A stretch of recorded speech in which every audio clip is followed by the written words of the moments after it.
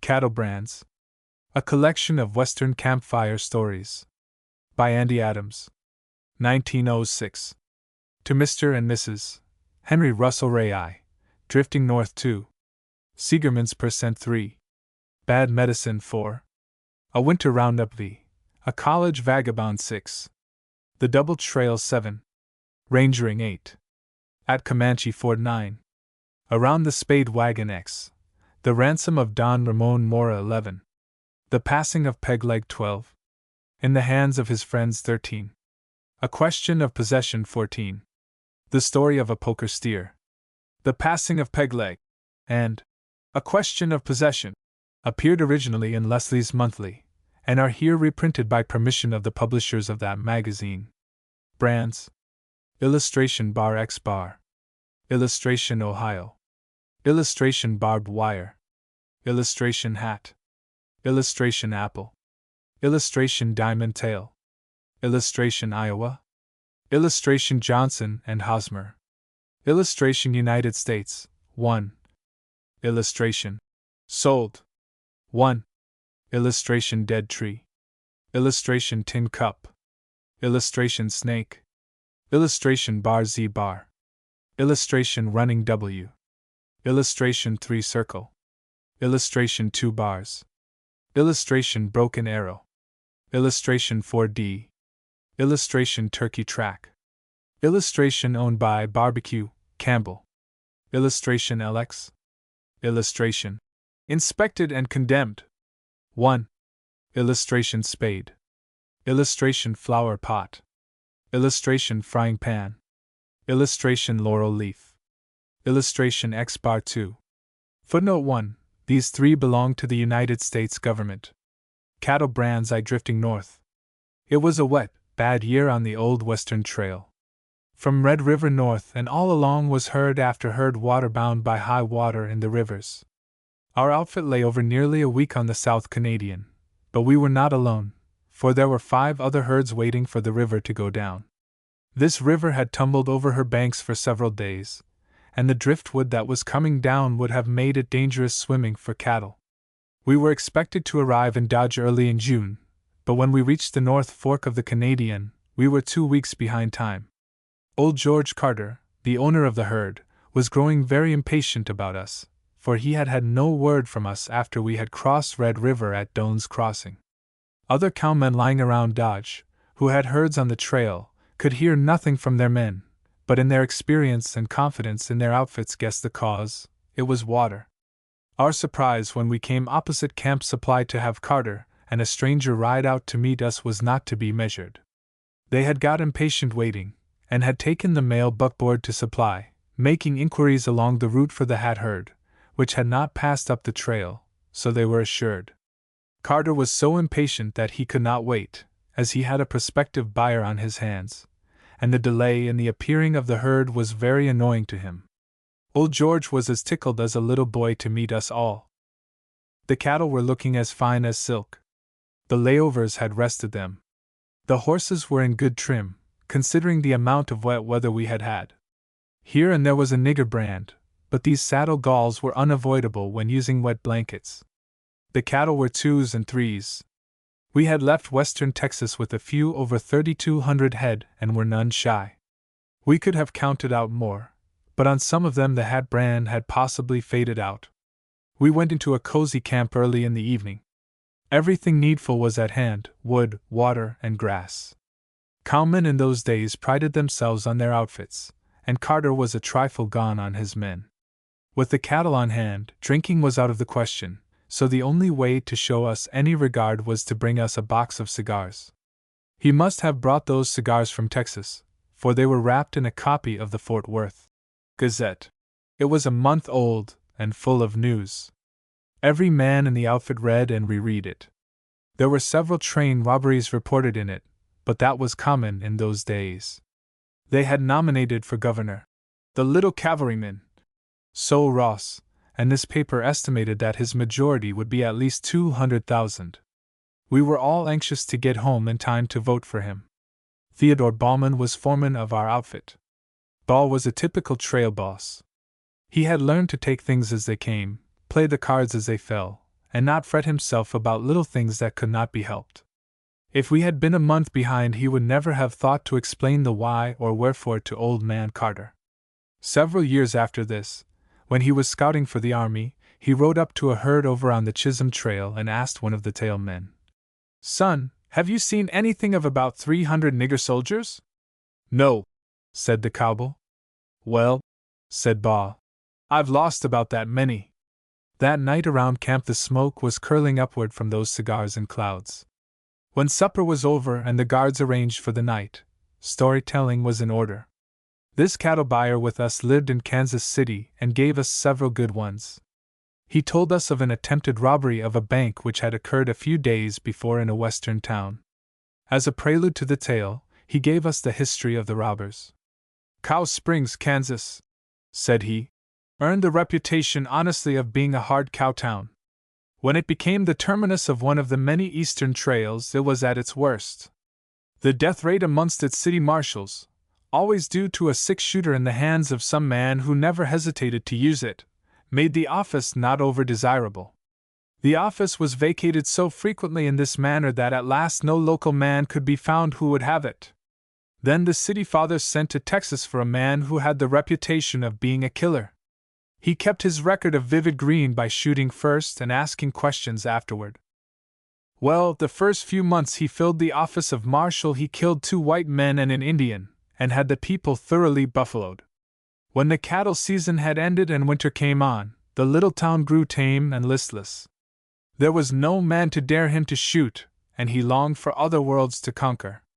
He had won his way into public confidence with his little gun. But this confidence reposed in him was misplaced, for he proved his own double both in morals and courage. To show you the limit of the confidence he enjoyed, the treasurer of the Cherokee Strip Cattle Association paid rent money to that tribe, at their capital, $50,000 quarterly. The capital is not located on any railroad, so the funds and currency were taken in regularly by the treasurer, and turned over to the tribal authorities. This trip was always made with secrecy, and the marshal was taken along as a trusted guard. It was an extremely dangerous trip to make, as it was through a country infested with robbers and the capital at least 100 miles from the railroad. Strange, no one ever attempted to rob the stage or private conveyance, though this sum was taken in regularly for several years. The average robber was careful of his person, and could not be induced to make a target of himself for any money consideration, where there was danger of a gun in the hands of a man that would shoot rapidly and carelessly. Before the herds began to reach as far north, the marshal and his deputy gave some excuse and disappeared for a few days, which was quite common and caused no comment. One fine morning the good people of the town where the robbery was attempted were thrown into an uproar by shooting in their bank, just at the opening hour. The robbers were none other than our trusted marshal, his deputy, and a cowpuncher who had been led into the deal. When they ordered the officials of the bank to stand in a row with hands up, they were nonplussed at their refusal to comply. The attacked party unearthed ugly-looking guns and opened fire on the hold-ups instead.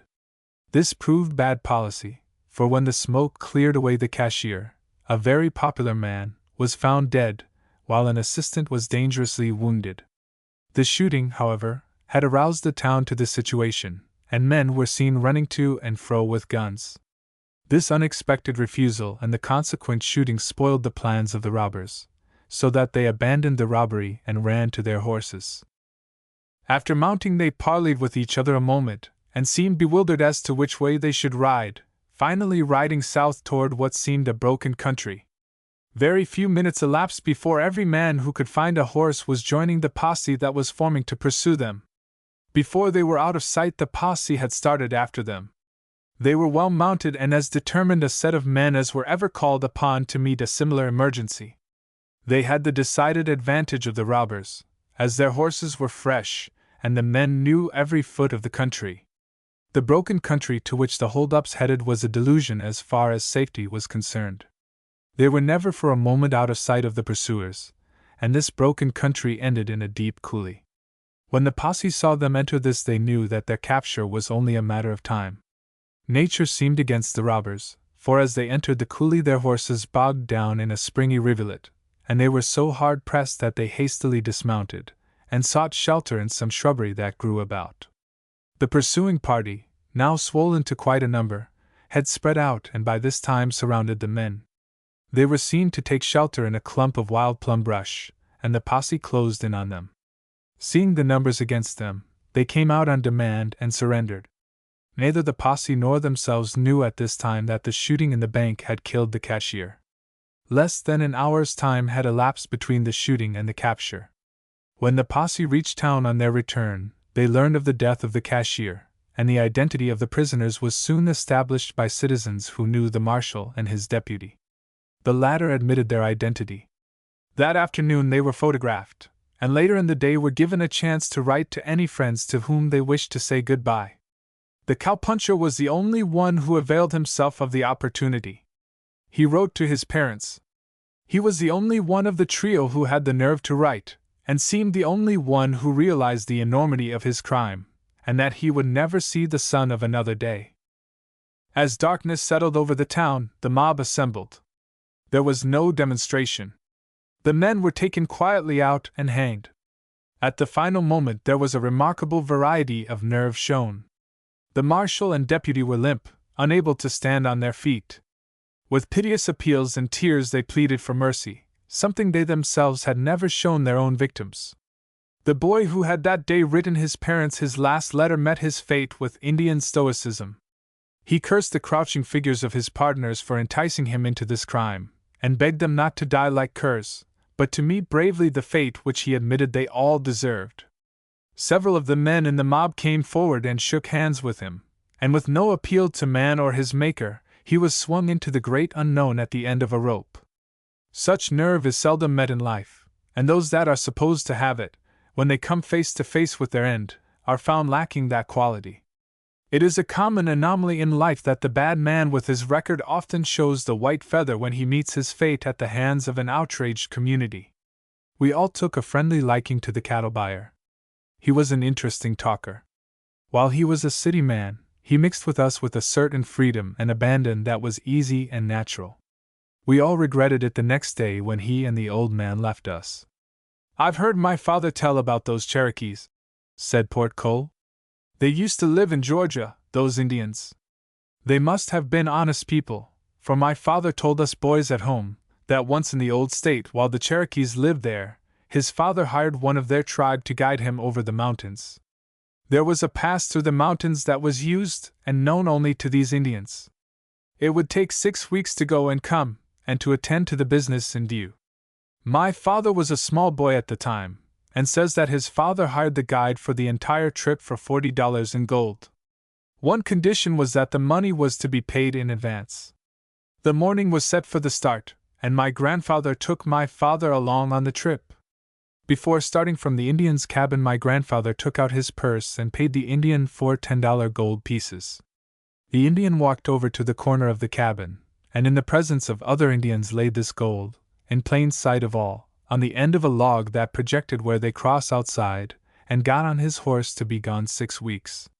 They made the trip on time, and my father said his first thought, on their return to the Indian village, was to see if the money was untouched. It was. You couldn't risk white folks that way. "Oh, I don't know," said one of the boys. "Suppose you save your wages this summer and try it next year when we start up the trail, just to see how it will work." "Well, if it's just the same to you," replied Port, lighting a fresh cigar, "I'll not try, for I'm well enough satisfied as to how it would turn out, without testing it." "Isn't it strange," said Batshaw, "that if you trust a man or put confidence in him he won't betray you? Now that marshal, 1 month he was guarding money at the risk of his life, and the next was losing his life trying to rob someone. I remember a similar case down on the Rio Grande. It was during the boom in sheep a few years ago, when everyone got crazy over sheep. A couple of Americans came down on the river to buy sheep. They brought their money with them. It was before the time of any railroads. The man they deposited their money with had lived amongst these Mexicans till he had forgotten where he did belong, though he was a Yankee. These sheep buyers asked their banker to get them a man who spoke Spanish and knew the country, as a guide. The banker sent and got a man that he could trust. He was a swarthy-looking native whose appearance would not recommend him anywhere. He was accepted, and they set out to be gone over a month. They bought a band of sheep, and it was necessary to pay for them at a point some 40 miles further up the river. There had been some robbing along the river, and these men felt uneasy about carrying the money to this place to pay for the sheep. The banker came to the rescue by advising them to send the money by the Mexican, who could take it through in a single night. No one would ever suspect him of ever having $1 on his person. It looked risky, but the banker, who knew the nature of the native, urged it as the better way, assuring them that the Mexican was perfectly trustworthy. The peon was brought in, the situation was explained to him, and he was ordered to be in readiness at nightfall to start on his errand. He carried the money over 40 miles that night, and delivered it safely in the morning to the proper parties. This act of his aroused the admiration of these sheep men beyond a point of safety. They paid for the sheep, were gone for a few months, sold out their flocks to good advantage, and came back to buy more. This second time they did not take the precaution to have the banker hire the man, but did so themselves, intending to deposit their money with a different house farther up the river. They confided to him that they had quite a sum of money with them, and that they would deposit it with the same merchant to whom he had carried the money before. The first night they camped, the Mexican murdered them both, took the money, and crossed into Mexico. He hid their bodies, and it was months before they were missed, and a year before their bones were found. He had plenty of time to go to the ends of the earth before his crime would be discovered. Now that Mexican would never think of betraying the banker, his old friend and patron, his muy bueno amigo.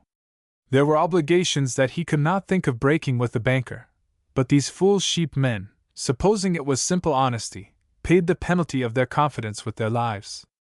Now, when he rode over this same road alone, a few months before, with over $5,000 in money belonging to these same men, all he would need to have done was to ride across the river. When there were no obligations binding, he was willing to add murder to robbery. Some folks say that Mexicans are good people. It is the climate, possibly, but they can always be depended on to essay high in treachery. "What guard are you going to put me on tonight?" inquired old man Carter of Ball. "This outfit," said Ball in reply. "Don't allow any tenderfoot around the cattle, at night, at least. You'd better play your company, somebody that's come. If you're so very anxious to do something, the cook may let you rustle wood or carry water. We'll fix you up a bed after a little, and see that you get into it where you can sleep and be harmless." "Colonel," added Ball, "why is it that you never tell that experience you had once amongst the greasers?" "Well, there was nothing funny in it to me," said Carter, "and they say I never tell it twice alike." "Why, certainly, tell us," said the cattle buyer. "I've never heard it. Don't throw off tonight." "It was a good many years ago," began old man George, "but the incident is very clear in my mind. I was working for a month's wages then myself. We were driving cattle out of Mexico. The people I was working for contracted for a herd down in Chihuahua, about 400 miles south of El Paso. We sent in our own outfit, wagon, horses, and men 2 weeks before. I was kept behind to take in the funds to pay for the cattle. The day before I started, my people drew out of the bank $28,000, mostly large bills.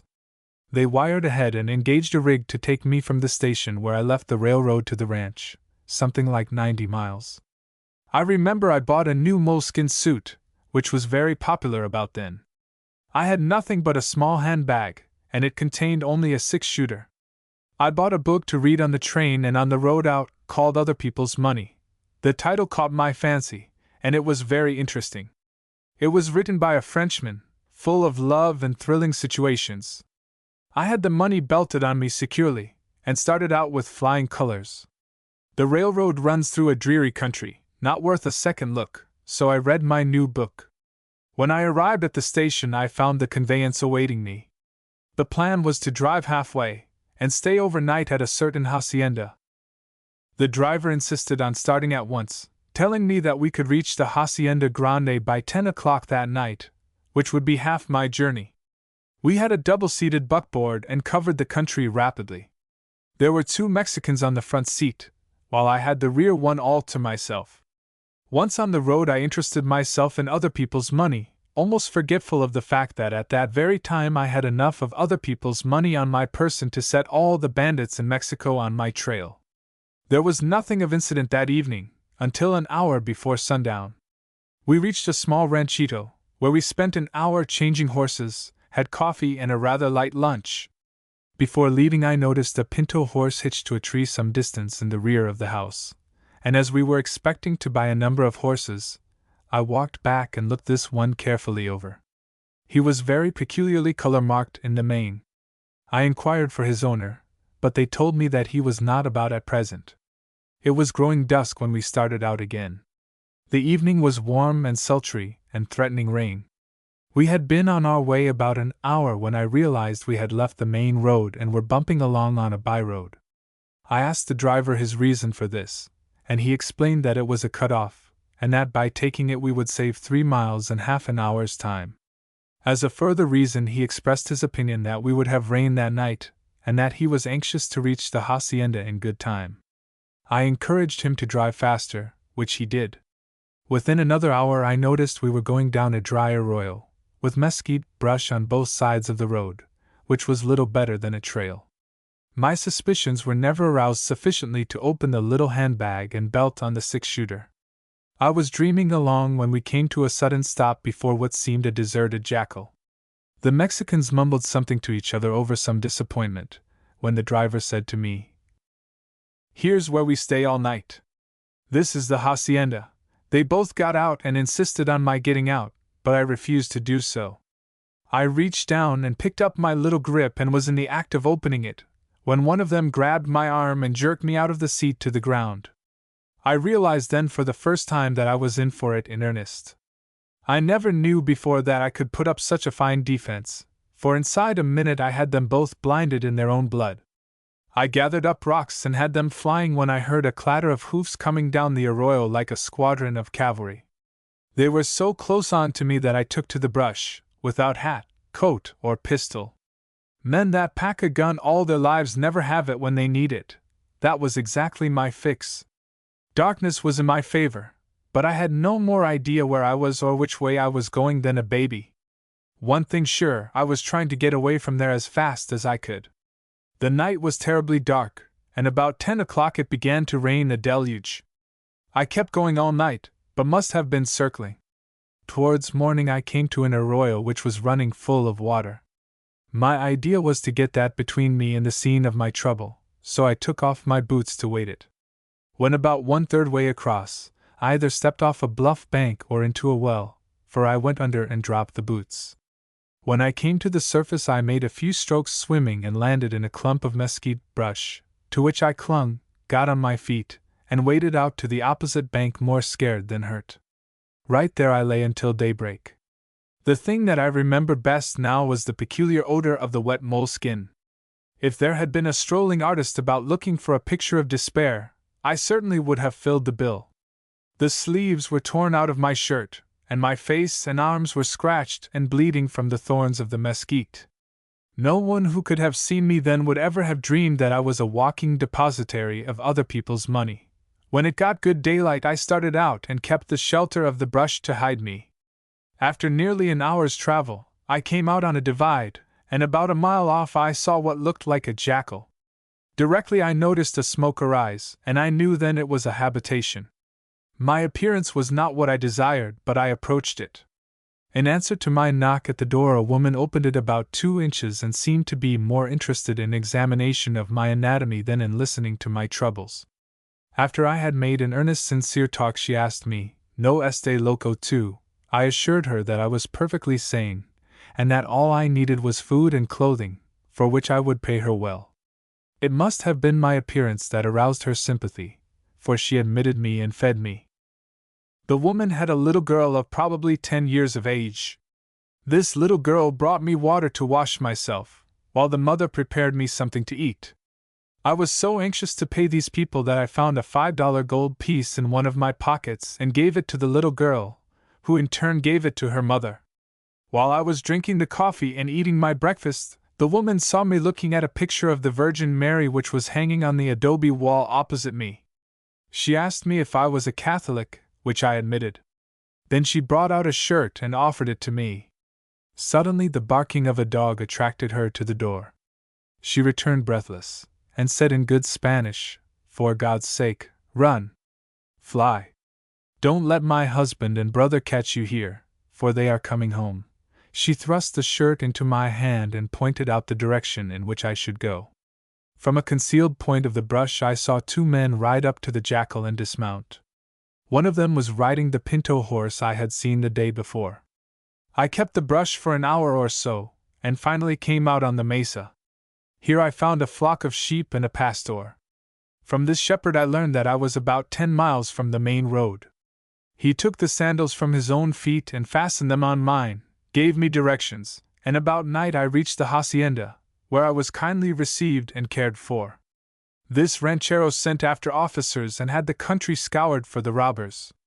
I was detained nearly a week, to see if I could identify my drivers, without result.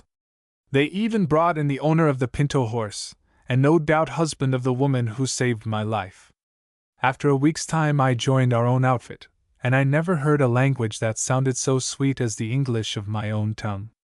I would have gone back and testified against the owner of the spotted horse if it hadn't been for a woman and a little girl who depended on him, robber that he was. "Now, girls," said Ball, addressing Carter and the stranger, "I've made you a bed out of the wagon sheet, and rustled a few blankets from the boys. You'll find the bed under the wagon tongue, and we've stretched a fly over it to keep the dew off you, besides adding privacy to your apartments. So you can turn in when you run out of stories or get sleepy." "Haven't you got one for us?" inquired the cattle buyer of Ball. "This is no time to throw off, or refuse to be sociable." "Well, now, that bank robbery that you were telling the boys about," said Ball, as he bit the tip from a fresh cigar, "reminds me of a hold-up that I was in up in the San Juan mining country in Colorado. We had driven into that mining camp a small bunch of beef and had sold them to fine advantage. The outfit had gone back, and I remained behind to collect for the cattle, expecting to take the stage and overtake the outfit down on the river. I had neglected to book my passage in advance, so when the stage was ready to start I had to content myself with a seat on top. I don't remember the amount of money I had. It was the proceeds of something like 150 beeves, in a small bag along of some old clothes. There wasn't a cent of it mine, still I was supposed to look after it. The driver answered to the name of Southpaw, drove 6 horses, and we had a jolly crowd on top. Near midnight we were swinging along, and as we rounded a turn in the road, we noticed a flickering light ahead some distance which looked like the embers of a campfire. As we came nearly opposite the light, the leaders shied at some object in the road in front of them. Southpaw uncurled his whip, and was in the act of pouring the leather into them, when that light was uncovered as big as the headlight of an engine. An empty 5-gallon oil can had been cut in half and used as a reflector, throwing full light into the road sufficient to cover the entire coach. Then came a round of orders which meant business. Shoot them leaders if they cross that obstruction. Kill anyone that gets off on the opposite side. Driver, move up a few feet farther. A few feet farther, please. That'll do, thank you, sir. Now, every son of a horse thief, get out on this side of the coach, please, and be quick about it. The man giving these orders stood a few feet behind the lamp and out of sight, but the muzzle of a Winchester was plainly visible and seemed to cover every man on the stage. It is needless to say that we obeyed, got down in the full glare of the light, and lined up with our backs to the robber, hands in the air. There was a heavily veiled woman on the stage, whom he begged to hold the light for him, assuring her that he never robbed a woman. This veiled person disappeared at the time, and was supposed to have been a Confederate. When the light was held for him, he drew a black cap over each one of us, searching everybody for weapons. Then he proceeded to rob us, and at last went through the mail. It took him over an hour to do the job. He seemed in no hurry.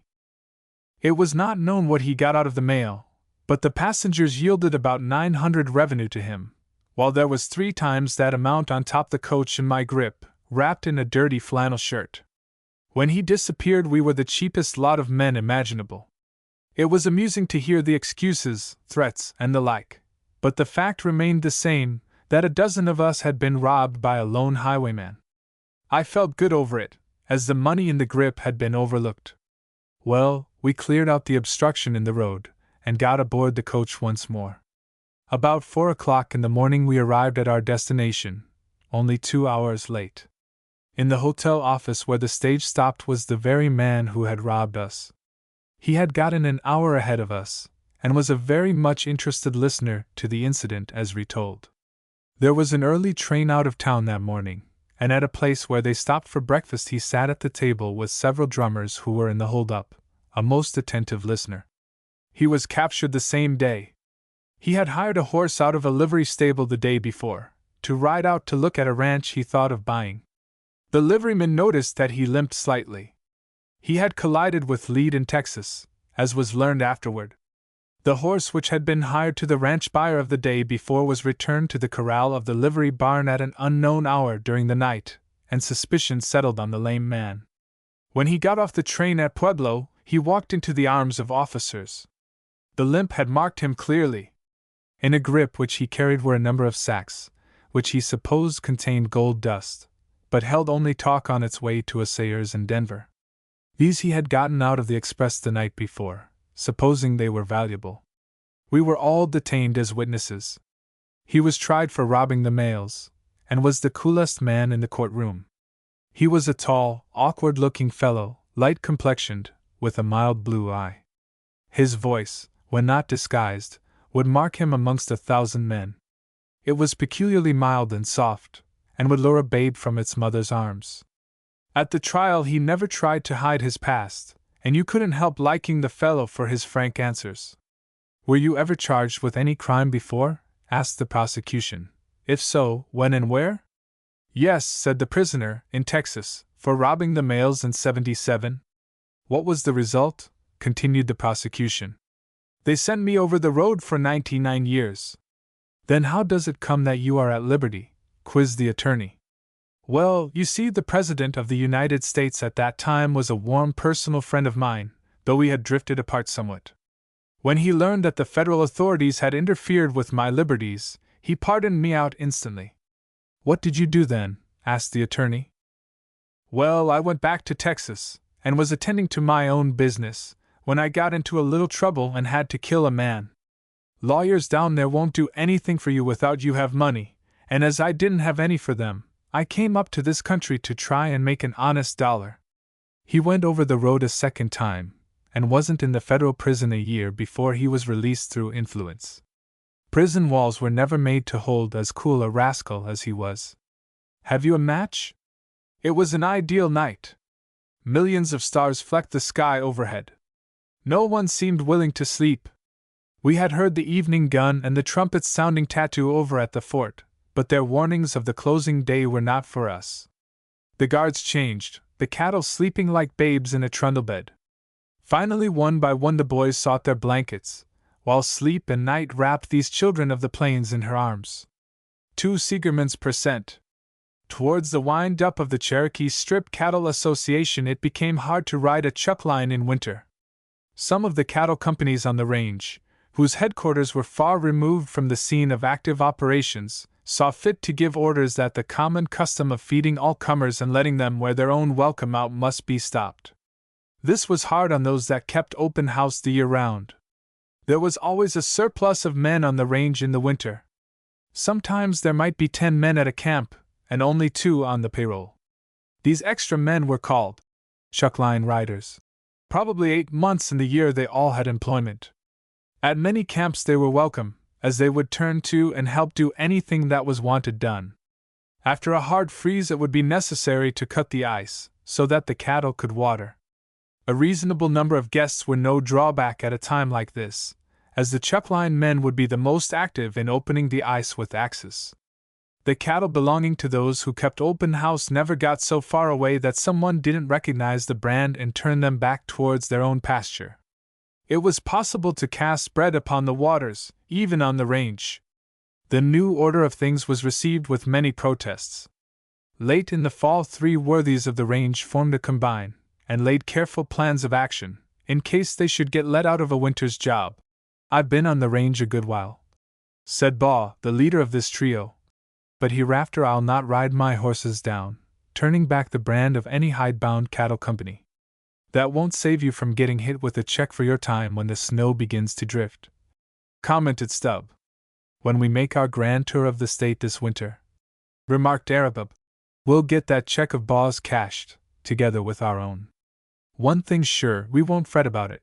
Still, we might think that riding at chuck line would beat footing it in a Granger country broke." "Oh, we won't go broke," said Baugh, who was the leader in the idea that they would go to Kansas for the winter, and come back in the spring when men are wanted.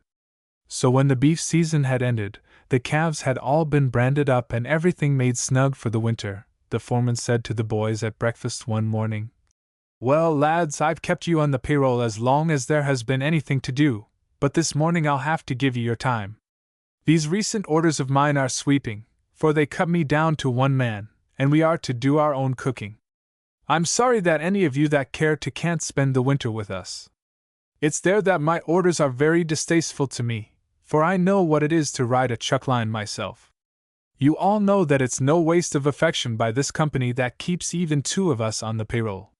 While the foreman was looking up accounts and making out the time of each, Baugh asked him, "When is the wagon going in after the winter's supplies?" "In a day or two," answered the foreman. Why, Stubby, Arab, and myself want to leave our saddles and private horses here with you until spring. We're going up in the state for the winter, and we'll wait and go in with the wagon." "That will be all right," said the foreman. "You'll find things right side up when you come after them, and a job if I can give it to you." "Don't you think it's poor policy?" asked Stubb of the foreman, as the latter handed him his time. "To refuse the men a roof and the bite they eat in winter? You may ask that question at headquarters, when you get your time check cashed. I've learned not to think contrary to my employers, not in the mouth of winter anyhow." "Oh, we don't care," said Baugh. "We're going to take in the state for a change of scenery. We'll have a good time and plenty of fun on the side." The first snow squall of the season came that night, and the wagon could not go in for several days. When the weather moderated, the three bade the foreman a hearty goodbye and boarded the wagon for town, 40 miles away. This little village was a supply point for the range country to the south, and lacked that diversity of entertainment that the trio desired. So to a larger town westward, a county seat, they hastened by rail. This hamlet they took in by sections. There were the games running to suit their tastes, the variety theater with its painted girls, and handbills announced that on the 24th of December, and Christmas Day, there would be horse races. To do justice to all this melted their money fast. Their gay round of pleasure had no check until the last day of the races. Heretofore they had held their own in the games, and the first day of the races they had even picked several winners. But grief was in store for Baugh the leader, Baugh the brains of the trio. He had named the winners so easily the day before, that now his confidence knew no bounds. His opinion was supreme on a running horse, though he cautioned the others not to risk their judgment. In fact, they had better follow him. "I'm going to back that sorrel gelding, that won yesterday in the free-for-all today," said he to Stubb and Arab. "And if you boys go in with me, we'll make a killing." "You can lose your money on a horse race too quick to suit me," replied Stubb. "I prefer to stick to poker, but you go ahead and win all you can, for spring is a long ways off yet. My observation of you as a poker player, my dear Stubby, is that you generally play the first hand to win and all the rest to get even." They used up considerable time scoring for the free-for-all running race Christmas Day, during which delay Baugh not only got all his money bet, but his watch and a new overcoat.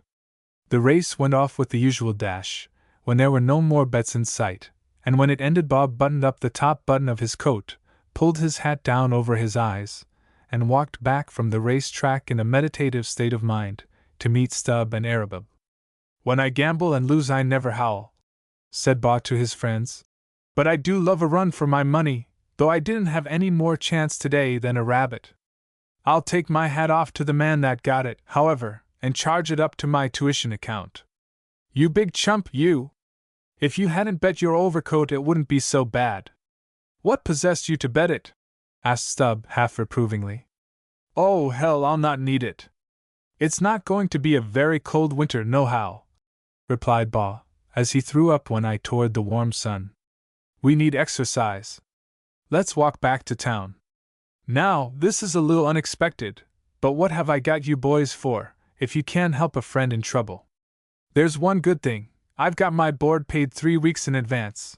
Paid it this morning out of yesterday's winnings. Lucky, ain't I? Yes, you're powerful lucky. You're alive, ain't you? Said Stub, rubbing salt into his wounds. Now, my dear Stubby, don't get gay with the leading lady. You may get in a bad box some day and need me. This turn of affairs was looked upon by Stub and Arab as quite a joke on their leader. But it was no warning to them, and they continued to play their favorite games, Stub at poker, while Arab gave his attention to Monty. Things ran along for a few weeks in this manner, Ba never wanting for $1 or the necessary liquids that cheered the despondent. Finally, they were forced to take an inventory of their cash and similar assets. The result was suggestive that they would have to return to the chuck line, or unearth some other resource. The condition of their finances lacked little of the red ink line. Ball, who had been silent during this powwow, finally said, My board will have to be provided for in a few days, but I have an idea, struck it today, and if she works, we'll pull through to grass like 4-time winners. What is it? Asked the other two, in a chorus. There's a little German on a back street here, who owns a barroom with a hotel attached. He has a mania to run for office. In fact, there's several candidates announced already. Now, the convention don't meet until May, which is in our favor. If my game succeeds, we will be back at work before that time. That will let us out easy. As their finances were on a parity with Baw's, the others were willing to undertake anything that looked likely to tide them over the winter. Leave things to me, said Baw. I'll send a friend around to sound our German, and see what office he thinks he'd like to have. The information sought developed the fact that it was the office of sheriff that he wanted. When the name was furnished, the leader of this scheme wrote it on a card, Seegerman, Louis Seegerman, not trusting to memory. Baw now reduced their finances further for a shave, while he meditated how he would launch his scheme. An hour afterwards he walked up to the bar and asked, Is Mr. Seegerman in? Dottish my name, sir, said the man behind the bar. Could I see you privately for a few minutes? Asked Baw, who himself could speak German, though his tongue did not indicate it. In one moment, said Seegerman, as he laid off his white apron and called an assistant to take his place. He then led the way to a back room, used for a storehouse. Now, mein friend, wat is ID? Inquired Louis, when they were alone. My name is Baumann, said he, as he shook Louis's hand with a hearty grip. I work for the Continental Cattle Company, who own a range in the strip adjoining the county line below here. My people have suffered in silence from several bands of cattle thieves who have headquarters in this county. Heretofore we have never taken any interest in the local politics of this community. But this year we propose to assert ourselves, and try to elect a sheriff who will do his sworn duty, and run out of this county these rustling cattle thieves. Mr. Seegerman, it would surprise you did I give you the figures and round numbers of the cattle that my company have lost by these brand-burning rascals who infest this section. Now to business, as you are a businessman. I have come to ask you to consent to your name being presented to the county convention, which meets in May, as a candidate for the office of sheriff of this county. As Louis scratched his head and was meditating on his reply, Baumann continued, Now we know that you are a busy man, and have given this matter no previous thought, so we do not insist on an immediate reply. But think it over, and let me impress on your mind that if you consent to make the race, you will have the support of every cattleman in the country. Not only their influence and support, but in a selfish interest will their purses be at your command to help elect you. This request of mine is not only the mature conclusion of my people, but we have consulted others interested, and the opinion seems unanimous that you are the man to make the race for this important office. Mr. Baumann, will you not have one drink me? Said Seegerman, as he led the way towards the bar. If you will kindly excuse me, Mr. Seegerman, I never like to indulge while attending to business matters. I'll join you in a cigar, however, for acquaintance sake. When the cigars were lighted, Bob observed, Why, do you keep hotel? If I had known it, I would have put up with you, but my bill is paid in advance at my hotel until Saturday. If you can give me a good room by then, I'll come up and stop with you. You can have any room in mine house, Mr. Bauman, said Seegerman. As Ball was about to leave, he once more impressed on Louis the nature of his call. Now, Mr. Seegerman, said Bauman, using the German language during the parting conversation, let me have your answer at the earliest possible moment, for we want to begin an active canvass at once. This is a large county, and to enlist our friends in your behalf no time should be lost. With a profusion of Leben sei Walls and well wishes for each other, the Zweibund parted. Stubb and Arab were waiting on a corner for Ball. When he returned, he withheld his report until they had retreated to the privacy of their own room. Once secure, he said to both, if you would like to know what an active, resourceful brain is, put your ear to my head, tapping his temple with his finger, and listen to mine throb and purr. Everything is working like silk. I'm going around to board with him Saturday. I want you to go over with me tomorrow, Stubby, and give him a big game about what a general uprising there is amongst the cowmen for an efficient man for the office of sheriff, and make it strong. I gave him my last word today in German. Oh, he'll run all right, and we want to convey the impression that we can rally the cattle interests to his support. Put up a good grievance, mind you. You can both know that I begged strong when I took this cigar in preference to a drink. It's certainly a bad state of affairs we've come to when you refuse whiskey. Don't you think so, Stubby? Said Arab, addressing the one and appealing to the other. You never refused no drink, Baw, you know you didn't, said Stubb reproachfully. Oh, you little sawed-off burnt-offering, you can't see the policy that we must use in handling this matter. This is a delicate play that can't be managed roughshod on horseback. It has food, shelter, and drink in it for us all, but they must be kept in the background. The main play now is to convince Mr. Seegerman that he has a call to serve his country in the office of sheriff. Bear down heavy on the emergency clause. Then make him think that no other name but Louis Seegerman will satisfy the public clamor.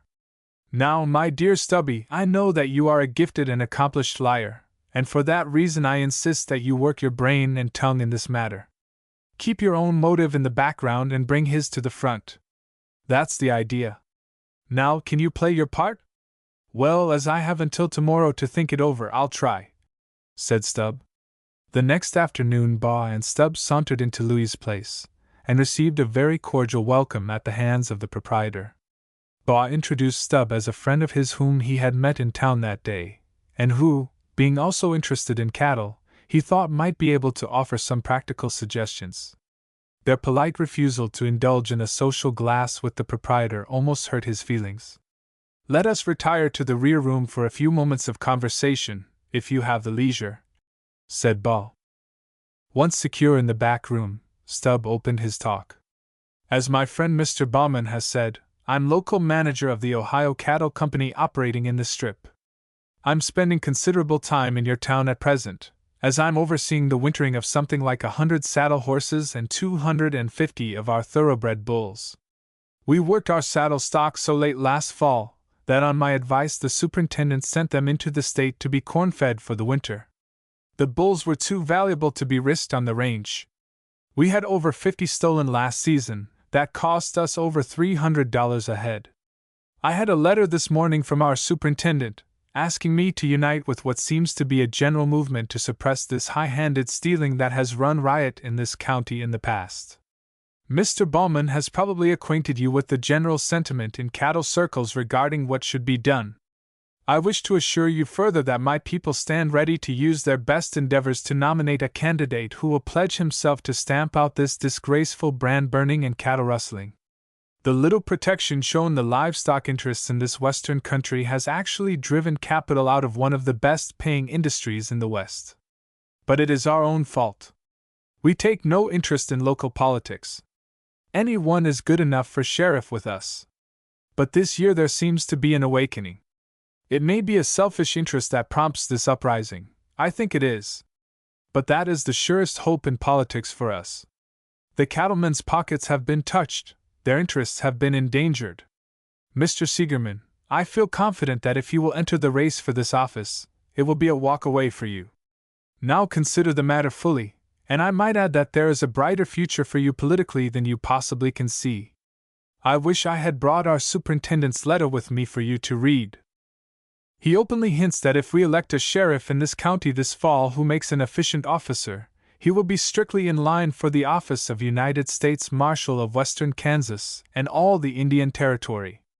You see, Mr. Seegerman, in our company we have as stockholders 3 congressmen and 1 United States senator. I have seen it in the papers myself, and it is a common remark down east, so I'm told, that the weather is chilly when an Ohio man gets left.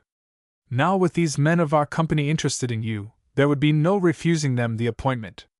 Why, it would give you the naming of 50 deputies, good easy money in every one of them. You could sit back in a well-appointed government office and enjoy the comforts of life. Now, Mr. Seegerman, we will see you often, but let me suggest that your acceptance be as soon as possible, for if you positively decline to enter the race, we must look in some other quarter for an available man. Leaving these remarks for Seegerman's reflections, he walked out of the room. As Seegerman started to follow, Baugh tapped him on the shoulder to wait, as he had something to say to him. Baugh now confirmed everything said, using the German language. He added, "Now, my friend Stubb is too modest to admit who his people really are, but the Ohio Cattle Company is practically the Standard Oil Company, but they don't want it known. It's a confidence that I'm placing in you, and request you not to repeat it. Still, you know what a syndicate they are and the influence they carry. That very little man who has been talking to you has better backing than any cowboss in the West. He's a safe, conservative fellow to listen to." When they had rejoined Stubb in the barroom, Baugh said to Seegerman, "Don't you think you can give us your answer by Friday next, so your name can be announced in the papers, and an active canvass begun without further loss of time?" "Gentlemans, I'll try do," said Louis. "But you will not take a drink at my tea me once again, ain't it?" "No, thank you, Mr. Seegerman," replied Stubb. "He gave me a very fine cigar yesterday. You'll like them if you try one," said Baugh to Stubb. "Let it be a cigar today, Mr. Seegerman." As Baugh struck a match to light his cigar, he said to Stubb, "I'm coming up to stop with Mr. Seegerman tomorrow. Why don't you join us?" "I would be very much pleased to have you mine guest," said Louis, every inch the host. "This is a very homelike looking place," remarked Stubb. "I may come up. I'll come around Sunday and take dinner with you anyhow." "Do, please," urged Louis. There was a great deal to be said, and it required 2 languages to express it all, but finally the Drabund parted. The next day Baugh moved into his new quarters, and the day following Stubb was so pleased with his Sunday dinner that he changed at once. "I'm expecting a man from Kansas City tomorrow," said Baugh to Louis on Sunday morning, "who will know the sentiment existing in cattle circles in that city. He'll be in on the morning train." Stubb, in the meantime, had coached Arab as to what he should say. As Baugh and he had covered the same ground, it was thought best to have Arab the healer, the man who could deliver the vote to order. So Monday morning after the train was in, the original trio entered, and Arab was introduced. The back room was once more used as a council chamber where the Vierbund held an important session. "I didn't think there was so much interest being taken," began Arab, "until my attention was called to it yesterday by the president and secretary of our company in Kansas City. I want to tell you that the cattle interests in that city are aroused. Why, our secretary showed me the figures from his books, and in the Tin Cup brand alone we shipped out 312 beeves short, out of 2,996 bought 2 years ago. My employers, Mr. Seegerman, are practical cowmen, and they know that those steers never left the range without help. Nothing but lead or Texas fever can kill a beef. We haven't had a case of fever on our range for years, nor a winter in 5 years that would kill an old cow. Why, our president told me if something wasn't done they would have to abandon this country and go where they could get protection. His final orders were to do what I could to get an eligible man as a candidate, which, I'm glad to hear from my friends here, we have hopes of doing. Then when the election comes off, we must drop everything and get every man to claim a residence in this county and vote him here.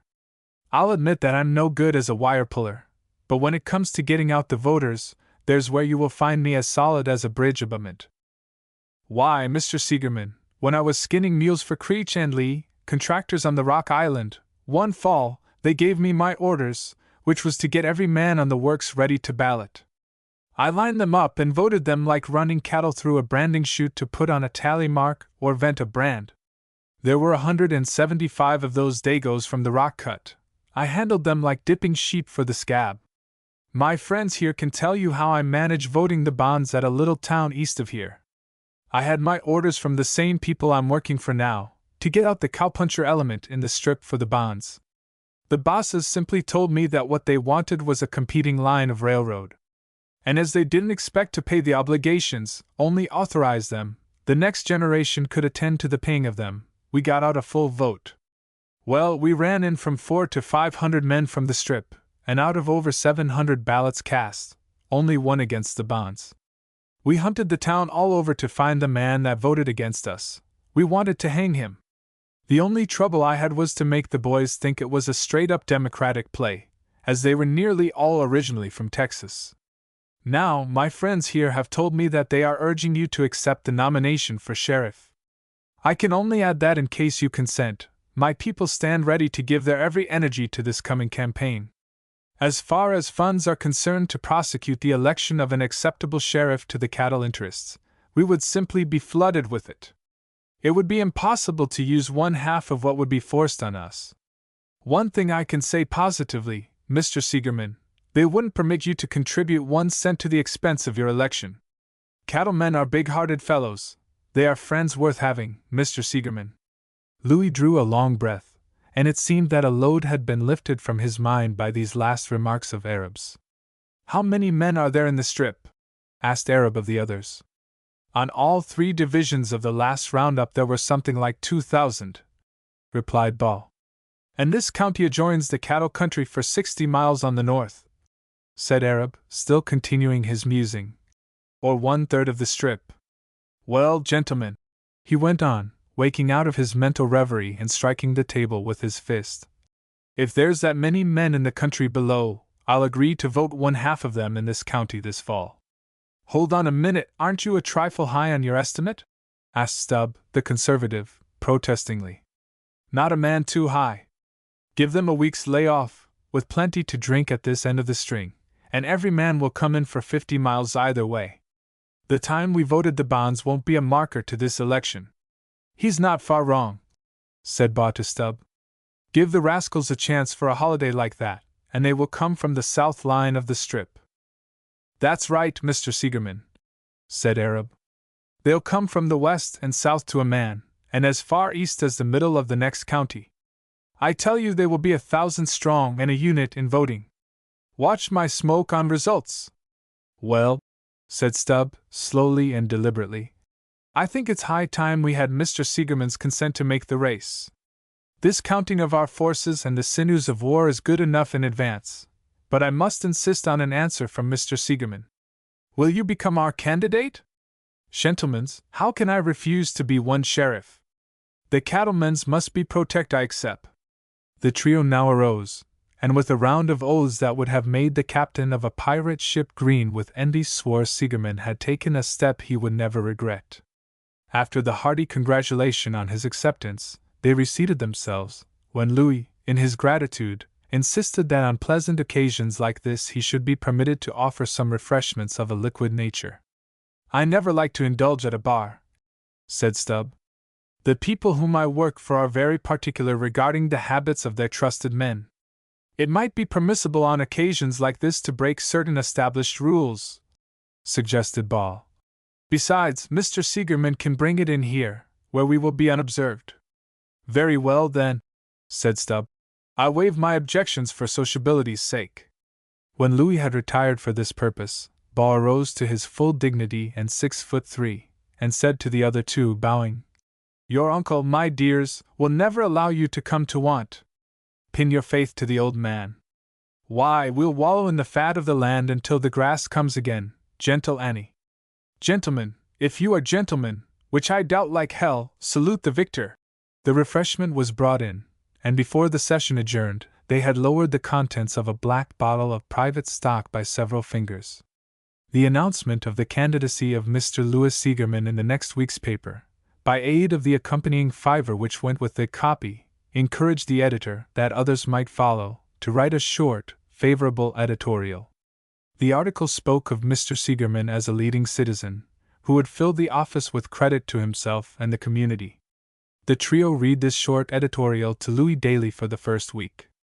All three were now putting their feet under the table with great regularity, and doing justice to the vintage on invitation. The back room became a private office for the Central Committee of Four. They were able political managers. The campaign was beginning to be active, but no adverse reports were allowed to reach the candidate's ears. He actually had no opposition, so the reports came in to the Central Committee. It was even necessary to send out Arabab to points on the railroad to get the sentiments of this and that community, which were always favorable. Funds for these trips were forced on them by the candidate. The thought of presenting a board bill to such devoted friends never entered mine host's mind. Thus several months passed. The warm sun and green blades of grass suggested springtime. The boys had played the role as long as they cared to. It had served the purpose that was intended. But they must not hurt the feelings of Seigerman, or let the cause of their zeal become known to their benefactor and candidate for sheriff. One day report came in of some defection and a rival candidate in the eastern part of the county. All hands volunteered to go out.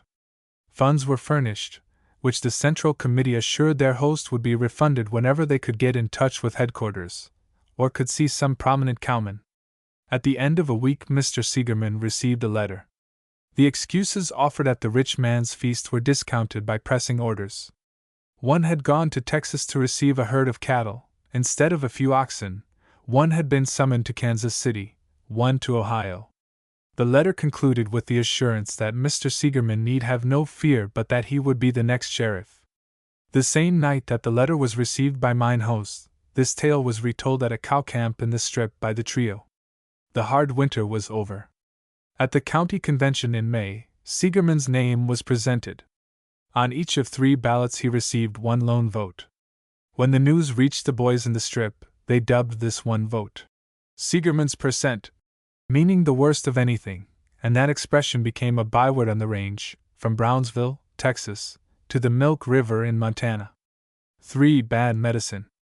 The evening before the Cherokee Strip was thrown open for settlement, a number of old-timers met in the little town of Hennessy, Oklahoma.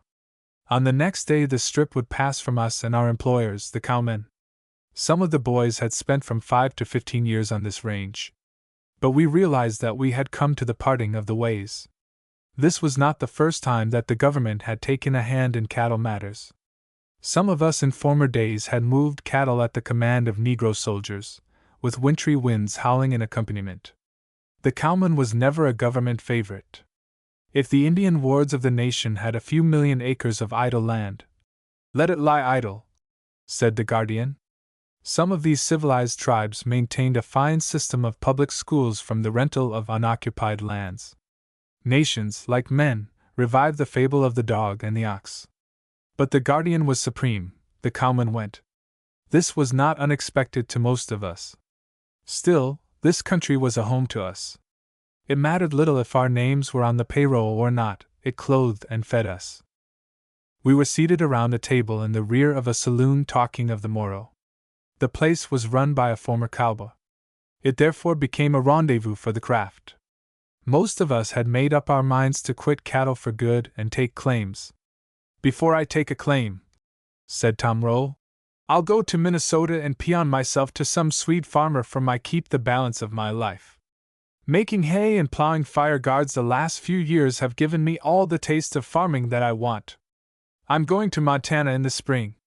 Why don't you go this winter? Is your underwear too light? Asked Ace G. Now I'm going to make a farewell play, continued Ace.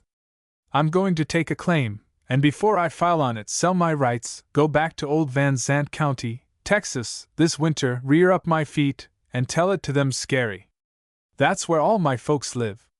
Well, for a winter's stake, chimed in Joe Box. Ace's scheme is all right. We can get $500 out of a claim for simply staking it, and we know some good ones. That sized roll ought to winter a man with modest tastes. You didn't know that I just came from Montana, did you, Tom? Asked Ace. I can tell you more about that country than you want to know. I've been up the trail this year, delivered our cattle on the Yellowstone, where the outfit I worked for has a northern range. When I remember this summer's work, I sometimes think that I will burn my saddle and never turn or look a cow in the face again, nor ride anything but a plow mule and that bareback. The people I was working for have a range in Tom Green County, Texas, and another one in Montana. They send their young steers north to mature. Good idea, too, but they are not common like the ones we know. They made their money in the East in a patent medicine, got scads of it, too.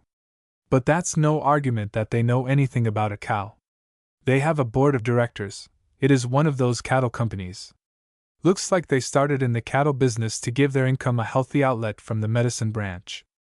They operate on similar principles as those soap factory people did here in the Strip a few years ago. About the time they learn the business, they go broke and retire. Our boss this summer was some relation to the wife of some of the medicine people down east. As they had no use for him back there, they sent him out to the ranch, where he would be useful. We started north with the grass. Had 3,300 head of 2s and 3s, with a fair string of saddle stock. They run the same brand on both ranges, the Broken Arrow. You never saw a cow boss have so much trouble. A married woman wasn't a circumstance to him, fretting and sweating continually. This was his first trip over the trail, but the boys were a big improvement on the boss, as we had a good outfit of men along. My idea of a good cow boss is a man that doesn't boss any, just hires a first-class outfit of men, and then there is no bossing to do. We had to keep well to the west getting out of Texas, kept to the west of Buffalo Gap. From there to Teepee City is a dry, barren country. To get water for a herd the size of ours was some trouble. This new medicine man got badly worried several times. He used his draft book freely, buying water for the cattle while crossing this stretch of desert. The natives all through there considered him the softest snap they had met in years. Several times we were without water for the stock 2 whole days. That makes cattle hard to hold at night. They want to get up and prowl, it makes them feverish, and then's when they are ripe for a stampede. We had several bobless crossing that strip of country, nothing bad, just jump and run a mile or so, and then mill until daylight. Then our boss would get great action on himself and ride a horse until the animal would give out, sick, he called it. After the first little run we had, it took him half the next day to count them, then he couldn't believe his own figures. A Val Verde County lad who counted with him said they were all right, not a hoof shy. But the medicine man's opinion was the reverse. At this the Val Verde boy got on the prod slightly, and expressed himself, saying, "Why don't you have 2 of the other boys count them? You can't come within 100 of me, or yourself either, for that matter. I can pick out 2 men, and if they differ 5 head, it'll be a surprise to me. The way the boys have brought the cattle by us, any man that can't count this herd and not have his own figures differ more than 100 had better quit riding, get himself some sandals, and a job herding sheep. Let me give you this pointer. If you are not anxious to have last night's fun over again, you'd better quit counting and get this herd full of grass and water before night, or you will be cattle shy as sure as hell's hot." "When I ask you for an opinion," answered the foreman, somewhat indignant, "such remarks will be in order. Until then you may keep your remarks to yourself." "That will suit me all right, old sport," retorted Valverde, "and when you want anyone to help you count your fat cattle, get some of the other boys, one that'll let you doubt his count as you have mine, and if he admires you for it, cut my wages in 2. After the 2 had been sparring with each other some little time, another of the boys ventured the advice that it would be easy to count the animals as they came out of the water, so the order went forward to let them hit the trail for the first water. We made a fine stream, watering early in the afternoon. As they grazed out from the creek we fed them through between 2 of the boys. The count showed no cattle short. In fact, the Valverde boys' count was confirmed. It was then that our medicine man played his cards wrong. He still insisted that we were cattle out, thus queering himself with his men. He was gradually getting into a lone minority, though he didn't have sense enough to realize it. He would even fight with and curse his horses to impress us with his authority. Very little attention was paid to him after this, and as grass and water improved right along, nothing of interest happened. While crossing no man's land a month later, I was unheard myself at the time, a bright moonlight night, they jumped like a cat shot with number 8s, and quit the bedground instanter. There were 3 of us on guard at the time, and before the other boys could get out of their blankets and into their saddles, the herd had gotten well under headway. Even when the others came to our assistance, it took us some time to quiet them down. As this scare came during last guard, daylight was on us before they had quit milling, and we were 3 miles from the wagon. As we drifted them back towards camp, for fear that something might have gotten away, most of the boys scoured the country for miles about, but without reward.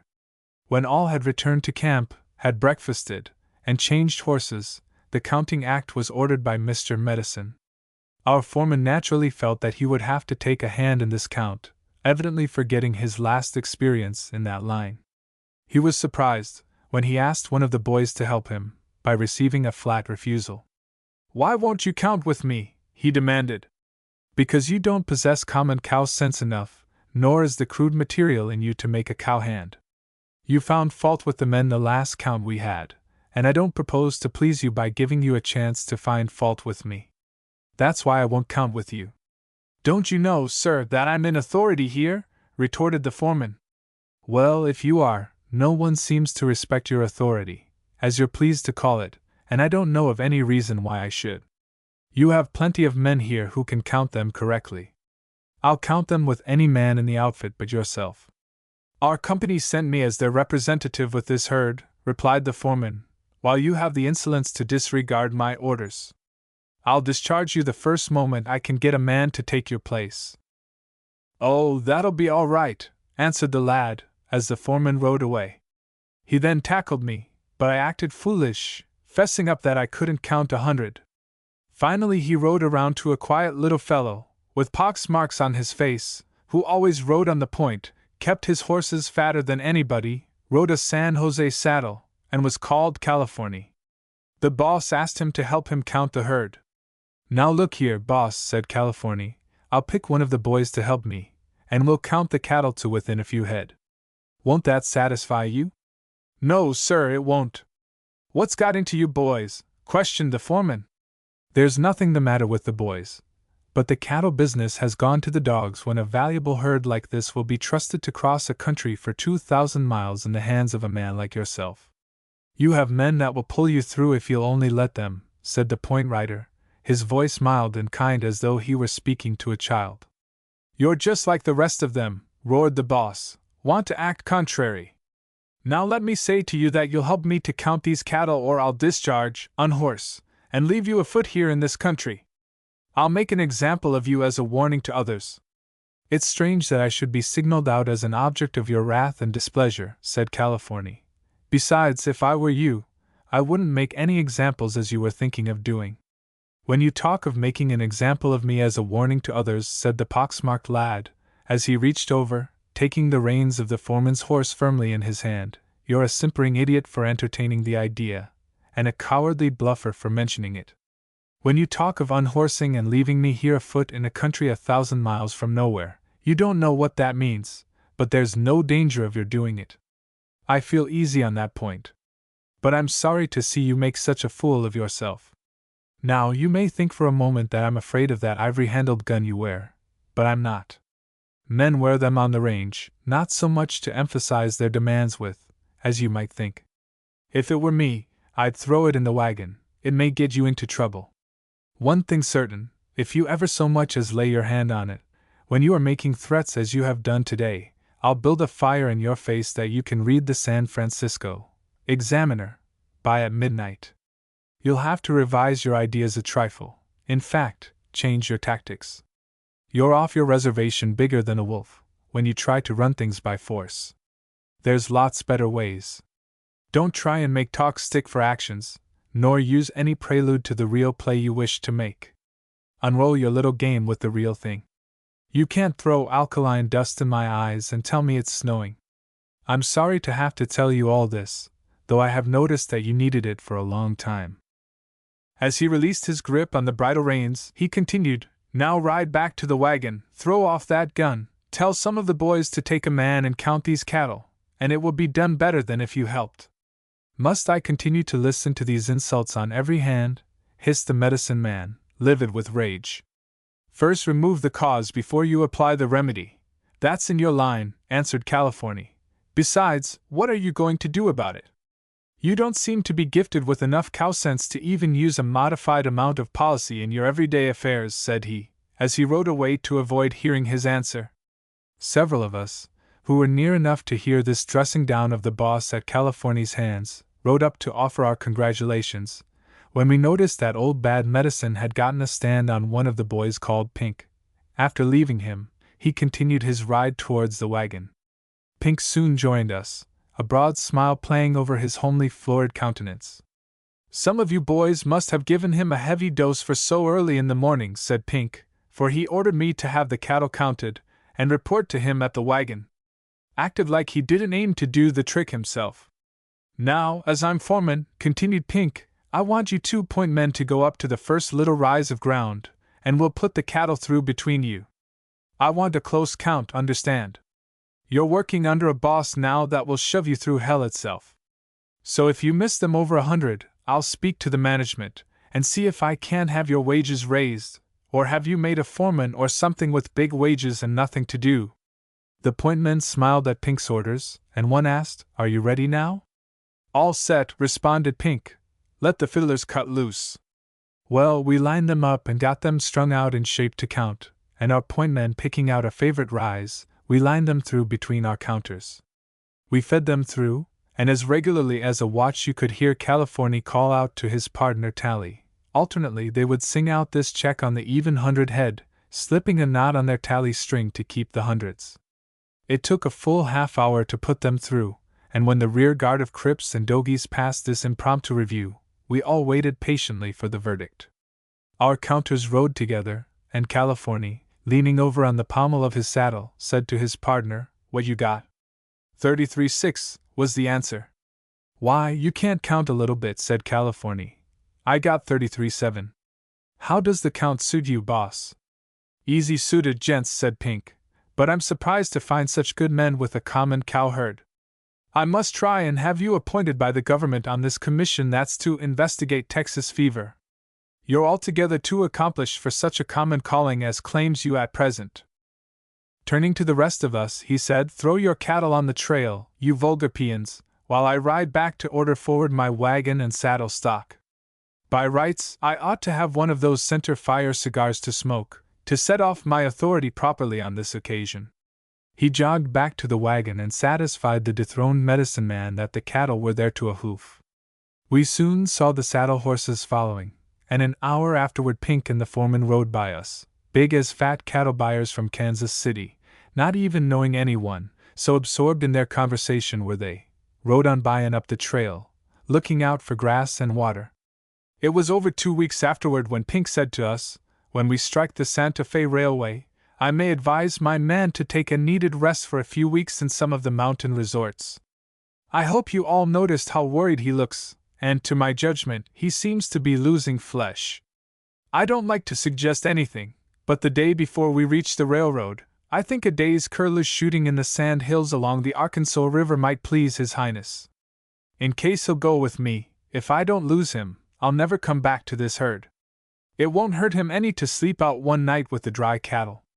Sure enough, the day before we crossed that road, somewhere near the Colorado state line, Pink and Bad Medicine left camp early in the morning for a curlew hunt in the sand hills. Fortunately, it was a foggy morning, and within half an hour the two were out of sight of camp and herd. As Pink had outlined the plans, everything was understood. We were encamped on a nice stream, and instead of trailing along with the herd, lay over for that day. Night came and our hunters failed to return, and the next morning we trailed forward towards the Arkansas River. Just as we went into camp at noon, 2 horsemen loomed up in sight coming down the trail from above. Every rascal of us knew who they were, and when the 2 rode up, Pink grew very angry and demanded to know why we had failed to reach the river the day before. The horse wrangler, a fellow named Joe George, had been properly coached, and stepping forward, volunteered this excuse. You all didn't know it when you left camp yesterday morning that we were out the wagon team and nearly half the saddle horses. Well, we were. And what's more, less than a mile below on the creek was an abandoned Indian camp. I wasn't going to be left behind with the cook to look for the missing stock, and told the segundos so.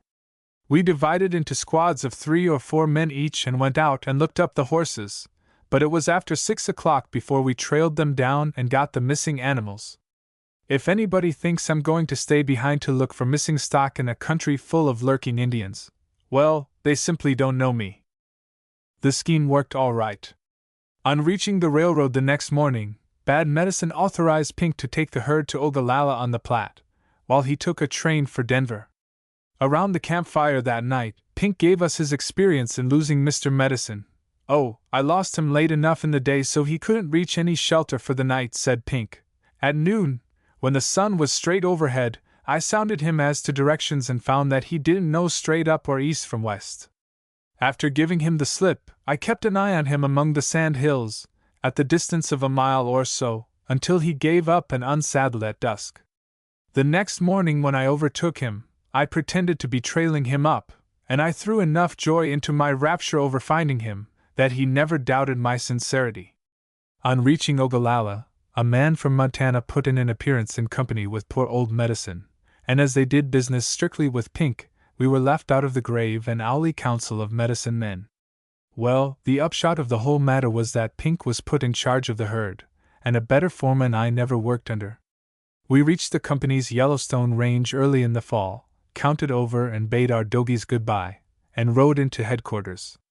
That night I talked with the regular men on the ranch, and it was there that I found out that a first-class cowhand could get in 4 months haying in the summer, and the same feeding it out in the winter. But don't you forget it, she's a cow country all right. I always was such a poor hand afoot that I passed up that country, and here I am a boomer. Well, boom if you want, said Tom Roll. But do you all remember what the governor of North Carolina said to the governor of South Carolina? It is quite a long time between drinks, remarked Joe, rising. But I didn't want to interrupt Ace. As we lined up at the bar, Ace held up a glass 2/3 full, and looking at it in a meditative mood, remarked, "Isn't it funny how little of this stuff it takes to make a fellow feel rich? Why, for a bit's worth under his belt, and the President of the United States can hire him." As we strolled out into the street, Joe inquired, "Ace, where will I see you after supper?" "You will see me, not only after supper, but all during supper, sitting right beside you. For a winter roundup." An hour before daybreak one Christmas morning in the Cherokee Strip, 600 horses were under saddle awaiting the dawn. It was a clear, frosty morning that bespoke an equally clear day for the Wolf Rodeo. Every cow camp within striking distance of the Walnut Grove, on the Salt Fork of the Cimarron, was a scene of activity, taxing to the utmost its hospitality to man and horse. There had been a hearty response to the invitation to attend the circle drive hunt of this well-known shelter of several bands of gray wolves. The cowmen had suffered so severely in time past from this enemy of cattle that the Cherokee Strip Cattle Association had that year offered a bounty of $20 for wolf scalps. The lay of the land was extremely favorable. The Walnut Grove was a thickety covert on the north first bottom of the Cimarron, and possibly 2 miles wide by 3 long. Across the river, and extending several miles above and below this grove, was the Salt Plain, an alkali desert which no wild animal, ruminant or carnivorous, would attempt to cross, instinct having warned it of its danger. At the termination of the grove proper, down the river or to the eastward, was a sand dune bottom of several miles, covered by wild plum brush, terminating in a perfect horseshoe 1,000 acres in extent, the entrance of which was about a mile wide. After passing the grove, this plum brush country could be covered by men on horseback, though the chaparral undergrowth of the grove made the use of horses impracticable. The Cimarron River, which surrounds this horseshoe on all sides but the entrance, was probably 200 yards wide at an average winter stage, deep enough to swim a horse, and cold and rolling. Across the river, opposite this horseshoe, was a cut bank 20 feet high in places, with only an occasional cattle trail leading down to the water. This cut bank formed the second bottom on that side, and the alkaline plain, the first bottom, ended a mile or more up the river. It was an ideal situation for a drive hunt, and legend, corroborated by evidences, said that the Cherokees, when they used this outlet as a hunting ground after their enforced emigration from Georgia, had held numerous circle hunts over the same ground after buffalo, deer, and elk. The rendezvous was to be at 10 o'clock on Encampment Butte, a plateau overlooking the entire hunting field and visible for miles. An hour before the appointed time the clans began to gather. All the camps within 25 miles, and which were entertaining participants of the hunt, put in a prompt appearance. Word was received early that morning that a contingent from the Eagle Chief would be there, and begged that the start be delayed till their arrival. A number of old cowmen were present, and to them was delegated the duty of appointing the officers of the day. Bill Miller, a foreman on the Coldwater Pool, an adjoining range, was appointed as first captain. There were also several captains over divisions, and an acting captain placed over every 10 men, who would be held accountable for any disorder allowed along the line under his special charge. The question of forbidding the promiscuous carrying of firearms met with decided opposition. There was an element of danger, it was true, but to deprive any of the boys of arms on what promised an exciting day's sport was contrary to their creed and occupation. Besides, their judicious use would be an essential and valuable assistance.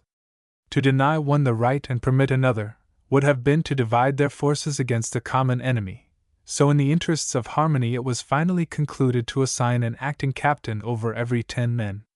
"I'll be perfectly responsible for any of my men," said Reese, a red-headed Welsh cowman from over on Black Bear. "Let's just turn our wild selves loose, and those wolves won't stand any more show than a coon in a bear dance. It would be fine satisfaction to be shot by a responsible man like you or any of your outfit," replied Hollycott, superintendent of the LX. "I hope another Christmas day to help eat a plum pudding on the banks of the D, and I don't want to be carrying any of your stray lead in my carcass either. Did you hear me? Yes, we're going to have eggnog at our camp tonight. Come down."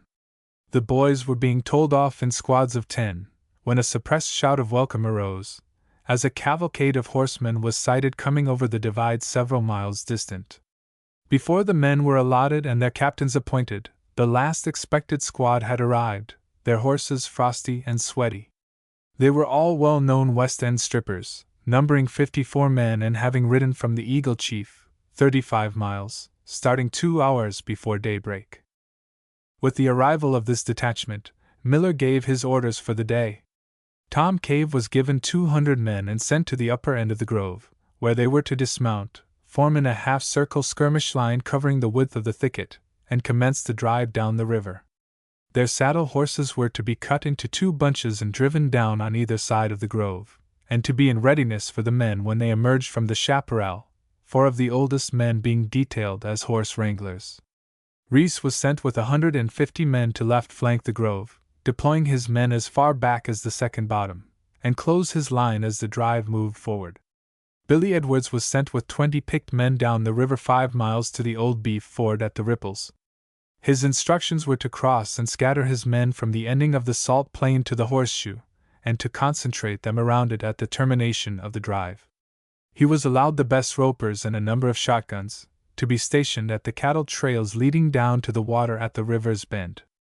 The remainder, about 250 men under Lynch, formed a long scattering line from the left entrance of the Horseshoe, extending back until it met the advancing line of Reese's pickets. With the river on one side and this cordon of foot and horsemen on the other, it seemed that nothing could possibly escape. The location of the quarry was almost assured. This chaparral had been the breeding refuge of wolves ever since the Cimarron was a cattle country. Every rider on that range for the past 10 years knew it to be the rendezvous of El Lobo, while the ravages of his nightly raids were in evidence for 40 miles in every direction. It was a common sight, early in the morning during the winter months, to see 20 and upward in a band, leisurely returning to their retreat, logy and insolent after a night's raid. To make doubly sure that they would be at home to callers, the promoters of this drive gathered a number of worthless lump-jawed cattle 2 days in advance, and driving them to the edge of the grove, shot one occasionally along its borders, thus, to be hoped, spreading the last feast of the wolves. By 10:30, Encampment Butte was deserted with the exception of a few old cowmen, 2 ladies, wife and sister of a popular cowman, and the captain, who from this point of vantage surveyed the field with a glass. Usually a languid and indifferent man, Miller had so set his heart on making this drive a success that this morning he appeared alert and aggressive as he rode forward and back across the plateau of the butte. The dull, heavy reports of several shotguns caused him to wheel his horse and cover the beef ford with his glass, and a moment later Edwards and his squad were seen with the naked eye to scale the bank and strike up the river at a gallop. It was known that the ford was saddle-skirt deep, and some few of the men were strangers to it, but with that passed safely he felt easier, though his blood coursed quicker. It lacked but a few minutes to 11, and Cave and his detachment of beaters were due to move on the stroke of the hour. They had been given 100 rounds of 6-shooter ammunition to the man and were expected to use it. Edwards and his cavalcade were approaching the horseshoe. The cordon seemed perfect, though scattering, when the first faint sound of the beaters was heard, and the next moment the barking of 200 6-shooters was re-echoing up and down the valley of the Salt Fork. The drive hunt was on. The long yell passed from the upper end of the grove to the mouth of the horseshoe and back, punctuated with an occasional shot by irrepressibles. The mounts of the day were the pick of over 5,000 cow horses, and corn-fed for winter use, in the pink of condition and as impatient for the coming fray as their riders. Everything was moving like clockwork. Miller forsook the butte and rode to the upper end of the grove. The beaters were making slow but steady progress, while the saddled loose horses would be at hand for their riders without any loss of time. Before the beaters were 1/3 over the ground, a buck and doe came out about halfway down the grove, sighted the horsemen, and turned back for shelter. Once more the long yell went down the line. Game had been sighted. When about 1/2 the grove had been beat, a flock of wild turkeys came out at the lower end, and taking flight, sailed over the line. Pandemonium broke out. Good resolutions of an hour's existence were converted into paving material in the excitement of the moment, as every carbine or 6-shooter in or out of range rained its leaden hail at the flying covey. One fine bird was accidentally winged, and 6 men broke from the line to run it down, one of whom was Reese himself. The line was not dangerously broken nor did harm result, and on their return Miller was present and addressed this query to Reese. "Who is the captain of this flank line?" "He'll weigh 20 pounds, said Reese, ignoring the question and holding the gobbler up for inspection. "If you were a veily tow-headed kid, I'd have something to say to you, but you're old enough to be my father, and that silences me. But try and remember that this is a wolf hunt, and that there are enough wolves in that brush this minute to kill $10,000 worth of cattle this winter and spring, and some of them will be your own. That turkey might eat a few grasshoppers, but you're common enough to know that a wolf just loves to kill a cow while she's calving." This lecture was interrupted by a long cheer coming up the line from below, and Miller galloped away to ascertain its cause. He met Lynch coming up, who reported that several wolves had been sighted, while at the lower end of the line some of the boys had been trying their guns up and down the river to see how far they would carry. What caused the recent shouting was only a few fool cowboys spurting their horses in short races. He further expressed the opinion that the line would hold, and at the close with the cordon thickened, everything would be forced into the pocket. Miller rode back down the line with him until he met a man from his own camp, and the 2 changing horses, he hurried back to oversee personally the mounting of the beaters when the grove had been passed. Reese, after the captain's reproof, turned his trophy over to some of the men, and was bringing his line down and closing up with the forward movement of the drive. On Miller's return, no fault could be found, as the line was condensed to about a mile in length, while the beaters on the points were just beginning to emerge from the chaparral and anxious for their horses. Once clear of the grove, the beaters halted, maintaining their line, while from either end the horse wranglers were distributing to them their mounts.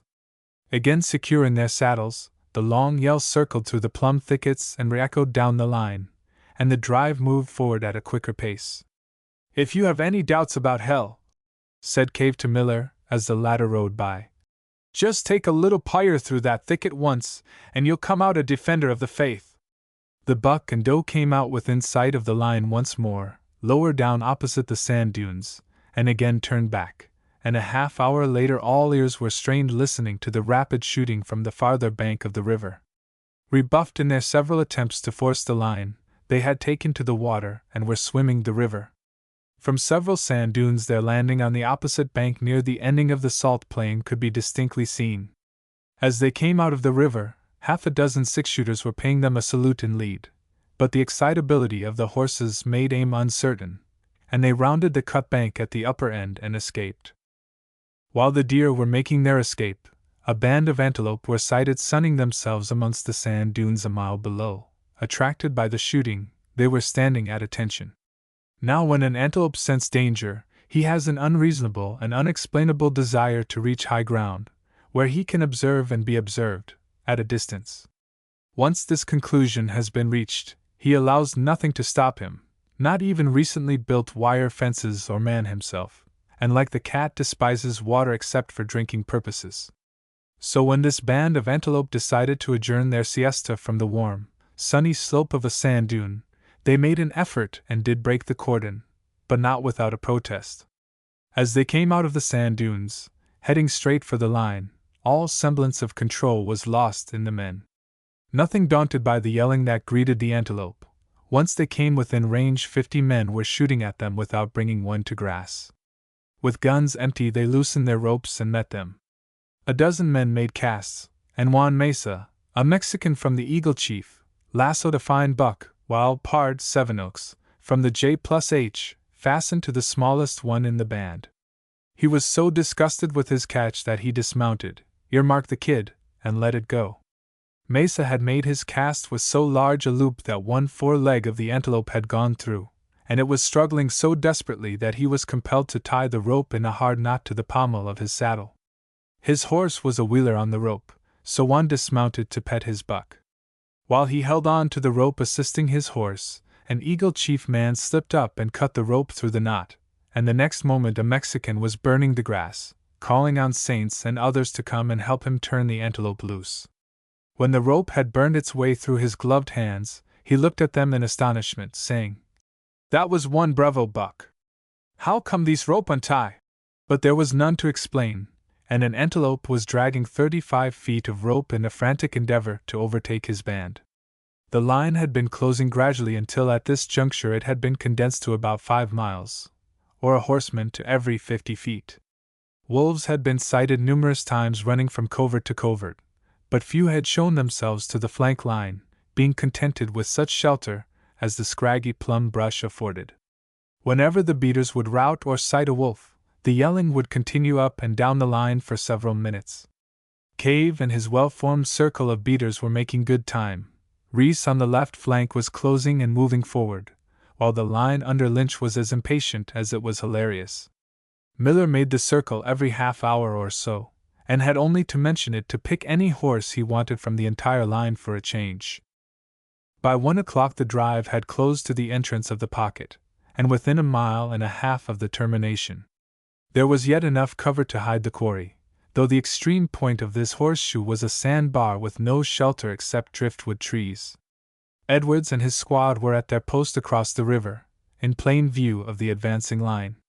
Suddenly they were seen to dismount, and lie down on the brink of the cut bank. A few minutes later chaos broke out along the line, when a band of possibly 20 wolves left their cover and appeared on the sandbar. A few rifle shots rang out from the opposite bank, when they scurried back to cover. Shooting was now becoming dangerous. In the line was a horseman every 10 or 12 feet. All the captains rode up and down begging the men to cease shooting entirely. This only had a temporary effect, for shortly the last bit of cover was passed, and there within 400 yards on the bar was a snarling, snapping band of gray wolves. The line was halted. The unlooked-for question now arose how to make the kill safe and effective. It would be impossible to shoot from the opposite bank without endangering the line of men and horses. Finally, a small number of rifles were advanced on the extreme left flank to within 200 yards of the quarry, where they opened fire at an angle from the watchers on the opposite bank. They proved poor marksmen, overshooting, and only succeeded in wounding a few and forcing several to take to the water, so that it became necessary to recall the men to the line. These men were now ordered to dismount and lie down, as the opposite side would take a hand when the swimming wolves came within range of shotguns and carbines, to say nothing of six-shooters. The current carried the swimming ones down the river, but every man was in readiness to give them a welcome. The fusillade which greeted them was like a skirmish line in action, but the most effective execution was with buckshot as they came staggering and water-soaked out of the water. Before the shooting across the river had ceased, a yell of alarm surged through the line, and the next moment every man was climbing into his saddle and bringing his arms into position for action. No earthly power could have controlled the men, for coming at the line less than 200 yards distant was the corralled band of wolves under the leadership of a monster dog wolf, evidently a leader of some band, and every gun within range opened on them. By the time they had lessened the intervening distance by one half, the entire band deserted their leader and retreated, but unmindful of consequences he rushed forward at the line. Every gun was belching fire and lead at him, while tufts of fur floating in the air told that several shots were effective. Wounded, he met the horsemen, striking right and left in splendid savage ferocity. The horses snorted and shrank from him, and several suffered from his ugly thrusts. An occasional effective shot was placed, but every time he forced his way through the cordon he was confronted by a second line. A successful cast of a rope finally checked his course, and as the roper wheeled his mount to drag him to death, he made his last final rush at the horse, and springing at the flank, fastened his fangs into a stirrup fender, when a well-directed shot by the roper silenced him safely at last. During the excitement, there were enough cool heads to maintain the line, so that none escaped. The supreme question now was to make the kill with safety, and the line was ransacked for volunteers who could shoot a rifle with some little accuracy. About a dozen were secured, who again advanced on the extreme right flank to within 150 yards, and dismounting, flattened themselves out and opened on the scurrying wolves. It was afterward attributed to the glaring of the sun on the white sand, which made their marksmanship so shamefully poor, but results were very unsatisfactory. They were recalled, and it was decided to send in 4 shotguns and try the effect of buckshot from horseback. This move was disastrous, though final. They were ordinary double-barreled shotguns, and reloading was slow in an emergency. Many of the wolves were wounded and had sought such cover as the driftwood afforded. The experiment had barely begun, when a wounded wolf sprang out from behind an old root, and fastened upon the neck of one of the horses before the rider could defend himself, and the next moment horse and rider were floundering on the ground. To a man, the line broke to the rescue, while the horses of the 2 lady spectators were carried into the melee in the excitement. The dogs of war were loosed. Hell popped. The smoke of 600 guns arose in clouds. There were wolves swimming the river and wolves trotting around amongst the horses, wounded and bewildered. Ropes swished through the smoke, tying wounded wolves to be dragged to death or trampled under hoof. Men dismounted and clubbed them with shotguns and carbines, anything to administer death. Horses were powder-burnt and cried with fear, or neighed exultingly. There was an old man or 2 who had sense enough to secure the horses of the ladies and lead them out of immediate danger. Several wolves made their escape, and squads of horsemen were burying cruel rowels and heaving flanks in an endeavor to overtake and either rope or shoot the fleeing animals. Disordered things as well as ordered ones have an end, and when sanity returned to the mob an inventory was taken of the drive hunt. By actual count, the lifeless carcasses of 26 wolves graced the sandbar, with several precincts to hear from. The promoters of the hunt thanked the men for their assistance, assuring them that the bounty money would be used to perfect arrangements, so that in other years a banquet would crown future hunts. Before the hunt dispersed, Edwards and his squad returned to the brink of the cut bank, and when hailed as to results he replied, "Why, we only got 7, but they are all muy docile. We're going to peel them and we'll meet you at the ford." "Who gets the turkey?" someone asked. "The question is out of order," replied Reese. "The property is not present, because I sent him home by my cook an hour ago. If any of you have any interest in that gobbler, I'll invite you to go home with me and help to eat him, for my camp is the only one in the strip that will have turkey and eggnog tonight. VA College Vagabond. The ease and apparent willingness with which some men revert to an aimless life can best be accounted for by the savage or barbarian instincts of our natures. The West has produced many types of the vagabond, it might be excusable to say, won them from every condition of society. From the cultured East, with all the advantages which wealth and educational facilities can give to her sons, they flocked. From the South, with her pride of ancestry, they came. Even the British Isles contributed their quota. There was something in the primitive West of a generation or more ago which satisfied them. Nowhere else could it be found, and once they adapted themselves to existing conditions, they were loath to return to former associations. About the middle of the 50s, there graduated from one of our Eastern colleges a young man of wealthy and distinguished family. His college record was good, but close application to study during the last year had told on his general health.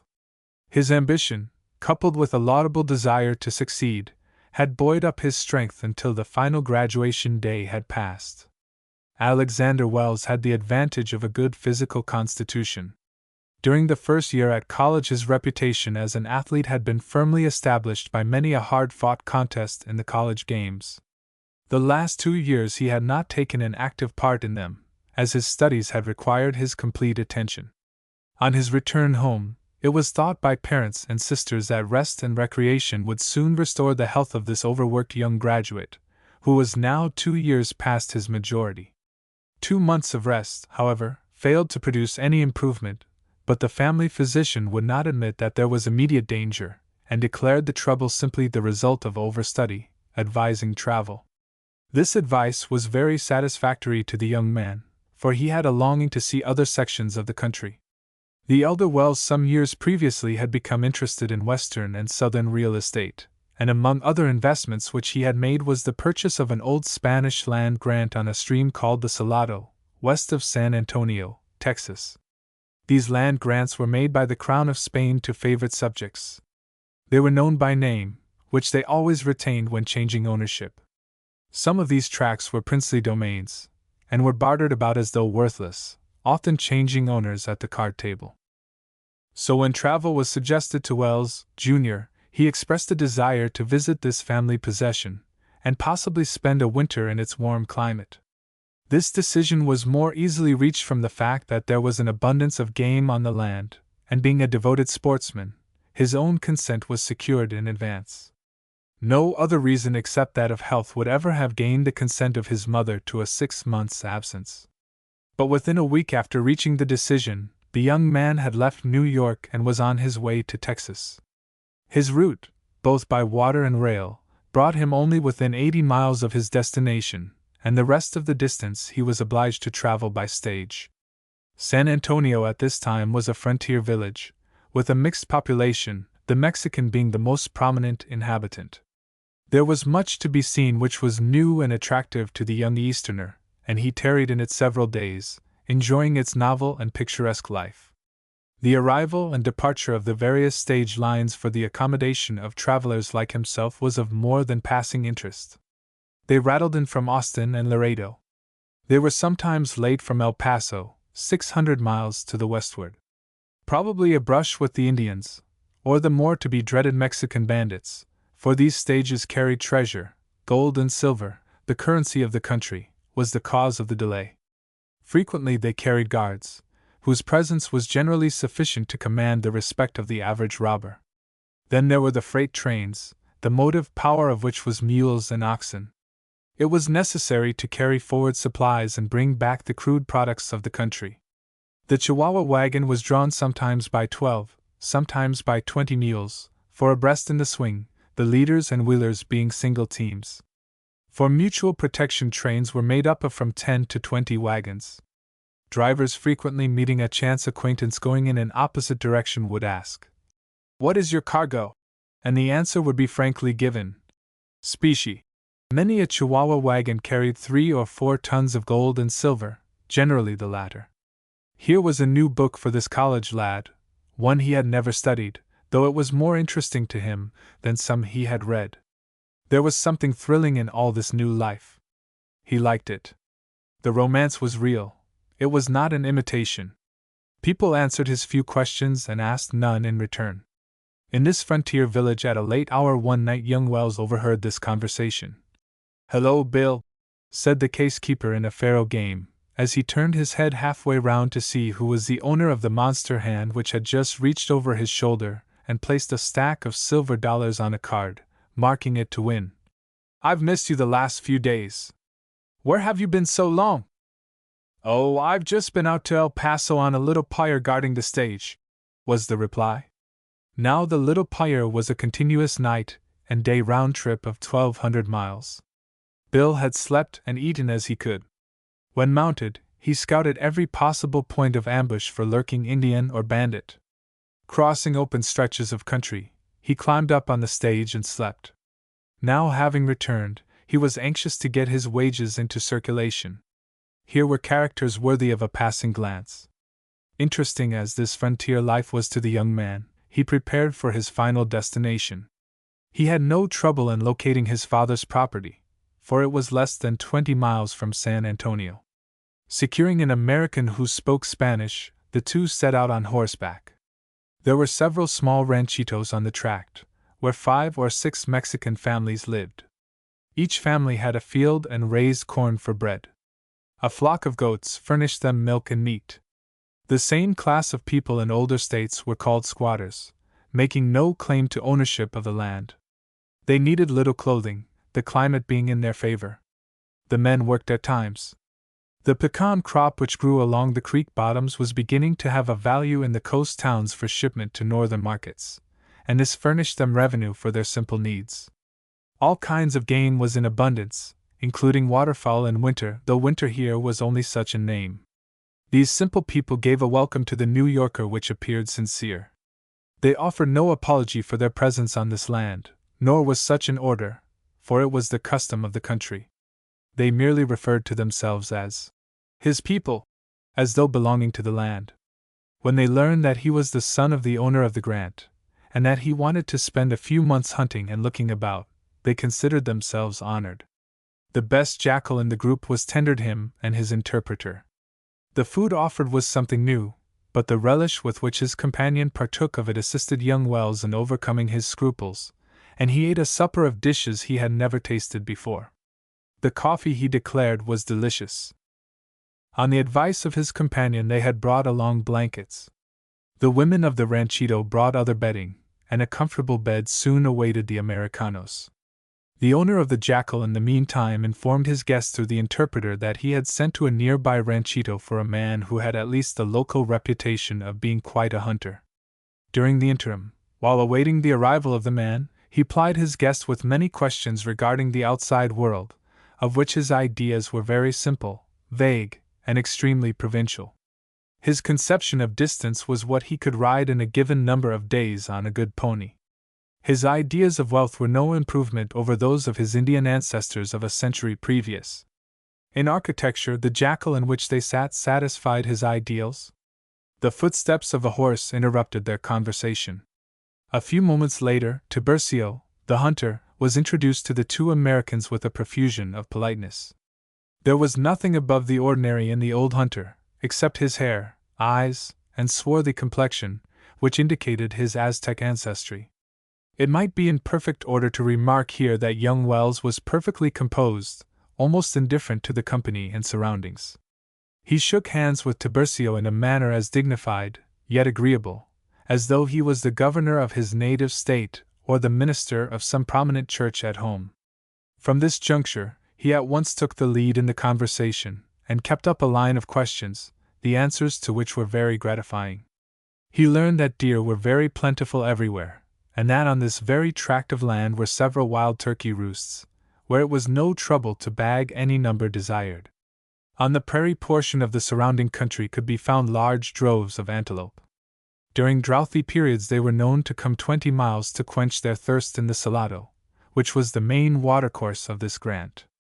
Once Tiburcio assured his young patron that he had frequently counted 1,000 antelope during a single morning. Then there was also the javeline or peccary which abounded in endless numbers, but it was necessary to hunt them with dogs, as they kept the thickets and came out in the open only at night. Many a native cur met his end hunting these animals, cut to pieces with their tusks, so that packs, trained for the purpose, were used to bay them until the hunter could arrive and dispatch them with a rifle. Even this was always done from horseback, as it was dangerous to approach the javelin, for they would, when aroused, charge anything. All this was gratifying to young Wells, and like a congenial fellow, he produced and showed the old hunter a new gun, the very latest model in the market, explaining its good qualities through his interpreter. Tiburcio handled it as if it were a rare bit of millinery, but managed to ask its price and a few other questions. Through his companion, Wells then engaged the old hunter's services for the following day. Not that he expected to hunt, but he wanted to acquaint himself with the boundaries of the land and to become familiar with the surrounding country. Naming an hour for starting in the morning, the two men shook hands and bade each other good night, each using his own language to express the parting, though either one knew a word the other said. The first link in a friendship not soon to be broken had been forged. Tiburcio was on hand at the appointed hour in the morning, and being joined by the two Americans they rode off up the stream. It was October, and the pecans, they noticed, were already falling, as they passed through splendid groves of this timber, several times dismounting to fill their pockets with nuts. Tiburcio frequently called attention to fresh deer tracks near the creek bottom, and shortly afterward the first game of the day was sighted. 5 or 6 dozen grown fawns broke cover and ran a short distance, stopped, looked at the horsemen, and then capered away. Riding to the highest ground in the vicinity, they obtained a splendid view of the stream, outlined by the foliage of the pecan groves that lined its banks as far as the eye could follow either way. Tiburcio pointed out one particular grove lying 3 or 4 miles farther up the creek. Here, he said, was a cabin which had been built by a white man who had left it several years ago, and which he had often used as a hunting camp in bad weather. Feeling his way cautiously, Wells asked the old hunter if he was sure that this cabin was on and belonged to the Grant. Being assured on both points, he then inquired if there was anything to hinder him from occupying the hut for a few months. On the further assurance that there was no man to dispute his right, he began plying his companions with questions. The interpreter told him that it was a very common and simple thing for men to batch, enumerating the few articles he would need for this purpose. They soon reached the cabin, which proved to be an improvement over the ordinary jacal of the country, as it had a fireplace and chimney. It was built of logs. The crevices were chinked with clay for mortar, its floor being of the same substance. The only Mexican feature it possessed was the thatched roof. While the Americans were examining it and its surroundings, Tiburcio unsaddled the horses, picketing one and hobbling the other two, kindled a fire, and prepared a lunch from some articles he had brought along. The meal, consisting of coffee, chipped venison, and a thin wafer bread made from corn and reheated over coals, was disposed of with relish. The two Americans sauntered around for some distance, and on their return to the cabin found Tiburcio enjoying his siesta under a nearby pecan tree. Their horses refreshed and rested, they resaddled, crossing the stream, intending to return to the ranchito by evening. After leaving the bottoms of the creek, Tiburcio showed the young man a trail made by the javelin, and he was surprised to learn that an animal with so small a foot was a dangerous antagonist, on account of its gregarious nature. Proceeding, they came to several open prairies, in one of which they saw a herd of antelope, numbering 40 to 50, making a beautiful sight as they took fright and ran away. Young Wells afterward learned that distance lent them charms and was the greatest factor in their beauty. As they rode from one vantage point to another for the purpose of sightseeing, the afternoon passed rapidly. Later, through the interpreter, he inquired of Tiburcio if his services could be secured as guide, cook, and companion for the winter, since he had fully made up his mind to occupy the cabin. Tiburcio was overjoyed at the proposition, as it was congenial to his tastes, besides carrying a compensation. Definite arrangements were now made with him, and he was requested to be on hand in the morning. On reaching the ranchito, young Wells's decision was announced to their host of the night previous, much to the latter's satisfaction. During the evening, the two Americans planned to return to the village in the morning for the needed supplies. Tiburcio was on hand at the appointed time, and here unconsciously the young man fortified himself in the old hunter's confidence by entrusting him with the custody of his gun, blankets, and several other articles until he should return. A week later found the young hunter established in the cabin with the interpreter and Tiburcio. A wagon load of staple supplies was snugly stored away for future use, and they were at peace with the world. By purchase Wells soon had several saddle ponies, and the old hunter adding his pack of javelin dogs, they found themselves well equipped for the winter campaign. Hunting, in which the young man was an apt scholar, was now the order of the day. Tiburcio was an artist in woodcraft as well as in his knowledge of the habits of animals and birds.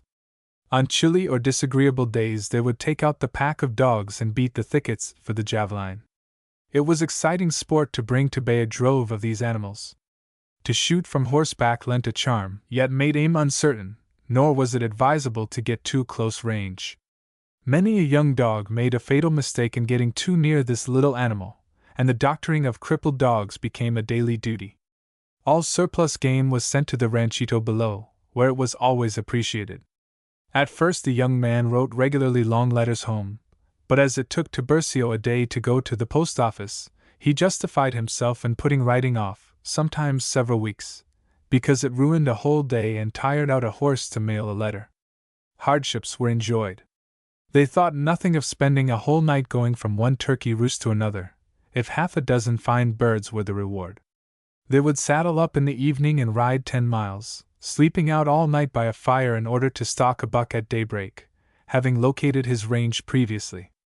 Thus the winter passed, and as the limit of the young man's vacation was near at hand, Wells rode home pleading for more time, telling his friends how fast he was improving, and estimating that it would take at least 6 months more to restore him fully to his former health.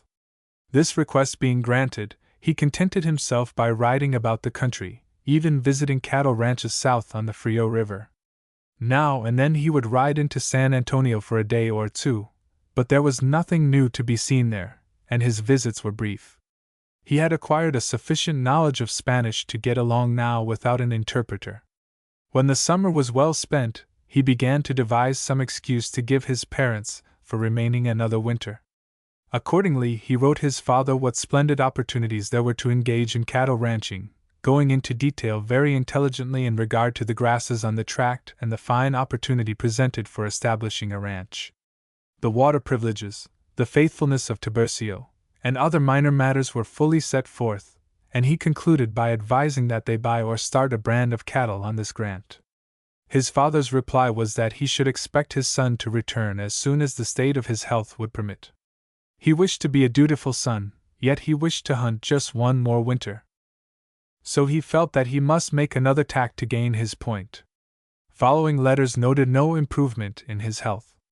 Now, as the hunting season was near at hand, he found it convenient to bargain with a renegade doctor, who, for the consideration offered, wrote his parents that their son had recently consulted him to see if it would be advisable to return to a rigorous climate in his present condition.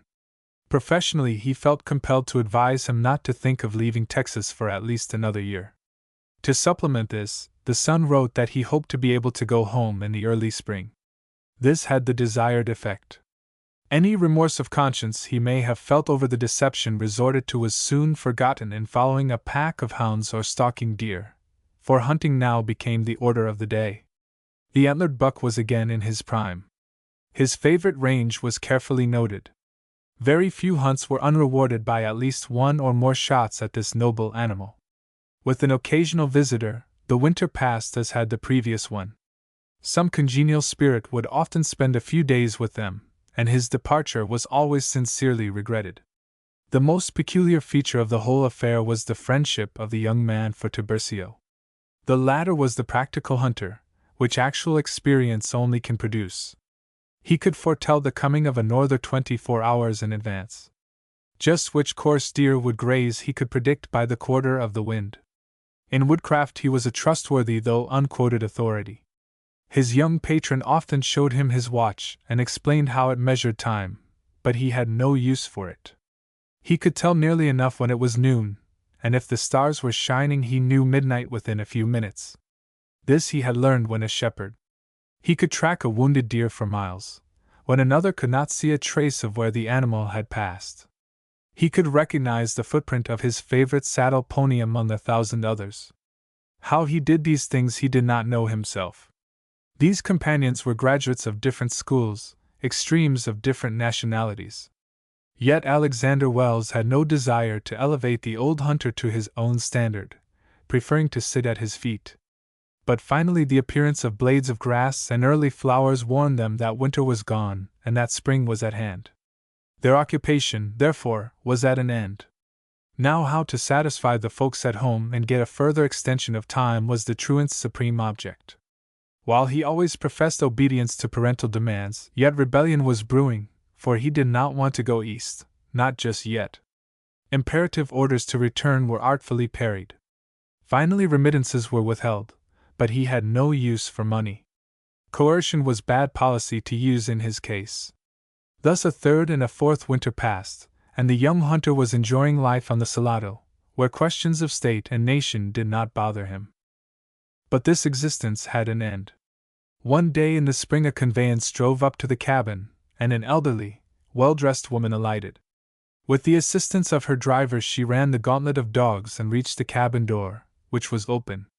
There, sitting inside on a dry cowskin which was spread on the clay floor, was the object of her visit, surrounded by a group of Mexican companions, playing a game called Monte. The absorbing interest taken in the cards had prevented the inmates of the Jackal from noticing the lady's approach until she stood opposite the door. On the appearance of a woman, the game instantly ceased. Recognition was mutual, but neither mother nor son spoke a word. Her eye took in the surroundings at a glance. Finally she spoke with a half-concealed imperiousness of tone, though her voice was quiet and kindly. "Alexander, if you wish to see your mother, come to San Antonio, won't you, please?" And turning, she retraced her steps toward the carriage. Her son arose from his squatting posture, hitching up one side of his trousers, then the other, for he was suspenderless, and following at a distance, scratching his head and hitching his trousers alternately, he at last managed to say, "Ah, well, why, if you can wait a few moments till I change my clothes, I'll go with you right now." This being consented to, he returned to the cabin, made the necessary change, and stood before them a picture of health, bewhiskered and bronzed like a pirate. As he was halfway to the vehicle, he turned back, and taking the old black hands of Tiburcio in his own, said in good Spanish, though there was a huskiness in his voice, "That lady is my mother. I may never see you again. I don't think I will. You may have for your own everything I leave."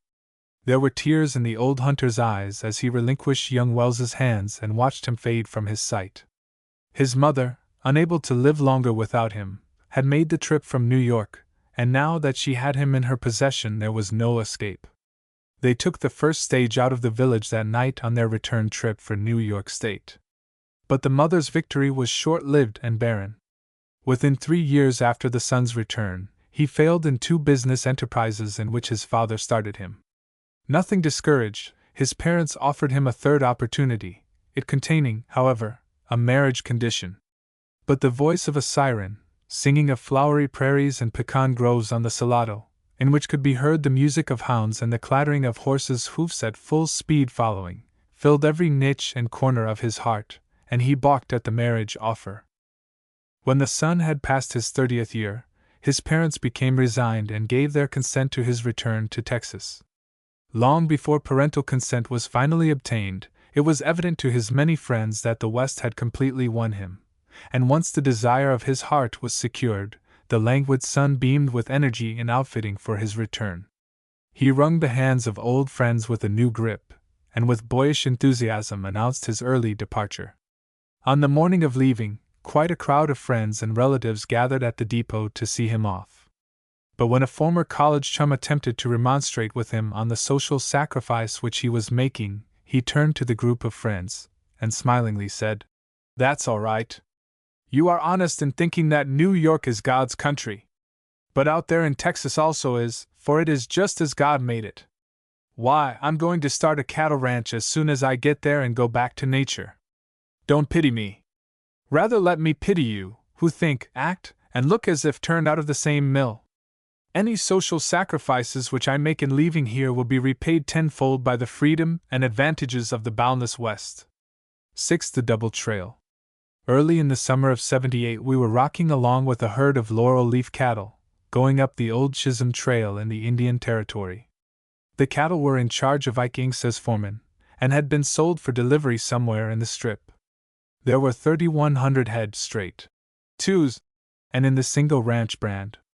We had been out about 4 months on the trail, and all felt that a few weeks at the farthest would let us out, for the day before we had crossed the Cimarron River, 90 miles south of the state line of Kansas.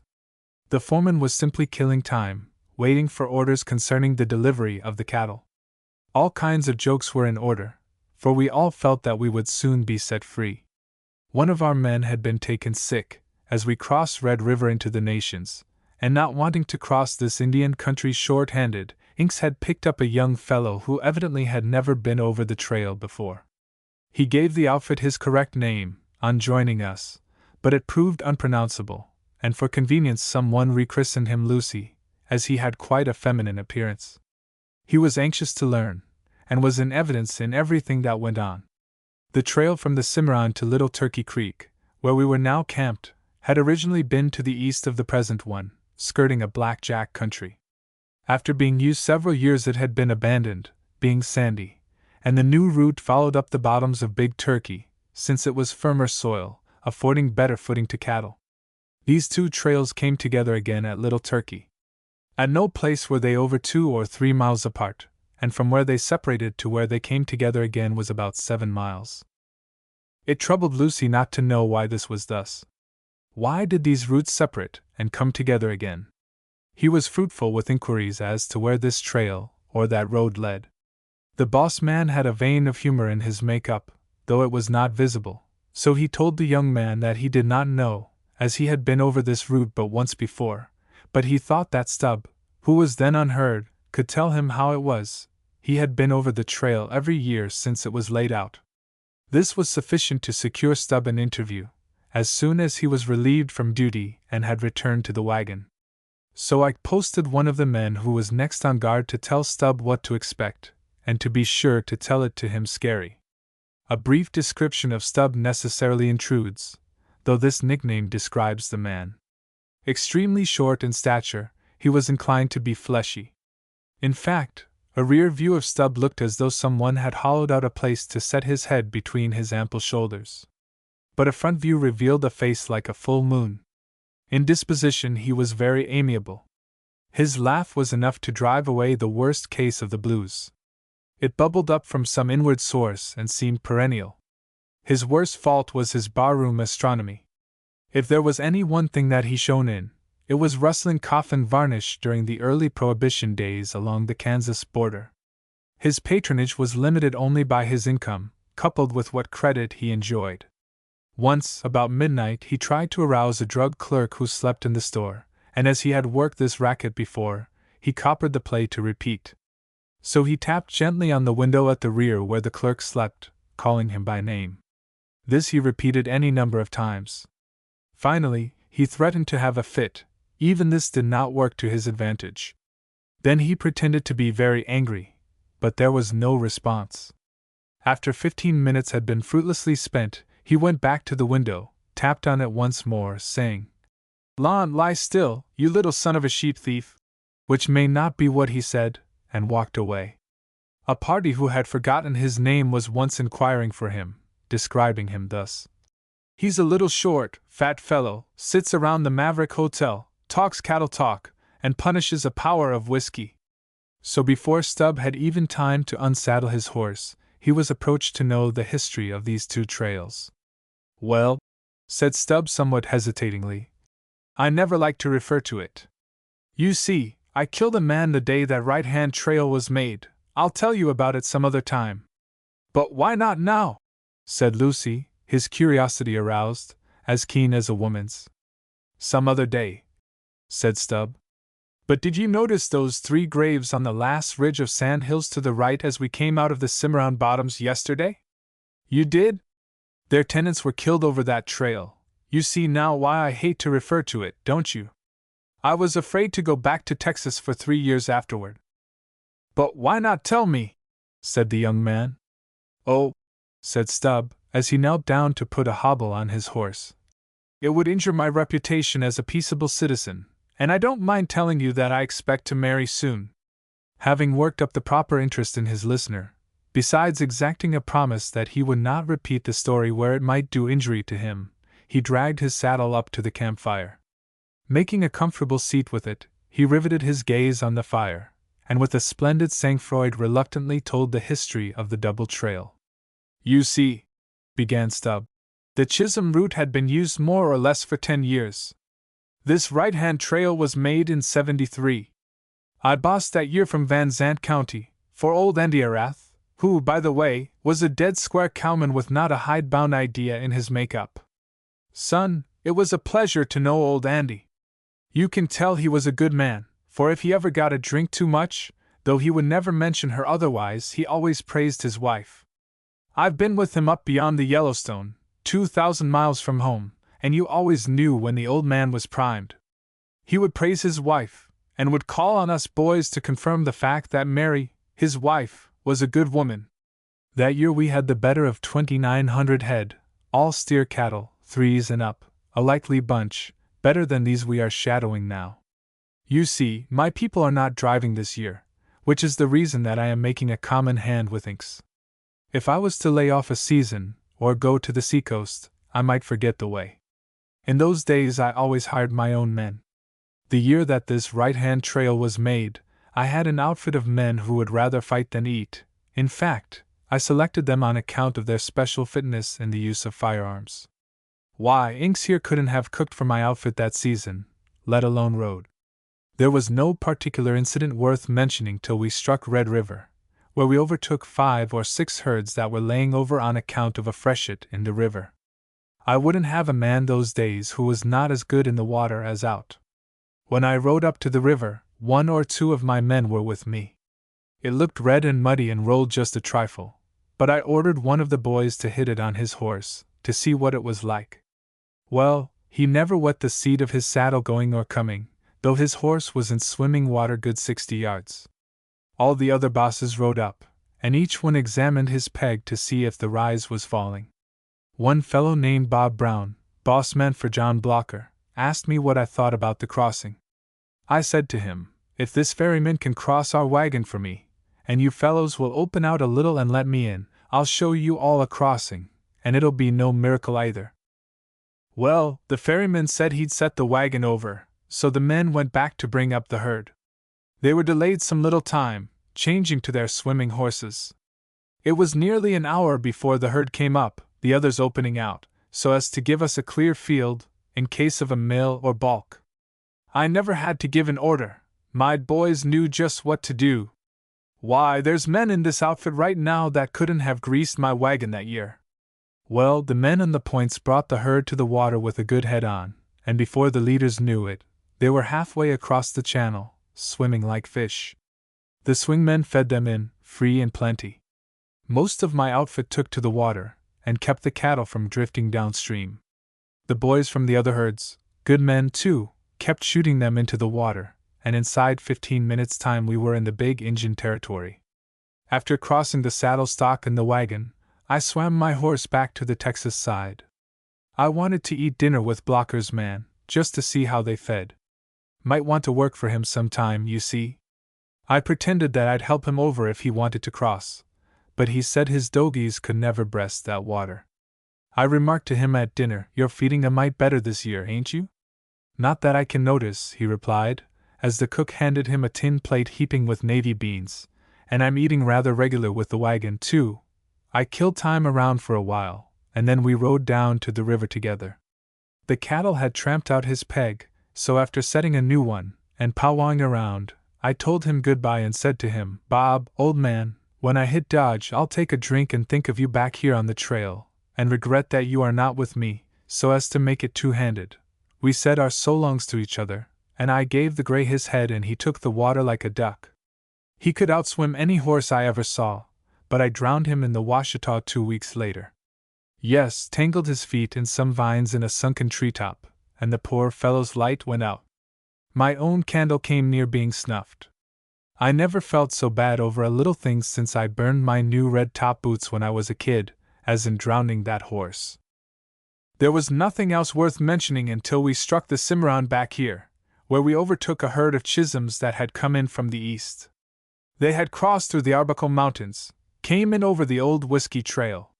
Here was another herd waterbound, and the boss man was as important as a hen with one chicken. He told me that the river wouldn't be fordable for a week, wanted me to fall back at least 5 miles, wanted all this river bottom for his cattle, said he didn't need any help to cross his herd, though he thanked me for the offer with an air of contempt. I informed him that our cattle were sold for delivery on the North Platte, and that we wanted to go through on time. I assured him if he would drop his cattle a mile down the river, it would give us plenty of room.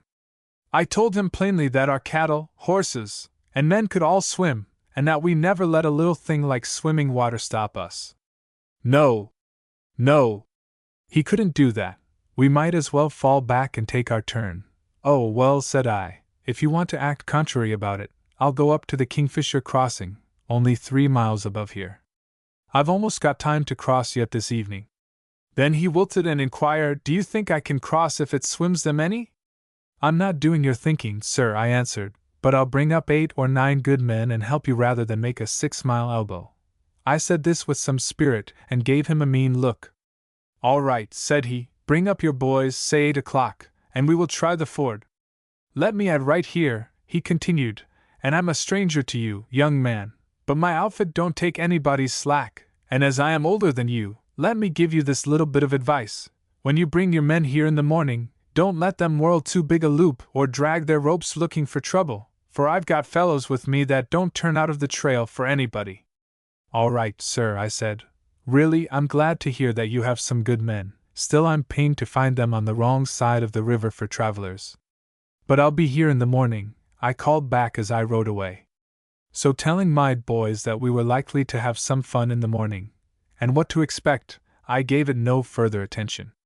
When we were catching up our horses next morning for the day, I ordered 2 of my lads on herd, which was a surprise to them, as they were both handy with a gun.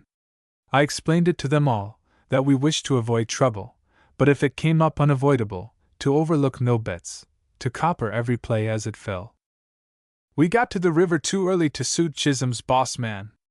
He seemed to think that his cattle would take the water better about 10 o'clock. To kill time, my boys rode across and back several times to see what the water was like. Well, anyone that would let as little swimming water as that stop them must be a heap sight sorry outfit, remarked One-Eyed Jim Reed, as he rode out of the river, dismounting to set his saddle forward and tighten his cinches, not noticing that this foreman heard him. I rode around and gave him a look, and he looked up at me and muttered, "'Scuse me, boss, I plumb forgot." Then I rode back and apologized to this boss man. Don't pay any attention to my boys. They are just showing off, and are a trifle windy this morning. That's all right, he retorted, but don't forget what I told you yesterday, and let it be enough said. Well, let's put the cattle in, I urged, seeing that he was getting hot under the collar. We're burning daylight, partner. Well, I'm going to cross my wagon first, said he. That's a good idea, I answered. Bring her up. Their cook seemed to have a little sense, for he brought up his wagon in good shape. We tied some guy ropes to the upper side, and taking long ropes from the end of the tongue to the pommels of our saddles, the ease with which we set that commissary over didn't trouble any one but the boss man, whose orders were not very distinct from the distance between banks. It was a good hour then before he would bring up his cattle. The main trouble seemed to be to devise means to keep their guns and cartridges dry, as though that was more important than getting the whole herd of nearly 3,500 cattle over. We gave them a clean cloth until they needed us, but as they came up we divided out and were ready to give the lead a good push. If a cow changed his mind about taking a swim that morning, he changed it right back and took it. For in less than 20 minutes' time they were all over, much to the surprise of the boss and his men. Besides, their weapons were quite dry, just the splash had wet them. I told the boss that we would not need any help to cross ours, but to keep well out of our way, as we would try and cross by noon, which ought to give him a good 5-mile start. Well, we crossed and nooned, lying around on purpose to give them a good lead, and when we hit the trail back in these sand hills, there he was, not a mile ahead, and you can see there was no chance to get around.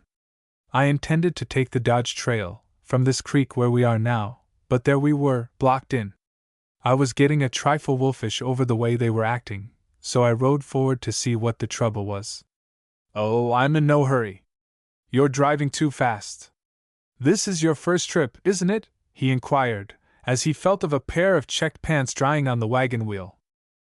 Don't you let any idea like that disturb your Christian spirit, old man, I replied with some resentment.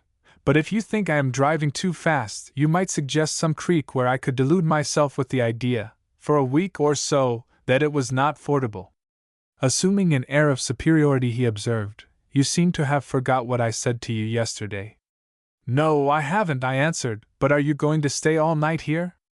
I certainly am, if that's any satisfaction to you, he answered. I got off my horse and asked him for a match, though I had plenty in my pocket, to light a cigarette which I had rolled during the conversation. I had no gun on, having left mine in our wagon, but fancied I'd stir him up and see how bad he really was. I thought it best to stroke him with and against the fur, try and keep on neutral ground, so I said, You ain't figuring none that in case of a run tonight we're a trifle close together for cowherds.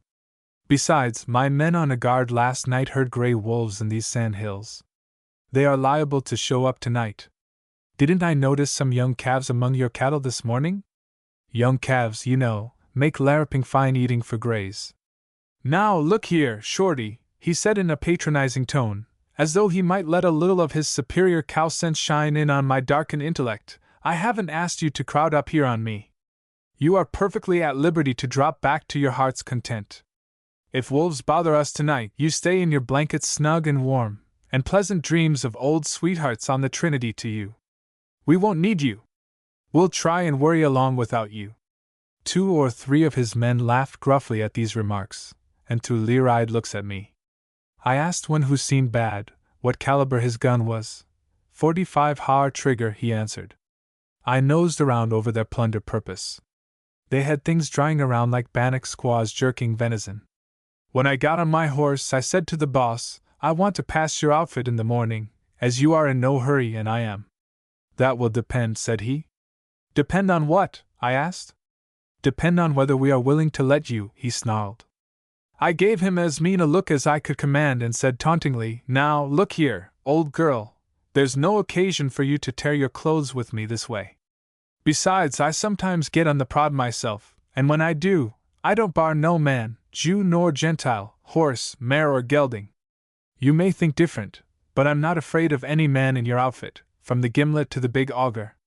I've tried to treat you white, but I see I've failed. Now I want to give it out to you straight and cold, that I'll pass you tomorrow, or mix 2 herds trying. Think it over tonight and nominate your choice, be a gentleman or a hog. Let your own sweet will determine which. I rode away in a walk, to give them a chance to say anything they wanted to, but there were no further remarks. My men were all hopping mad when I told them, but I promised them that tomorrow we would fix them plenty, or use up our supply of cartridges if necessary. We dropped back a mile off the trail and camped for the night. Early the next morning I sent one of my boys out on the highest sand dune to engine around and see what they were doing. After being gone for an hour he came back and said they had thrown their cattle off the bedground up the trail, and were pottering around like as they aimed to move. Breakfast over, I sent him back again to make sure, for I wanted yet to avoid trouble if they didn't draw it on. It was another hour before he gave us the signal to come on. We were nicely strung out where you saw those graves on that last ridge of sand hills, when there they were about a mile ahead of us, moseying along. This side of Chapman's, the Indian trader's store, the old route turns to the right and follows up this blackjack ridge. We kept up close, and just as soon as they turned in to the right, the only trail there was then, we threw off the course and came straight ahead, cross-country style, same route we came over today, except there was no trail there. We had to make a new one. Now they watched us aplenty, but it seemed they couldn't make out our game. When we pulled up even with them, half a mile apart, they tumbled that my bluff of the day before was due to take effect without further notice. Then they began to circle and ride around, and one fellow went back, only hitting the high places, to their wagon and saddle horses, and they were brought up on a trot. We were by this time 3/4 of a mile apart, when the boss of their outfit was noticed riding out toward us. Calling one of my men, we rode out and met him halfway. Young man, do you know just what you are trying to do? He asked. I think I do. You and myself as cowmen don't pace in the same class, as you will see, if you will only watch the smoke of our teepee. Watch us close, and I'll pass you between here and the next water. "We will see you in hell first," he said, as he whirled his horse and galloped back to his men. The race was on in a brisk walk. His wagon, we noticed, cut in between the herds until it reached the lead of his cattle, when it halted suddenly, and we noticed that they were cutting off a dry cowskin that swung under the wagon. At the same time, 2 of his men cut out a wild steer, and as he ran near their wagon, one of them roped and the other heeled him. It was neatly done. I called Big Dick, my boss roper, and told him what I suspected, that they were going to try and stampede us with a dry cowskin tied to that steer's tail they had down. As they let him up, it was clear I had called the turn, as they headed him for our herd, the flint thumping at his heels. Dick rode out in a lope, and I signaled for my crowd to come on, and we would back Dick's play. As we rode out together, I said to my boys, "The stuff's off, fellows. Shoot, and shoot to hurt." It seemed their whole outfit was driving that one steer, and turning the others loose to graze. Dick never changed the course of that steer, but let him head for ours, and as they met and passed, he turned his horse and rode onto him as though he was a post driven in the ground. Whirling a loop big enough to take in a yoke of oxen, he dropped it over his off-fore shoulder, took up his slack rope, and when that steer went to the end of the rope, he was thrown in the air and came down on his head with a broken neck. Dick shook the rope off the dead steer's forelegs without dismounting, and was just beginning to coil his rope when those varmints made a dash at him, shooting and yelling. That called for a counterplay on our part, except our aim was low, for if we didn't get a man, we were sure to leave one afoot. Just for a minute the air was full of smoke. 2 horses on our side went down before you could say Jack Robinson, but the men were unhurt, and soon flattened themselves on the ground Indian fashion, and burnt the grass in a half-circle in front of them.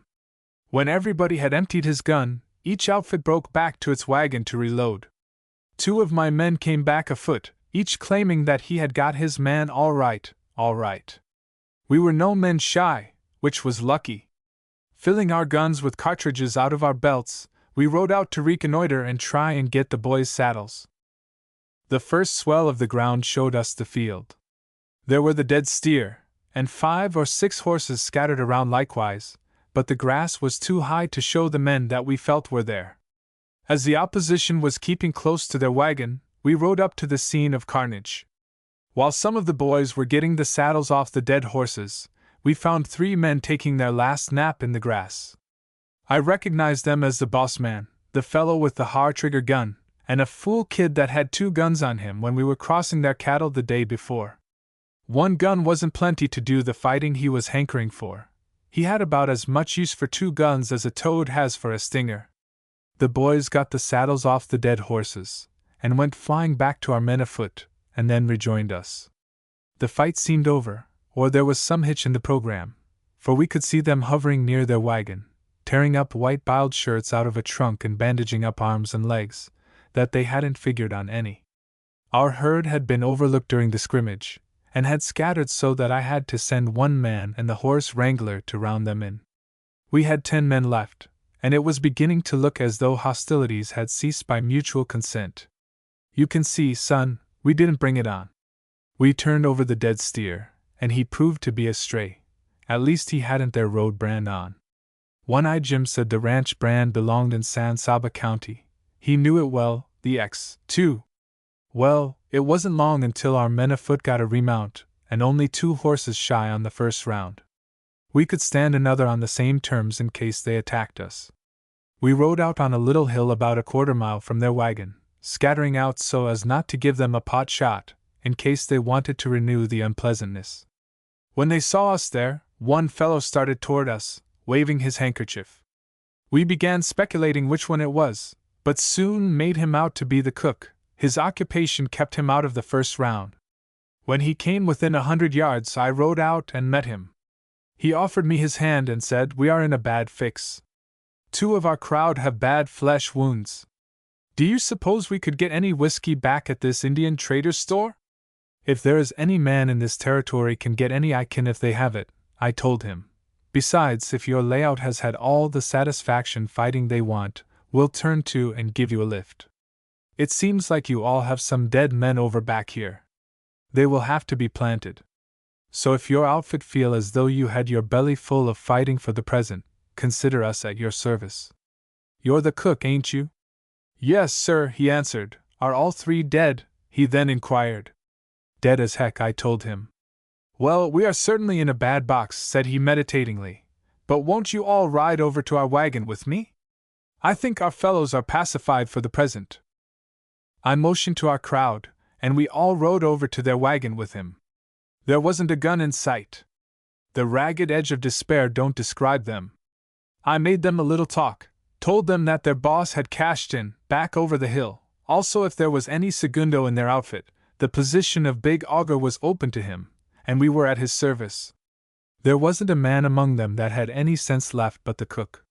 He told me to take charge of the killed, and if I could rustle a little whiskey to do so. So I told the cook to empty out his wagon, and we would take the dead ones back, make boxes for them, and bury them at the store. Then I sent 3 of my men back to the store to have the boxes ready and dig the graves. Before these 3 rode away, I said aside to Jim, who was one of them, don't bother about any whiskey. Branch water is plenty nourishing for the wounded. It would be a sin and shame to waste good liquor on plaffrey like them. The balance of us went over to the field of carnage and stripped the saddles off their dead horses, and arranged the departed in a row, covering them with saddle blankets, pending the planting act. I sent part of my boys with our wagon to look after our own cattle for the day.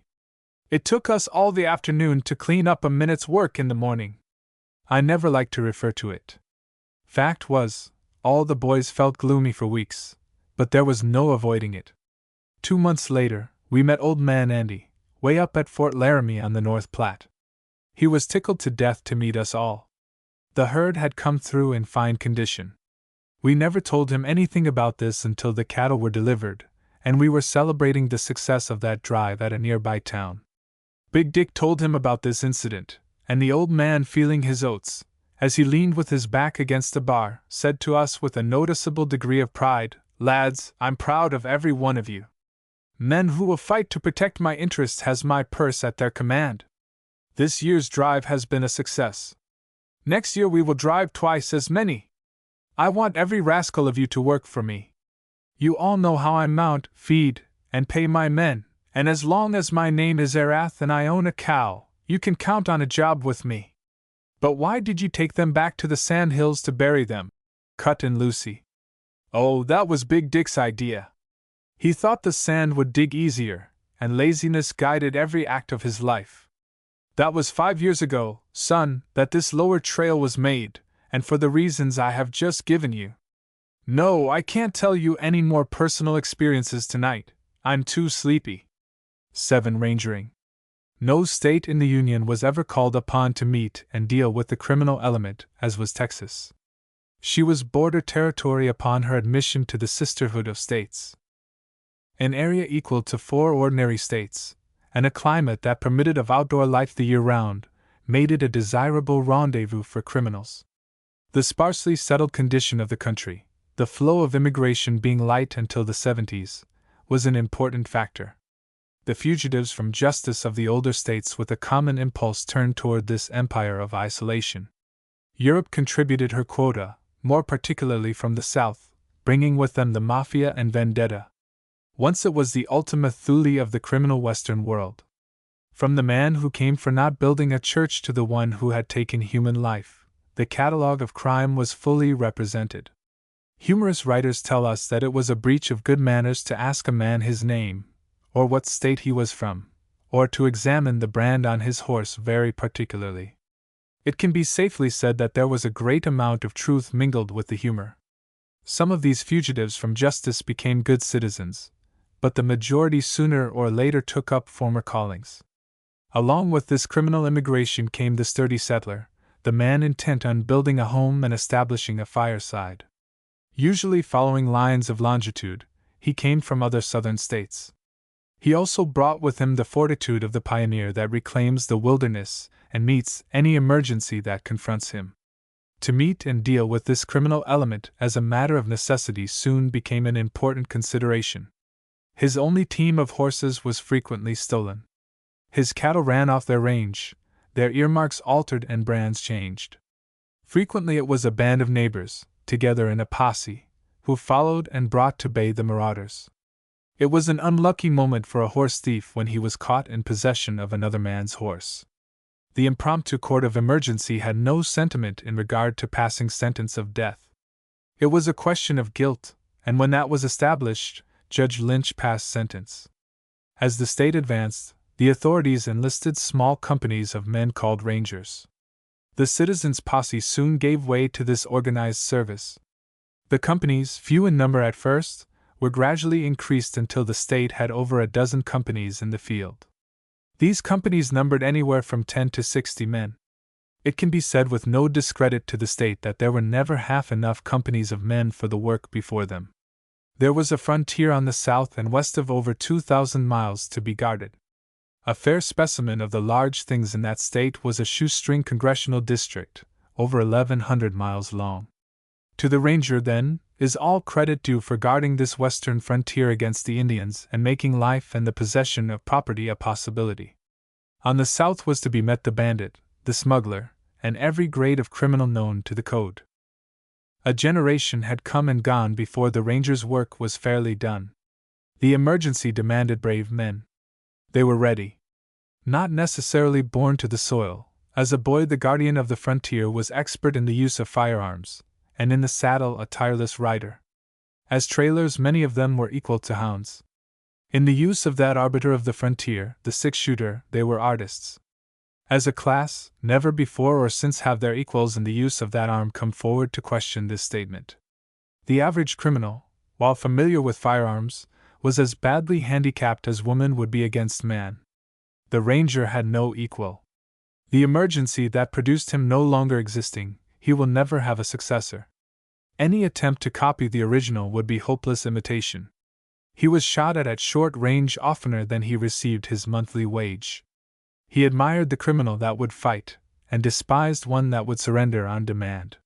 He would nurse back to life a dead game man whom his own shot had brought to earth, and give a coward the chance to run any time if he so desired. He was compelled to lead a life in the open and often descend to the level of the criminal.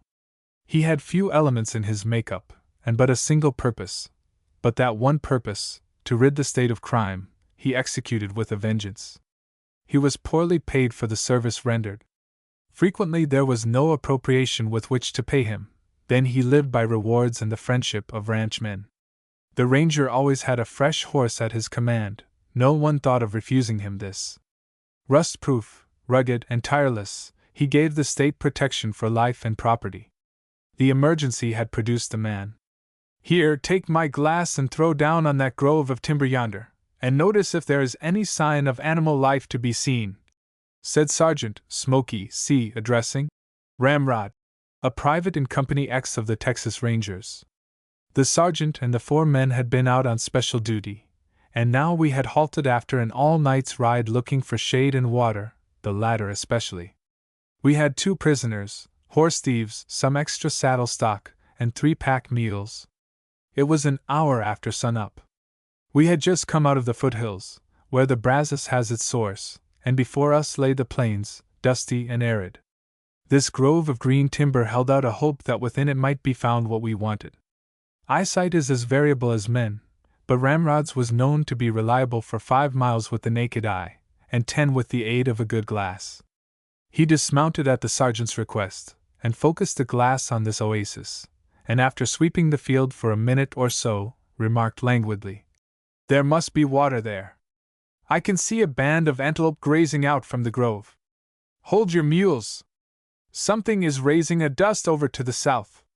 Good. It's cattle coming to the water." While he was covering the field with his glass, 2 of the boys were threatening with eternal punishment the pack mules, which showed an energetic determination to lie down and dislodge their packs by rolling. "Cut your observations short as possible there, Ramrod, or there will be repacking to do. Mula, you hybrid son of your father, don't you dare to lie down!" But Ramrod's observations were cut short at sight of the cattle, and we pushed out for the grove, about 7 miles distant. As we rode this short hour's ride, numerous small bands of antelope were startled, and in turn stood and gazed at us in bewilderment. "I'm not tasty," said Sergeant Smoky. But I would give the preference this morning to a breakfast of a well-roasted side of ribs of a nice yearling venison over the salt hoss that the Lone Star State furnishes this service. Have we no hunters with us? Let me try, begged a little man we called Cushionfoot. What his real name was none of us knew. The books, of course, would show some name, and then you were entitled to a guess. He was as quiet as a mouse, as reliable as he was quiet, and as noiseless in his movements as a snake. One of the boys went with him, making quite a detour from our course, but always remaining in sight. About 2 miles out from the grove, we sighted a small band of 5 or 6 antelope, who soon took fright and ran to the nearest elevation. Here they made us stand about half a mile distant. We signaled to our hunters, who soon spotted them and dismounted. We could see Cushion sneaking through the short grass like a coyote, Conejo leading the horses, well hidden between them. We held the antelope's attention by riding around in a circle, flagging them. Several times Cushion lay flat, and we thought he was going to risk a long shot. Then he would crawl forward like a cat, but finally came to his knee. We saw the little puff, the band squatted, jumping to one side far enough to show one of their number down, and struggling in the throes of death. "Good long shot, little man," said the sergeant. "And you may have the choice of cuts, just so I get a rib." We saw Conejo mount and ride up on a gallop, but we held our course for the grove. We were busy making camp when the two rode in with a fine 2-year-old buck across the pommel of Cushion's saddle. They had only disemboweled him, but Conejo had the heart as a trophy of the accuracy of the shot, though Cushion hadn't a word to say. It was a splendid heart shot. Conejo took it over and showed it to the 2 Mexican prisoners. It was an object lesson to them. One said to the other, "Yes, unbune tirator." We put the prisoners to roasting the ribs, and making themselves useful in general. One man guarded them at their work, while all the others attended to the hobbling and other camp duties. It proved to be a delightful camp. We aimed to stay until sunset, the days being sultry and hot. Our appetites were equal to the breakfast, and it was a good one. "To do justice to an occasion like this," said Smoky as he squatted down with about 4 ribs in his hand, "a man by rights ought to have at least 3 fingers of good liquor under his belt. But then we can't have all the luxuries of life in the far west, sure to be something lacking." "I never hear a man hanker for liquor," said Conejo, as he poured out a tin cup of coffee. "But I think of an incident my father used to tell us boys at home. He was sheriff in Kentucky before we moved to Texas. Was sheriff in the same county for 12 years. Counties are very irregular back in the old states. Some look like a Mexican brand. One of the rankest, rabid political admirers my father had lived away out on a spur of this county. He lived good 30 miles from the county seat. Didn't come to town over twice a year, but he always stopped, generally overnight, at our house. My father wouldn't have it any other way. Talk about thieves being chummy. Why, these 2 we have here couldn't hold a candle to that man and my father. I can see them parting just as distinctly as though it was yesterday. He would always abuse my father for not coming to see him. 'Sam,' he would say, my father's name was Sam, 'Sam, why on earth is it that you never come to see me? I've heard of you within 10 miles of my plantation, and you have never shown your face to us once. Do you think we can't entertain you? Why, Sam, I've known you since you weren't big enough to lead a hound dog. I've known you since you weren't knee to a grasshopper.' 'Let me have a word,' my father would put in, for he was very mild in speaking. 'Let me have a word, Joe. I hope you don't think for a moment that I wouldn't like to visit you. Now do you?' 'No, I don't think so, Sam, but you don't come.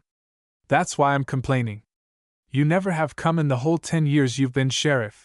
And you know that we have voted for you to a man, in our neck of the woods.' My father felt this last remark, though I think he never realized its gravity before, but he took him by one hand, and laying the other on his shoulder said, 'Joe, if I have slighted you in the past, I'm glad you have called my attention to it. Now, let me tell you, the first time that my business takes me within 10 miles of your place, I'll make it a point to reach your house and stay all night, and longer if I can.' 'That's all I ask, Sam,' was his only reply. Now I've learned lots of the ways of the world since then. I've seen people pleasant to each other, and behind their backs the tune changed. But I want to say to you fellows that those two old boys were not throwing off on each other, not a little bit. They meant every word and meant it deep. It was months afterwards, and Father had been gone for a week when he came home. He told us about his visit to Joe Evans. It was winter time, and Mother and us boys were sitting around the old fireplace in the evening. I never saw him so embarrassed before in my life, said Father. I did ride out of my way, but I was glad of the chance. Men like Joe Evans are getting scarce. He nodded to us boys. It was nearly dark when I rode up to his gate. He recognized me and came down to the gate to meet me. Howdy, Sam, was all he said. There was a troubled expression in his face, though he looked well enough, but he couldn't simply look me in the face. Just kept his eye on the ground. He motioned for a nigger boy and said to him, "Take his horse." He started to lead the way up the path, when I stopped him. "Look here, Joe," I said to him. "Now, if there's anything wrong, anything likely to happen in the family, I can just as well drop back on the pike and stay all night with some of the neighbors. You know I'm acquainted all around here." He turned in the path, and there was the most painful look in his face I ever saw as he spoke. "Hell, no, Sam, there's nothing wrong. We've got plenty to eat, plenty of beds, no end of horse feed, but by gee, Sam, there isn't a drop of whiskey on the place." You see, it was hoss and caballo, and Joe seemed to think the hoss on him was an unpardonable offense. "Salt? You'll find it in an empty 1-spoon baking powder can over there. In those panniers that belong to that big sorrel meal. Look at Mexico over there burying his fangs in the venison, will you?" Ramrod was on guard, but he was so hungry himself that he was good enough to let the prisoners eat at the same time, although he kept them at a respectable distance. He was old in the service, and had gotten his name under a baptism of fire. He was watching a pass once for smugglers at a point called Emigrant Gap. This was long before he had come to the present company. At length the man he was waiting for came along. Ramrod went after him at close quarters, but the fellow was game and drew his gun. When the smoke cleared away, Ramrod had brought down his horse and winged his man right and left. The smuggler was not far behind on the chute, for Ramrod's coat and hat showed he was calling for him. The captain was joshing the prisoner about his poor shooting when Ramrod brought him into camp and they were dressing his wounds. "Well," said the fellow, "I tried to hard enough, but I couldn't find him. He's built like a ramrod." After breakfast was over we smoked and yarned. It would be 2-hour guards for the day, keeping an eye on the prisoners and stock, only one man required, so we would all get plenty of sleep. Conejo had the first guard after breakfast. "I remember once," said Sergeant Smokey, as he crushed a pipe of twist with the heel of his hand. "We were camped out on the Sunset Railway. I was a corporal at the time. There came a message one day to our captain, to send a man up west on that line to take charge of a murderer. The result was, I was sent by the first train to this point. When I arrived I found that an Irishman had killed a Chinaman. It was on the railroad, at a bridge construction camp, that the fracas took place. There were something like 100 employees at the camp, and they ran their own boarding tent. They had a Chinese cook at this camp. In fact, quite a number of Chinese were employed at common labor on the road. Some cavalryman, it was thought, in passing up and down from Fort Stockton to points on the river, had lost his saber, and one of this bridge gang had found it. When it was brought into camp no one would have the old corn cutter, but this Irishman took a shine to it, having once been a soldier himself. The result was, it was presented to him. He ground it up like a machete, and took great pride in giving exhibitions with it. He was an old man now, the storekeeper for the iron supplies, a kind of trusty job. The old saber renewed his youth to a certain extent, for he used it in self-defense shortly afterwards. This Aaron Braff, his name was McKay, I think, was in the habit now and then of stealing a pie from the cook, and taking it into his own tent and eating it there. The Chink kept missing his pies, and got a helper to spy out the offender. The result was they caught the old man red-handed in the act. The Chink armed himself with the biggest butcher knife he had and went on the warpath. He found the old fellow sitting in his storeroom contentedly eating the pie. The old man had his eyes on the cook, and saw the knife just in time to jump behind some kegs of nuts and bolts.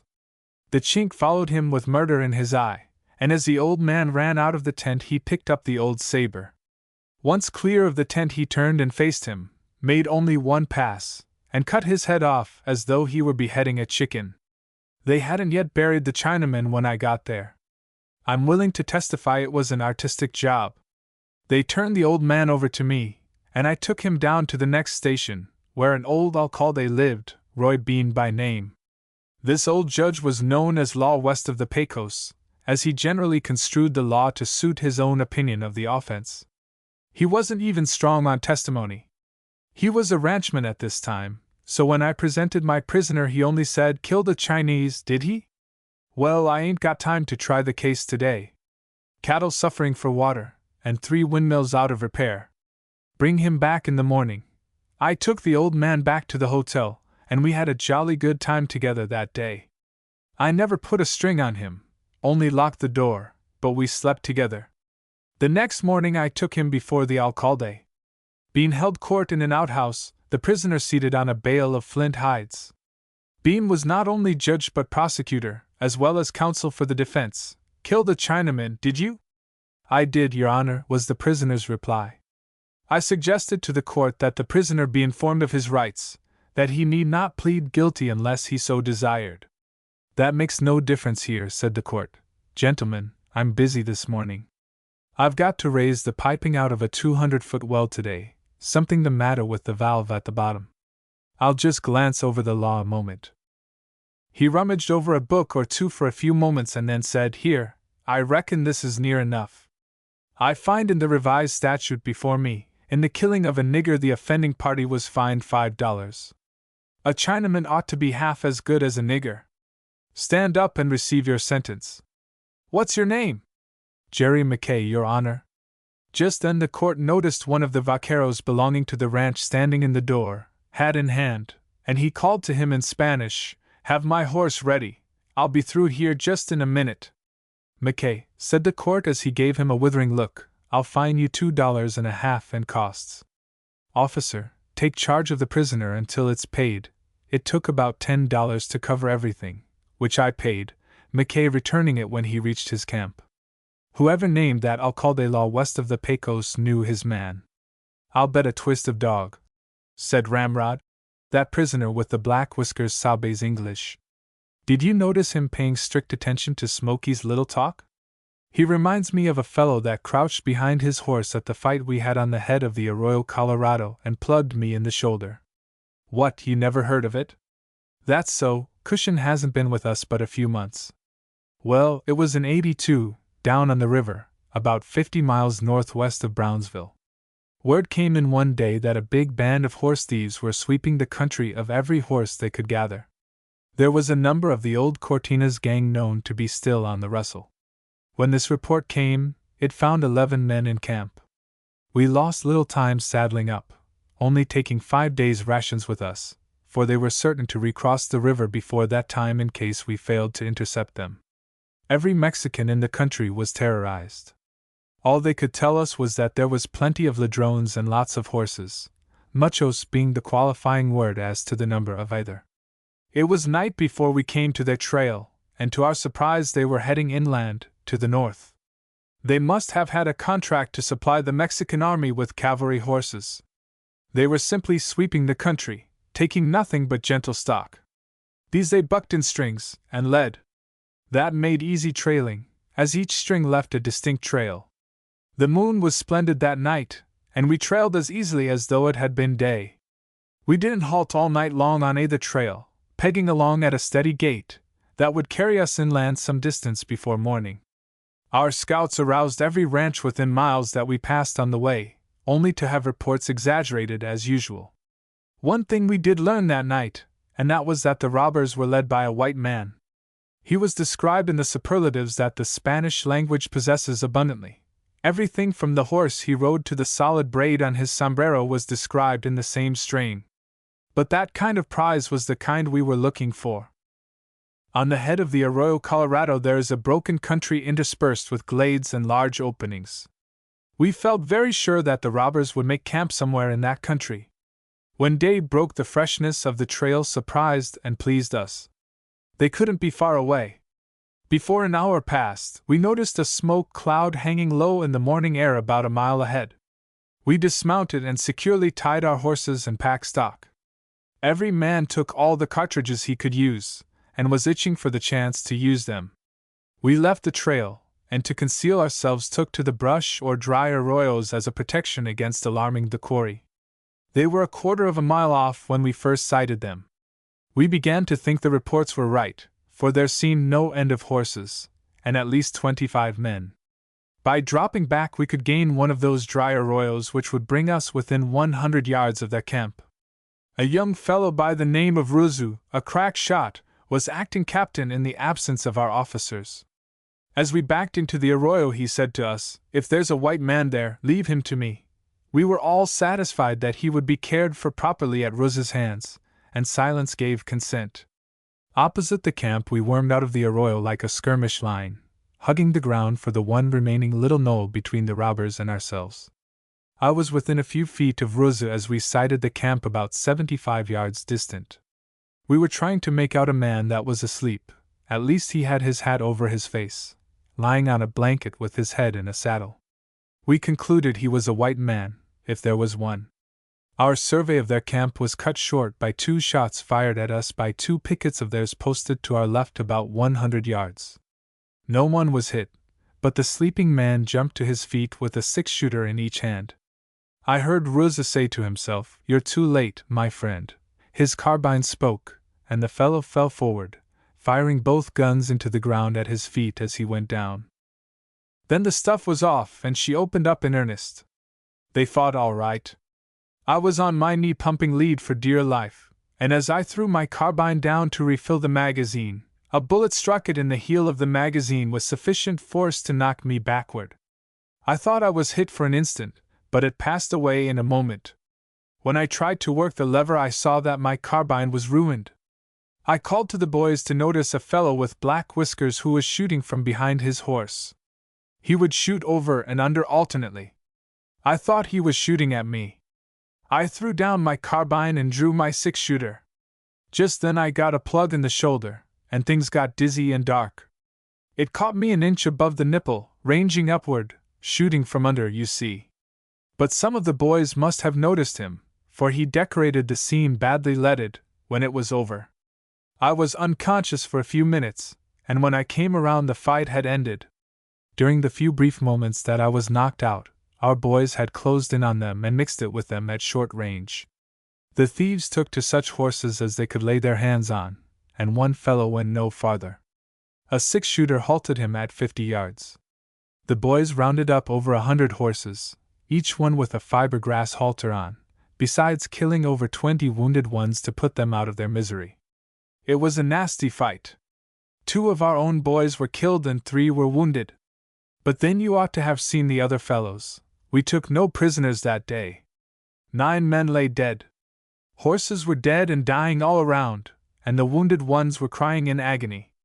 This white man proved to be a typical dandy, a queer leader for such a gang. He was dressed in buckskin throughout, while his sombrero was as fine as money could buy.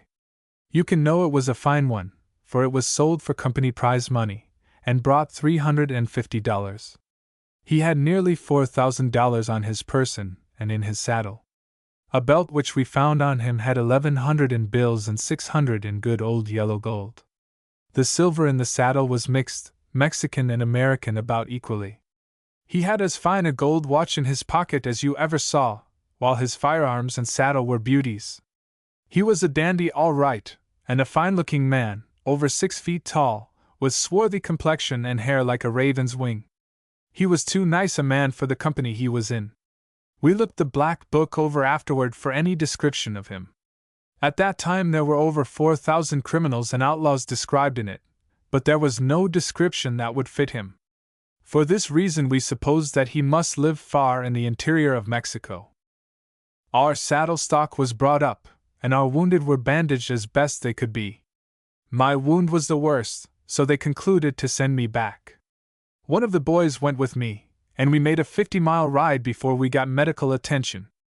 While I was in the hospital I got my divvy of the prize money, something over $400. When Ramrod had finished his narrative, he was compelled to submit to a cross-examination at the hands of Cushionfoot, for he delighted in a skirmish. All his questions being satisfactorily answered, Cushionfoot drew up his saddle alongside of where Ramrod lay stretched on a blanket, and seated himself. This was a signal to the rest of us that he had a story, so we drew near, for he spoke so low that you must be near to hear him. His years on the frontier were rich in experience, though he seldom referred to them. Addressing himself to Ramrod, he began. You might live amongst these border Mexicans all your life and think you knew them, but every day you live you'll see new features about them. You can't calculate on them with any certainty. What they ought to do by any system of reasoning they never do. They will steal an article and then give it away. You've heard the expression robbing Peter to pay Paul. Well, my brother played the role of Paul once himself.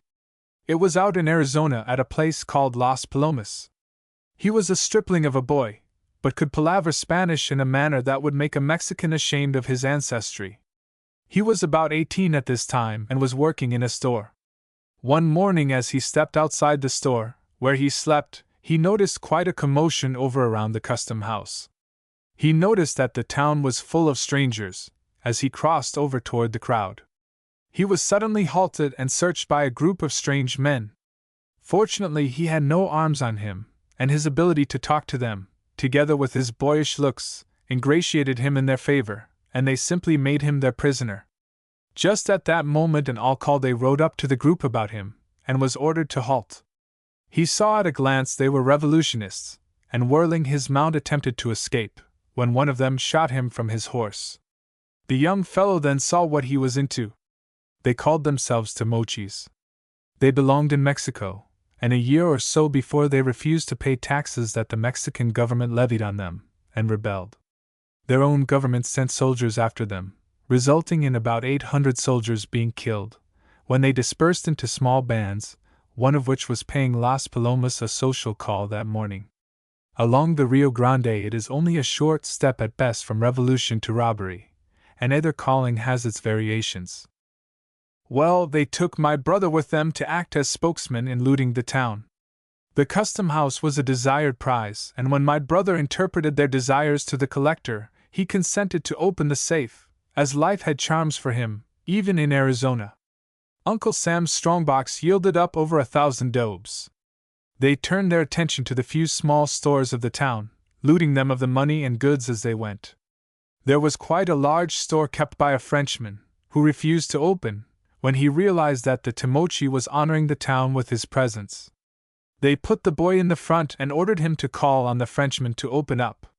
He said afterward that he put in a word for himself, telling him not to do any shooting through the door. After some persuasion the store was opened and proved to be quite a prize. Then they turned their attention to the store where the boy worked. He unlocked it and waved them in. He went into the cellar and brought up 6 bottles of imported French cognac, and invited the chief bandit and his followers to be good enough to join him. In the meantime they had piled up on the counter such things as they wanted. They made no money demand on him, the chief asking him to set a price on the things they were taking. He made a hasty inventory of the goods and gave the chief the figures, about $110. The chief opened a sack that they had taken from the custom house and paid the bill with a flourish. The chief then said that he had a favor to ask, that my brother should cheer for the revolutionists, to identify him as a friend. That was easy, so he mounted the counter and gave 3 cheers of Viva los Timochis. He got down off the counter, took the bandit by the arm, and led him to the rear, where with glasses in the air they drank to Viva los Timochis again. Then the chief and his men withdrew and recrossed the river. It was the best day's trade he had had in a long time. Now, here comes in the native. While the boy did everything from compulsion and policy, the native element looked upon him with suspicion. The owners of the store, knowing that this suspicion existed, advised him to leave, and he did. The 2 prisoners were sleeping soundly. Sleep comes easily to tired men, and soon all but the solitary guard were wrapped in sleep, to fight anew in Ranger's dreams scathless battles. There was not lacking the pathetic shade in the redemption of this state from crime and lawlessness. In the village burying ground of Round Rock, Texas, is a simple headstone devoid of any lettering save the name, Sam Bass. His long career of crime and lawlessness would fill a good-sized volume. He met his death at the hands of Texas Rangers. Years afterward, a woman, with all the delicacy of her sex, and knowing the odium that was attached to his career, came to this town from her home in the north and sought out his grave. As only a woman can, when some strong tie of affection binds, this woman went to work to mark the last resting place of the wayward man.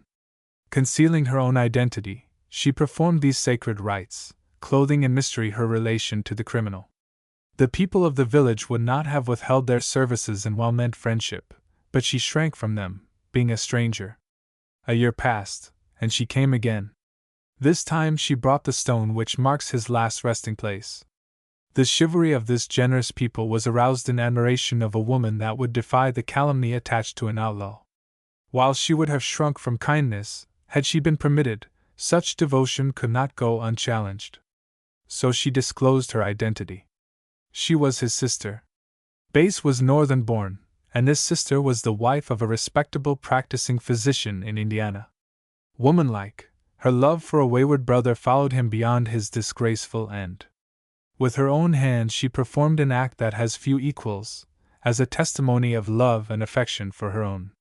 For many years afterward she came annually, her timidity having worn away after the generous reception accorded her at the hands of a hospitable people. 8 at Comanche Ford. "There's our ford," said Juan, our half-blood trailer, pointing to the slightest sag in a low range of hills distant 20 miles. We were Texas Rangers. It was nearly noon of a spring day, and we had halted on sighting our destination, Comanche Ford on the Concho River. Less than 3 days before, we had been lounging around camp, near Teepee City, 175 miles northeast of our present destination. A courier had reached us with an emergency order, which put every man in the saddle within an hour after its receipt. An outfit with 800 cattle had started west up the Concho. Their destination was believed to be New Mexico. Suspicion rested on them, as they had failed to take out inspection papers for moving the cattle, and what few people had seen them declared that one half the cattle were brand burnt or blotched beyond recognition. Besides, they had an outfit of 20 heavily armed men, or twice as many as were required to manage a herd of that size. Our instructions were to make this crossing with all possible haste, and if our numbers were too few, there to await assistance before dropping down the river to meet the herd. When these courier orders reached us at Teepee, they found only 12 men in camp, with not an officer above a corporal. Fortunately we had Dad Root with us, a man whom every man in our company would follow as though he had been our captain. He had not the advantage in years that his name would indicate, but he was an exceedingly useful man in the service. He could resight a gun, shoe a horse, or empty a 6-shooter into a tree from the back of a running horse with admirable accuracy. In dressing a gunshot wound, he had the delicate touch of a woman. Every man in the company went to him with his petty troubles, and came away delighted. Therefore there was no question as to who should be our leader on this raid. No one but Dad was even considered. Sending a brief note to the Adjutant General by this same courier, stating that we had started with 12 men, we broke camp, and in less than an hour were riding southwest. One thing which played into our hands in making this forced ride was the fact that we had a number of extra horses on hand. For a few months previous we had captured quite a number of stolen horses, and having no chance to send into the settlements where they belonged, we used them as extra riding horses. With our pack mules light and these extra saddlers for a change, we covered the country rapidly. 16 hours a day in the saddle makes campfires far apart. Dad, too, could always imagine that a few miles farther on we would find a fine camping spot, and his views were law to us. We had been riding hard for an hour across a tableland known as Cibao Mesa, and now for the first time had halted at sighting our destination, yet distant 3 hours hard riding. "Boys," said Dad, "we'll make it early today. I know a fine camping spot near a big pool in the river. After supper we'll all take a swim, and feel as fresh as pond lilies." "Oh, we swim this evening, do we?" inquired Orchard. "That's a Christian idea, Dad, cleanliness, you know." Do we look as though a swim would improve our good looks? The fact that, after a ride like the one we were near finishing, every man of us was saturated with fine alkaline dust, made the latter question ludicrous. For this final ride we changed horses for the last time on the trip, and after a 3 hours' ride under a midday torrid sun, the shade of Concho's timber and the companionship of running water were ours. We rode with a whoop into the camp which Dad had had in his mind all morning, and found it a paradise. We fell out of our saddles, and tired horses were rolling and groaning all around us in a few minutes. The packs were unlashed with the same alacrity, while horses, mules, and men hurried to the water. With the exception of 2 horses on picket, it was a loose camp in a few moments' time. There was no thought of eating now, with such inviting swimming pools as the spring freshets had made. Dad soon located the big pool, for he had been there before, and shortly a dozen men floundered and thrashed around in it like a school of dolphins. On one side of the pool was a large sloping rock, from which splendid diving could be had. On this rock we gathered like kid goats on a stump, or sunned ourselves like lizards. To get the benefit of the deepest water, only one could dive at a time. We were so bronzed from the sun that when undressed the protected parts afforded a striking contrast to the brown bands about our necks. Orchard was sitting on the rock waiting for his turn to dive, when Long John, patting his naked shoulder, said admiringly, "Orchard, if I had as pretty a plump shoulder as you have, I'd have my picture taken kind of half careless like the girls do sometimes. Where one of those faraway looks, roll up your eyes, and throw up your head like you was listening for it to thunder. Then while in that attitude, act as if you didn't notice and let all your clothing fall entirely off your shoulder. If you'll have your picture taken that way and give me one, I'll promise you to set a heap of store by it, old man." Orchard looked over the edge of the rock at his reflection in the water, and ventured, "Wouldn't I need a shave? And oughtn't I to have a string of beads around my swan-like neck, with a few spangles on it to glitter and sparkle? I'd have to hold my right hand over this old gun scar in my left shoulder, so as not to mar the beauty of the picture. Remind me of it, John, and I'll have some taken, and you shall have one." A few minutes later Happy Jack took his place on the rim of the rock to make a dive, his magnificent physique of 6 feet and 200 pounds looming up like a Numidian cavalryman, when Dad observed, "How comes it, Jack, that you are so pitted in the face and neck with pox marks, and there's none on your body?" "Just because they come that way, I reckon," was the answer vouchsafed. "You may think I'm funning, lads, but I never felt so supremely happy in all my life as when I got well of the smallpox. I had $190 in my pocket when I took down with them, and only had 8 left when I got up and was able to go to work." Here, as he poised on tiptoe, with his hands gracefully arched over his head for a dive, he was arrested in the movement by a comment of one of the boys, to the effect that he couldn't see anything in that to make a man so supremely happy. He turned his head halfway round at the speaker, and never losing his poise, remarked, "Well, but you must recollect that there was 5 of us taken down at the same time, and the other 4 died." And he made a graceful spring, boring a hole in the water, which seethed around him, arising a moment later throwing water like a porpoise, as though he wouldn't exchange his position in life, humble as it was, with any one of 1,000 dead heroes. After an hour in the water and a critical examination of all the old gunshot wounds of our whole squad, and the consequent verdict that it was simply impossible to kill a man, we returned to camp and began getting supper. There was no stomach so sensitive amongst us that it couldn't assimilate bacon, beans, and black coffee. When we had done justice to the supper, the twilight hours of the evening were spent in making camp snug for the night. Every horse or mule was either picketed or hobbled. Every man washed his saddle blankets, as the long, continuous ride had made them rancid with sweat. The night air was so dry and warm that they would even dry at night. There was the usual target practice and the never-ending cleaning of firearms.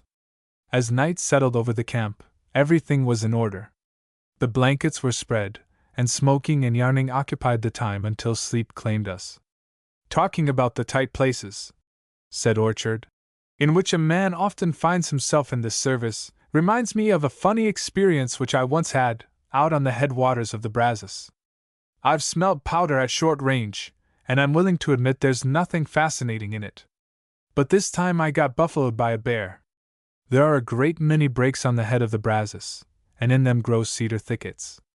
I forget now what the duty was that we were there on, but there were about 20 of us in the detachment at the time. One morning, shortly after daybreak, another lad and myself walked out to unhobble some extra horses which we had with us. The horses had strayed nearly a mile from camp, and when we found them they were cutting up as if they had been eating loco weed for a month. When we came up to them, we saw that they were scared. These horses couldn't talk, but they told us that just over the hill was something they were afraid of. We crept up the little hill, and there over in a draw was the cause of their fear, a big old lank cinnamon. He was feeding along, heading for a thicket of about 10 acres. The lad who was with me stayed and watched him, while I hurried back, unhobbled the horses, and rushed them into camp. I hustled out every man, and they cinched their hulls on those horses rapidly. By the time we had reached the lad who had stayed to watch him, the bear had entered the thicket, but unalarmed. Some fool suggested the idea that we could drive him out in the open and rope him. The lay of the land would suggest such an idea, for beyond this motte of cedar lay an impenetrable thicket of over 100 acres, which we thought he would head for if alarmed. There was a ridge of a divide between these cedar breaks, and if the bear should attempt to cross over, he would make a fine mark for a rope. Well, I always was handy with a rope, and the boys knew it, so I and 3 others who could twirl a rope were sent around on this divide, to rope him in case he came out. The others left their horses and made a half-circle drive through the grove, beating the brush and burning powder, as though it didn't cost anything. We ropers up on the divide scattered out, hiding ourselves as much as we could in the broken places. We wanted to get him out in the clear in case he played nice. He must have been a sullen old fellow, for we were beginning to think they had missed him, or he had holed, when he suddenly lumbered out directly opposite me and ambled away towards the big thicket. I was riding a cream-colored horse, and he was as good a one as ever was built on 4 pegs, except that he was nervous. He had never seen a bear, and when I gave him the rowel, he went after that bear like a cat after a mouse. The first sniff he caught of the bear, he whirled quicker than lightning, but I had made my cast, and the loop settled over Mr. Bear's shoulders, with one of his 4 feet through it.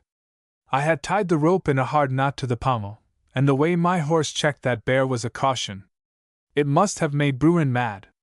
My horse snorted and spun round like a top, and in less time than it takes to tell it, there was a bear, a cream-colored horse, and a man sandwiched into a pile on the ground, and securely tied with a 3/8-inch rope. The horse had lashed me into the saddle by winding the rope, and at the same time windlassed the bear in on top of us. The horse cried with fear as though he was being burnt to death, while the bear grinned and blew his breath in my face. The running noose in the rope had cut his wind so badly, he could hardly offer much resistance. It was a good thing he had his wind cut, or he would have made me sorry I enlisted. I didn't know it at the time, but my 6-shooter had fallen out of the holster, while the horse was lying on my carbine. The other 3 rode up and looked at me, and they all needed killing. Horse, bear, and man were so badly mixed up, they dared not shoot. One laughed till he cried, another one was so near limp he looked like a ghost, while one finally found his senses and, dismounting, cut the rope in 6 places and untied the bundle. My horse floundered to his feet and ran off, but before the bear could free the noose, the boys got enough lead into him at close quarters to hold him down. The entire detachment came out of the thicket, and their hilarity knew no bounds. I was the only man in the crowd who didn't enjoy the bear chase. Right then I made a resolve that hereafter, when volunteers are called for to rope a bear, my accomplishments in that line will remain unmentioned by me. I'll eat my breakfast first, anyhow, and think it over carefully. Dogs and horses are very much alike about a bear, said one of the boys. Take a dog that never saw a bear in his life, and let him get a sniff of one, and he'll get up his bristles like a javelin and tuck his tail and look about for good backing or a clear field to run. Long John showed symptoms that he had some yarn to relate, so we naturally remained silent to give him a chance, in case the spirit moved in him. Throwing a brand into the fire after lighting his cigarette, he stretched himself on the ground, and the expected happened. A few years ago, while rangering down the country, said he, 4 of us had trailed some horse thieves down on the Rio Grande, when they gave us the slip by crossing over into Mexico. We knew the thieves were just across the river, so we hung around a few days, in the hope of catching them, for if they should recross into Texas they were our meat. Our plans were completely upset the next morning, by the arrival of 20 United States cavalrymen on the cold trail of 4 deserters. The fact that these deserters were 5 days ahead and had crossed into Mexico promptly on reaching the river did not prevent this squad of soldiers from notifying both villages on each side of the river as to their fruitless errand. They couldn't follow their own any farther, and they managed to scare our quarry into hiding in the interior. We waited until the soldiers returned to the post, when we concluded we would take a little pyre over into Mexico on our own account.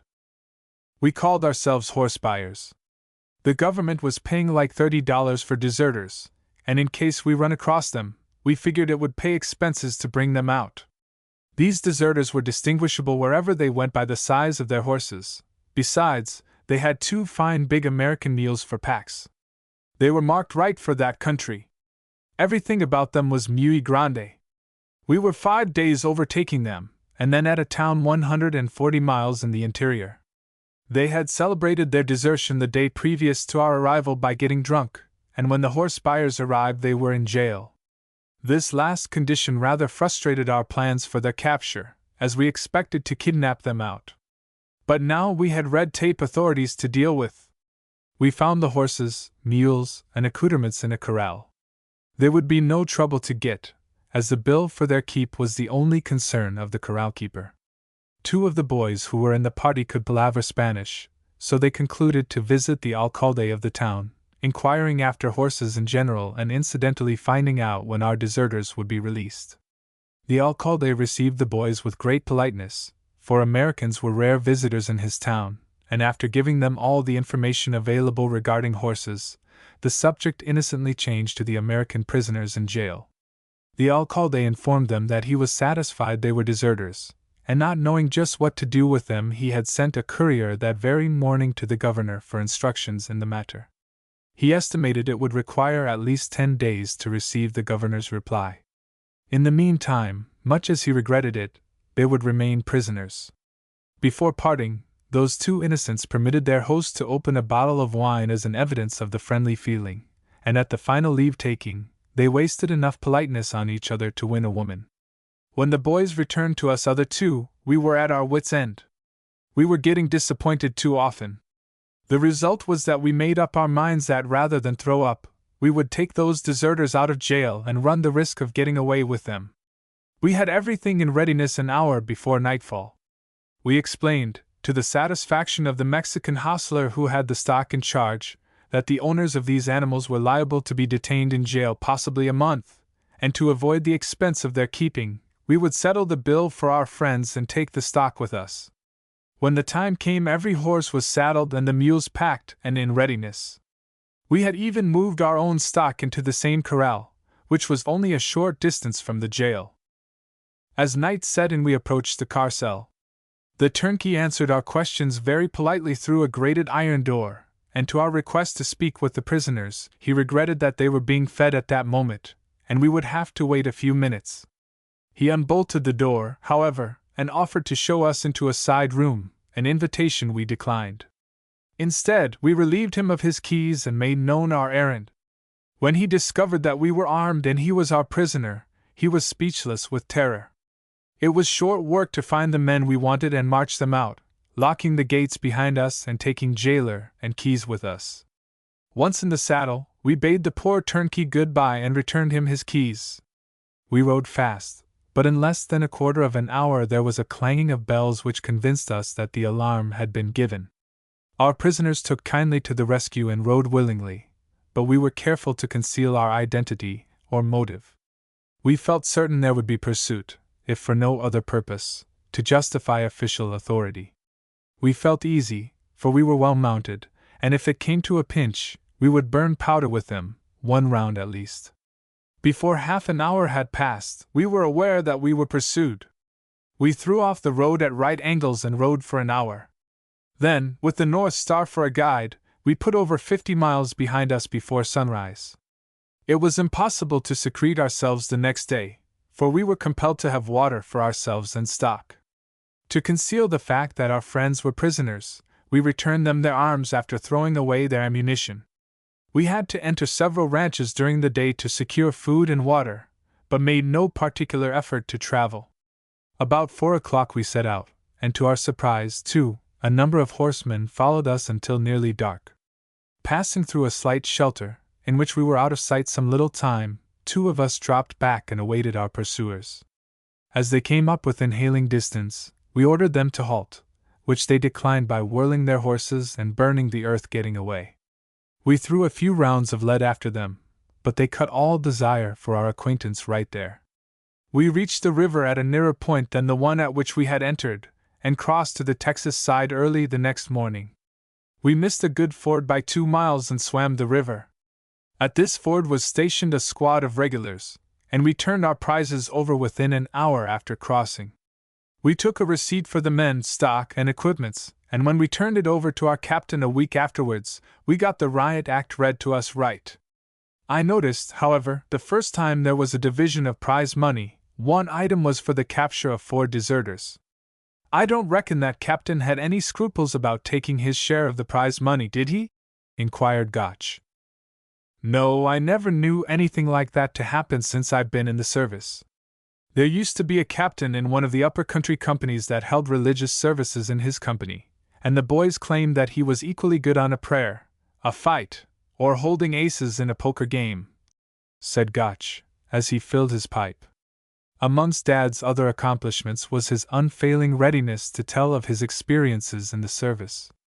So after he had looked over the camp in general, he joined the group of lounging smokers and told us of an Indian fight in which he had participated.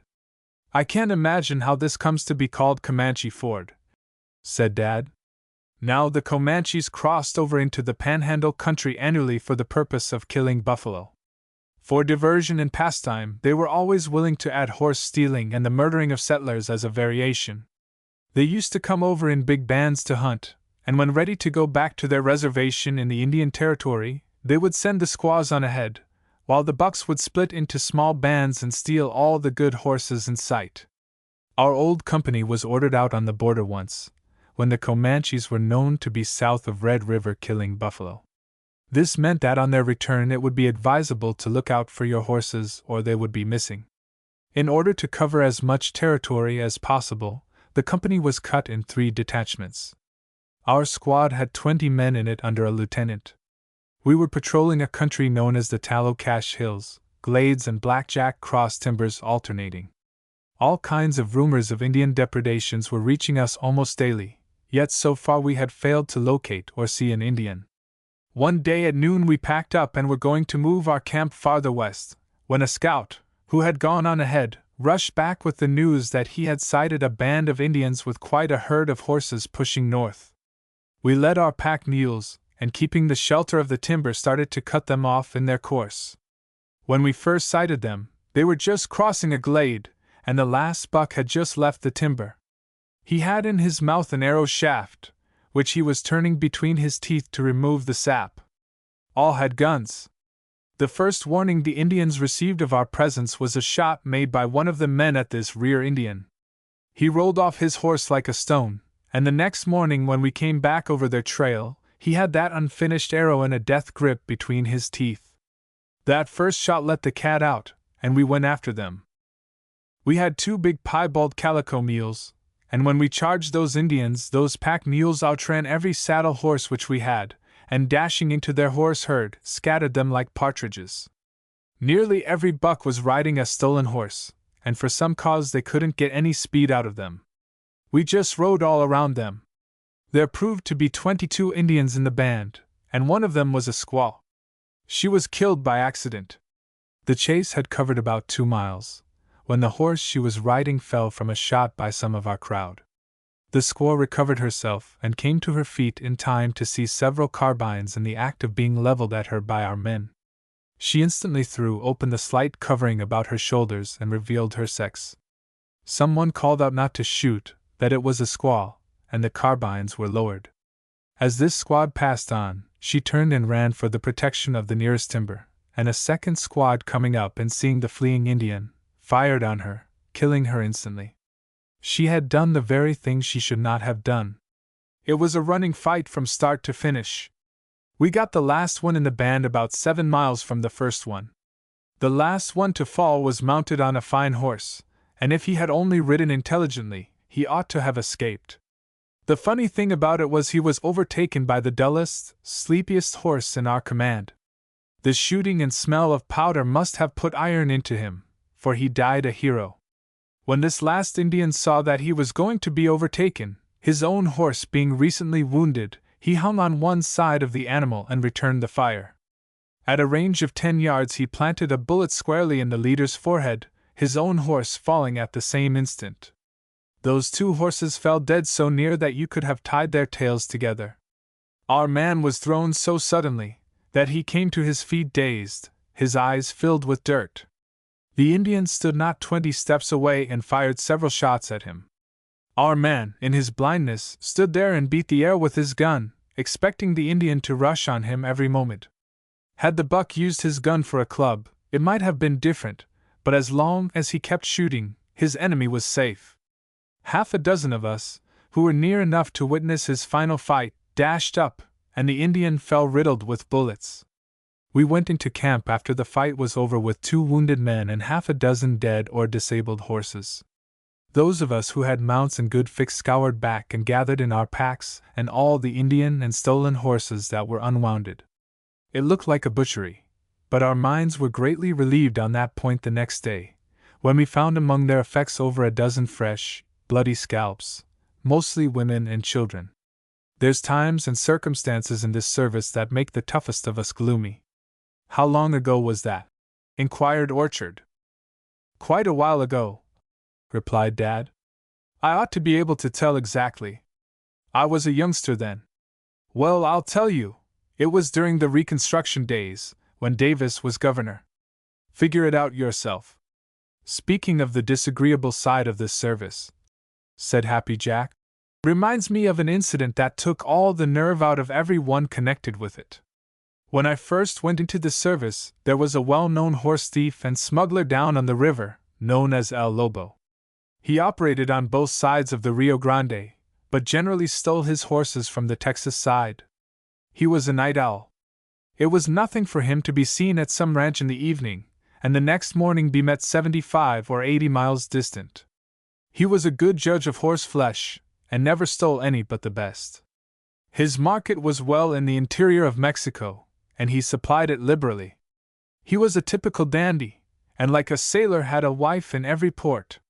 That was his weak point, and there's where we attacked him. He had made all kinds of fun of this service, and we concluded to have him at any cost. Accordingly, we located his women and worked on them. Mexican beauty is always overrated, but one of his conquests in that line came as near being the ideal for a rustic beauty as that nationality produces. This girl was about 20, and lived with a questionable mother at a ranchito back from the river about 30 miles. In form and feature there was nothing lacking, while the smoldering fire of her black eyes would win saint or thief alike. Born in poverty and ignorance, she was a child of circumstance, and fell an easy victim to El Lobo, who lavished every attention upon her. There was no present too costly for him, and on his periodical visits he dazzled her with gifts. But infatuations of that class generally have an end, often a sad one. We had a half-blood in our company, who was used as a rival to El Lobo in gathering any information that might be afloat, and at the same time, when opportunity offered, in sowing the wormwood of jealousy. This was easy, for we collected every item in the form of presents he ever made her rival senoritas. When these forces were working, our half-blood pushed his claims for recognition. Our wages and prize money were at his disposal, and in time they won. The neglect shown her by El Lobo finally turned her against him, apparently, and she agreed to betray his whereabouts the first opportunity, on one condition. And that was, that if we succeeded in capturing him, we were to bring him before her, that she might, in his helplessness, taunt him for his perfidy towards her. We were willing to make any concession to get him, so this request was readily granted. The deserted condition of the ranchito where the girl lived was to our advantage as well as his. The few families that dwelt there had their flocks to look after, and the coming or going of a passer-by was scarcely noticed. Our man on his visits carefully concealed the fact that he was connected with this service, for El Lobo's lavish use of money made him friends wherever he went, and afforded him all the seclusion he needed. It was over a month before the wolf made his appearance, and we were informed of the fact. He stayed at an outside pastor's camp, visiting the ranch only after dark. A corral was mentioned, where within a few days' time, at the farthest, he would pen a bunch of saddle horses. There had once been wells at this branding pen, but on their failing to furnish water continuously they had been abandoned. El Lobo had friends at his command to assist him in securing the best horses in the country. So accordingly we planned to pay our respects to him at these deserted wells. The second night of our watch, we were rewarded by having 3 men drive into these corrals about 20 saddle horses. They had barely time to tie their mounts outside and enter the pen, when 4 of us slipped in behind them and changed the program a trifle. El Lobo was one of the men. He was very polite and nice, but that didn't prevent us from ironing him securely, as we did his companions also. It was almost midnight when we reached the ranchito where the girl lived. We asked him if he had any friends at this ranch whom he wished to see. This he denied. When we informed him that by special request a lady wished to bid him farewell, he lost some of his bluster and bravado. We all dismounted, leaving 1 man outside with the other 2 prisoners, and entered a small yard where the girl lived. Our half-blood aroused her and called her out to meet her friend, El Lobo. The girl delayed us some minutes, and we apologized to him for the necessity of irons and our presence in meeting his dulce corazon. When the girl came out we were some distance from the jackal. There was just moonlight enough to make her look beautiful. As she advanced, she called him by some pet name in their language, when he answered her gruffly, accusing her of treachery, and turned his back upon her. She approached within a few feet, when it was noticeable that she was racked with emotion, and asked him if he had no kind word for her. Turning on her, he repeated the accusation of treachery, and applied a vile expression to her. That moment the girl flashed into a fiend, and throwing a shawl from her shoulders, revealed a pistol, firing it twice before a man could stop her. El Lobo sank in his tracks, and she begged us to let her trample his lifeless body. Later, when composed, she told us that we had not used her any more than she had used us, in bringing him helpless to her. As things turned out, it looked that way. We lashed the dead thief on his horse and rode until daybreak, when we buried him. We could have gotten a big reward for him dead or alive, and we had the evidence of his death, but the manner in which we got it made it undesirable. El Lobo was missed, but the manner of his going was a secret of 4 men and a Mexican girl. The other 2 prisoners went over the road, and we even reported to them that he had attempted to strangle her, and we shot him to save her. Something had to be said. The smoking and yarning had ended. Darkness had settled over the camp but a short while, when every one was sound asleep. It must have been near midnight when a number of us were aroused by the same disturbance. The boys sat bolt upright and listened eagerly. We were used to being awakened by shots, and the cause of our sudden awakening was believed to be the same, a shot. While the exchange of opinion was going the round, all anxiety on that point was dispelled by a second shot, the flash of which could be distinctly seen across the river below the ford. As Dad stood up and answered it with a shrill whistle, every man reached for his carbine and flattened himself out on the ground. The whistle was answered, and shortly the splash of quite a cavalcade could be heard fording the river. Several times they halted, our fire having died out, and whistles were exchanged between them and Root. When they came within 50 yards of camp and their outlines could be distinguished against the skyline in the darkness, they were ordered to halt, and a dozen carbines clicked in accompaniment to the order. "Who are you?" demanded Root. "A detachment from Company M, Texas Rangers," was the reply. "If you are Rangers, give us a maxim of the service," said Dad.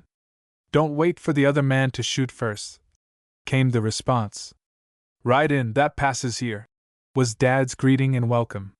They were a detachment of 15 men, and had ridden from the Pecos on the south, nearly the same distance which we had come.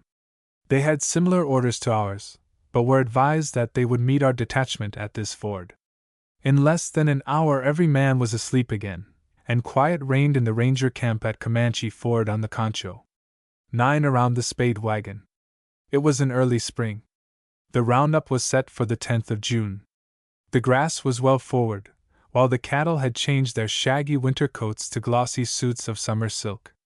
The brands were as readable as an alphabet. It was one day yet before the roundup of the Cherokee Strip. This strip of leased Indian lands was to be worked in 3 divisions. We were on our way to represent the Coldwater Pool in the Western Division, on the annual roundup. Our outfit was 4 men and 30 horses. We were to represent a range that had 12,000 cattle on it, a total of 47 brands. We had been in the saddle since early morning, and as we came out on a narrow divide, we caught our first glimpse of the cottonwoods at Antelope Springs, the rendezvous for this division. The setting sun was scarcely half an hour high, and the camp was yet 5 miles distant. We had covered 60 miles that day, traveling light, our bedding lashed on gentle saddle horses. We rode up the mesa quite a little distance to avoid some rough, broken country, then turned southward toward the springs. Before turning off, we could see with the naked eye signs of life at the meeting point. The wagon sheets of half a dozen chuck wagons shone white in the dim distance, while small bands of saddle horses could be distinctly seen grazing about. When we halted at noon that day to change our mounts, we sighted to the northward some 7 miles distant an outfit similar to our own. We were on the lookout for this cavalcade. They were supposed to be the Spade outfit, on their way to attend the roundup in the Middle Division, where our pasture lay. This year, as in years past, we had exchanged the courtesies of the range with them. Their men on our division were made welcome at our wagon, and we on theirs were extended the same courtesy. For this reason we had hoped to meet them and exchange the chronicle of the day, concerning the condition of cattle on their range, the winter drift, and who would be captain this year on the Western Division, but had traveled the entire day without meeting a man. Night had almost set in when we reached the camp, and to our satisfaction and delight found the Spade wagon already there, though their men and horses would not arrive until the next day. To hungry men like ourselves, the welcome of their cook was hospitality in the fullest sense of the word. We stretched ropes from the wagon wheels, and in a few moments' time were busy hobbling our mounts. Darkness had settled over the camp as we were at this work, while an occasional horseman rode by with the common inquiry, "Whose outfit is this?"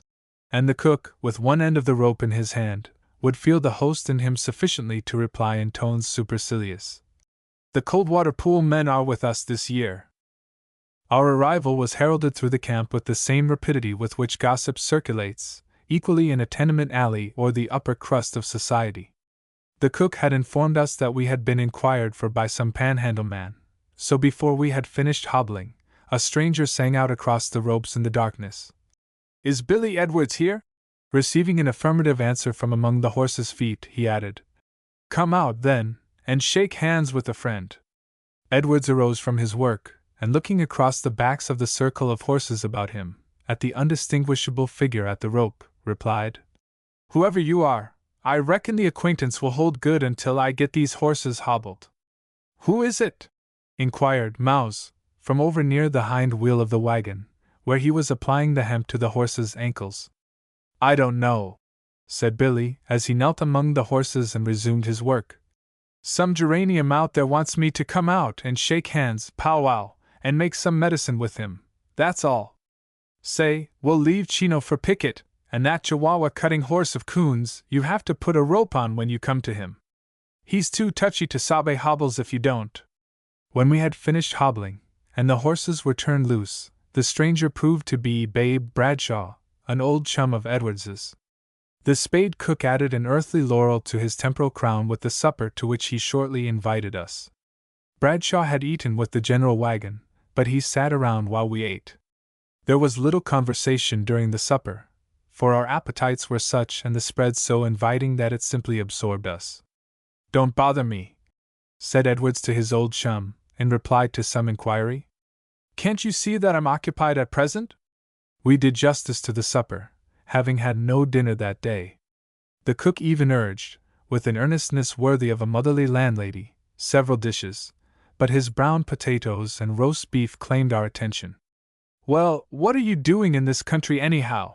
Inquired Edwards of Bradshaw, when the inner man had been thoroughly satisfied. Well, sir, I have a document in my pocket, with sealing wax but no ribbons on it, which says that I am the duly authorized representative of the Panhandle Cattle Association. I also have a book in my pocket showing every brand and the names of its owners, and there's a whole raft of them. I may go to St. Louis to act as inspector for my people when the roundup ends. You're just as windy as ever, babe, said Billy. Strange I didn't recognize you when you first spoke. You're getting natural now, though. I suppose you're borrowing horses, like all these special inspectors do. It's all right with me, but good men must be scarce in your section or you've improved rapidly since you left us. By the way, there is a man or four lying around here that also represents about 47 brands. Possibly you'd better not cut any of their cattle or you might get them cut back on you. Do you remember, said Babe, when I dissolved with the Ohio outfit and bought in with the LX people? When you what? Repeated Edwards. Well then, when I was discharged by the Ohios and got a job plowing fire guards with the LXs. Is that plain enough for your conception? I learned a lesson then that has served me since to good advantage. Don't hesitate to ask for the best job on the works, for if you don't you'll see someone get it that isn't as well qualified to fill it as you are. So if you happen to be in St. Louis, call around and see me at the Panhandle headquarters. Don't send in any card by a nigger, walk right in. I might give you some other pointers, but you couldn't appreciate them. You'll more than likely be driving a chuck wagon in a few years. These old cronies from boyhood sparred along in give-and-take repartee for some time, finally drifting back to boyhood days, while the harshness that pervaded their conversation before became mild and genial. Have you ever been back in old San Saba since we left? Inquired Edwards after a long meditative silence. Oh yes, I spent a winter back there 2 years ago, though it was hard lines to enjoy yourself. I managed to romance about for 2 or 3 months, sowing turnip seed and teaching dancing school. The girls that you and I knew are nearly all married. Whatever became of the O'Shea girls? Asked Edwards. You know that I was high card once with the eldest. You'd better comfort yourself with the thought, answered Babe, for you couldn't play third fiddle in her string now. You remember old Dennis O'Shea was land poor all his life. Well, in the land and cattle boom a few years ago he was picked up and set on a pedestal. It's wonderful what money can do. The old man was just common bog Irish all his life, until a cattle syndicate bought his lands and cattle for twice what they were worth. Then he blossomed into a capitalist. He always was a trifle hidebound. Get all you can and can all you get, took precedence and became the first law with your papa-in-law. The old man used to say that the prettiest sight he ever saw was the smoke arising from a snake branding iron. They moved to town, and have been to Europe since they left the ranch. Jed Lynch, you know, was smitten on the youngest girl. Well, he had the nerve to call on them after their return from Europe. He says that they live in a big house, their name's on the door, and you have to ring a bell, and then a nigger meets you. It must make a man feel awkward to live around a wagon all his days, and then suddenly change to style and put on a heap of dog. Jed says the red-headed girl, the middle one, married some fellow, and they live with the old folks. He says the other girls treated him nicely, but the old lady, she has got it bad. He says that she just languishes on a sofa, cuts into the conversation now and then, and simply swells up. She don't let the old man come into the parlor at all. Jed says that when the girls were describing their trip through Europe, one of them happened to mention Rome, when the old lady interrupted. Rome? Rome? Let me see, I've forgotten, girls. Where is Rome? Don't you remember when we were in Italy? Said one of the girls, trying to refresh her memory. Oh yes, now I remember. That's where I bought you girls such nice long red stockings. The girls suddenly remembered some duty about the house that required their immediate attention, and Jed says that he looked out of the window. So you think I've lost my number, do you? Commented Edwards, as he lay on his back and fondly patted a comfortable stomach. Well, possibly I have, but it's some consolation to remember that that very good woman that you're slandering used to give me the glad hand and cut the pie large when I called. I may be out of the game, but I'd take a chance yet if I were present, that's what. They were singing over at one of the wagons across the draw, and after the song ended, Bradshaw asked, "Whatever became of Renika Bill Hunter?" "Oh, he's drifting about," said Edwards. "Mouse here can tell you about him. They're old college chums." "Renika was working for the BQ people last summer," said Mouse, "but was discharged for hanging a horse, or rather he discharged himself. It seems that someone took a fancy to a horse in his mount.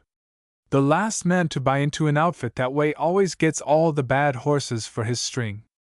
As Renika was a new man there, the result was that some excuse was given him to change, and they rung in a spoilt horse on him in changing. Being new that way, he wasn't on to the horses. The first time he tried to saddle this new horse he showed up bad. The horse trotted up to him when the rope fell on his neck, reared up nicely and playfully, and threw out his 4 feet, stripping the 3 upper buttons off Bill's vest pattern.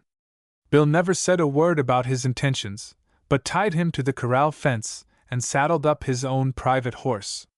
There were several men around camp, but they said nothing, being a party to the deal, though they noticed Bill riding away with the spoilt horse. He took him down on the creek about a mile from camp and hung him. How did he do it? Why, there was a big cottonwood grew on a bluff bank of the creek. One limb hung out over the bluff, over the bed of the creek. He left the running noose on the horse's neck, climbed out on this overhanging limb, taking the rope through a fork directly over the water. He then climbed down and snubbed the free end of the rope to a small tree, and began taking in his slack. When the rope began to choke the horse, he reared and plunged, throwing himself over the bluff. That settled his ever hurting anyone. He was hung higher than Haman. Bill never went back to the camp, but struck out for other quarters. There was a month's wages coming to him, but he would get that later or they might keep it. Life had charms for an old-timer like Bill, and he didn't hanker for any reputation as a bronco buster. It generally takes a verdant to pine for such honors. Last winter when Bill was riding the chuck line, he ran up against a new experience. It seems that some newcomer bought a range over on Black Bear. This new man sought to set at defiance the customs of the range. It was currently reported that he had refused to invite people to stay for dinner, and preferred that no one would ask for a night's lodging, even in winter. This was the gossip of the camps for miles around, so Bill and some juniper of a partner thought they would make a call on him and see how it was. They made it a point to reach his camp shortly after noon. They met the owner just coming out of the dugout as they rode up. They exchanged the compliments of the hour, when the new man turned and locked the door of the dugout with a padlock. Bill sparred around the main question, but finally asked if it was too late to get dinner, and was very politely informed that dinner was over. This latter information was, however, qualified with a profusion of regrets. After a confession of a hard ride made that morning from a camp many miles distant, Bill asked the chance to remain overnight. Again the travelers were met with serious regrets, as no one would be at camp that night, business calling the owner away. He was just starting then. The cowman led out his horse, and after mounting and expressing for the last time his sincere regrets that he could not extend to them the hospitalities of his camp, rode away. Bill and his partner moseyed in an opposite direction a short distance, and held a parley. Bill was so nonplussed at the reception that it took him some little time to collect his thoughts.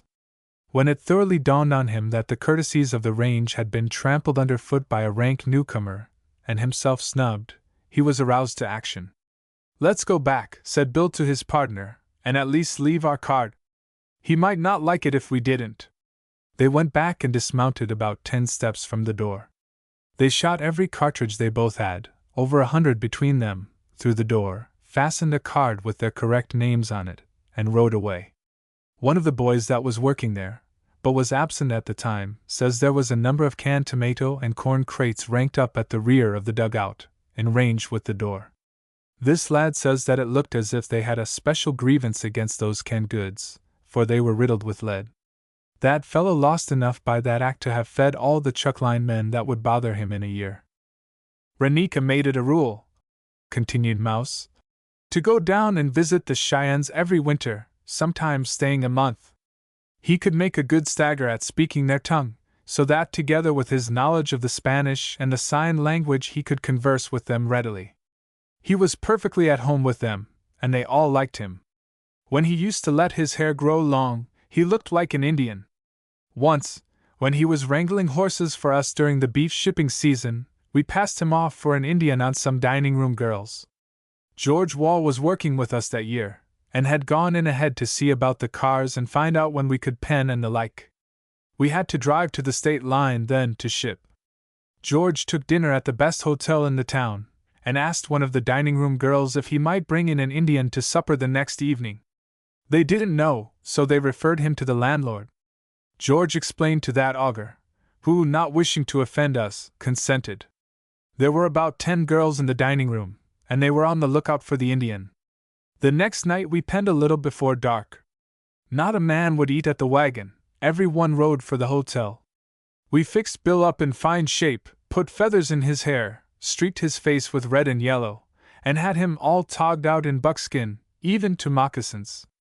As we entered the dining room, George led him by the hand, assuring all the girls that he was perfectly harmless. One long table accommodated us all. George, who sat at the head with our Indian on his right, begged the girls not to act as though they were afraid. He might notice it. Wall fed him pickles and lumped sugar until the supper was brought on. Then he pushed back his chair about 4 feet, and stared at the girls like an idiot. When George ordered him to eat, he stood up at the table. When he wouldn't let him stand, he took the plate on his knee, and ate one side dish at a time. Finally, when he had eaten everything that suited his taste, he stood up and signed with his hands to the group of girls, muttering, "Wahaw, wahaw." "He wants some more beef," said Wall. "Bring him some more beef." After a while he stood up and signed again, George interpreting his wants to the dining room girls, "Bring him some coffee. He's awful fond of coffee." That supper lasted an hour, and he ate enough to kill a horse. As we left the dining room, he tried to carry away a sugar bowl, but Wall took it away from him.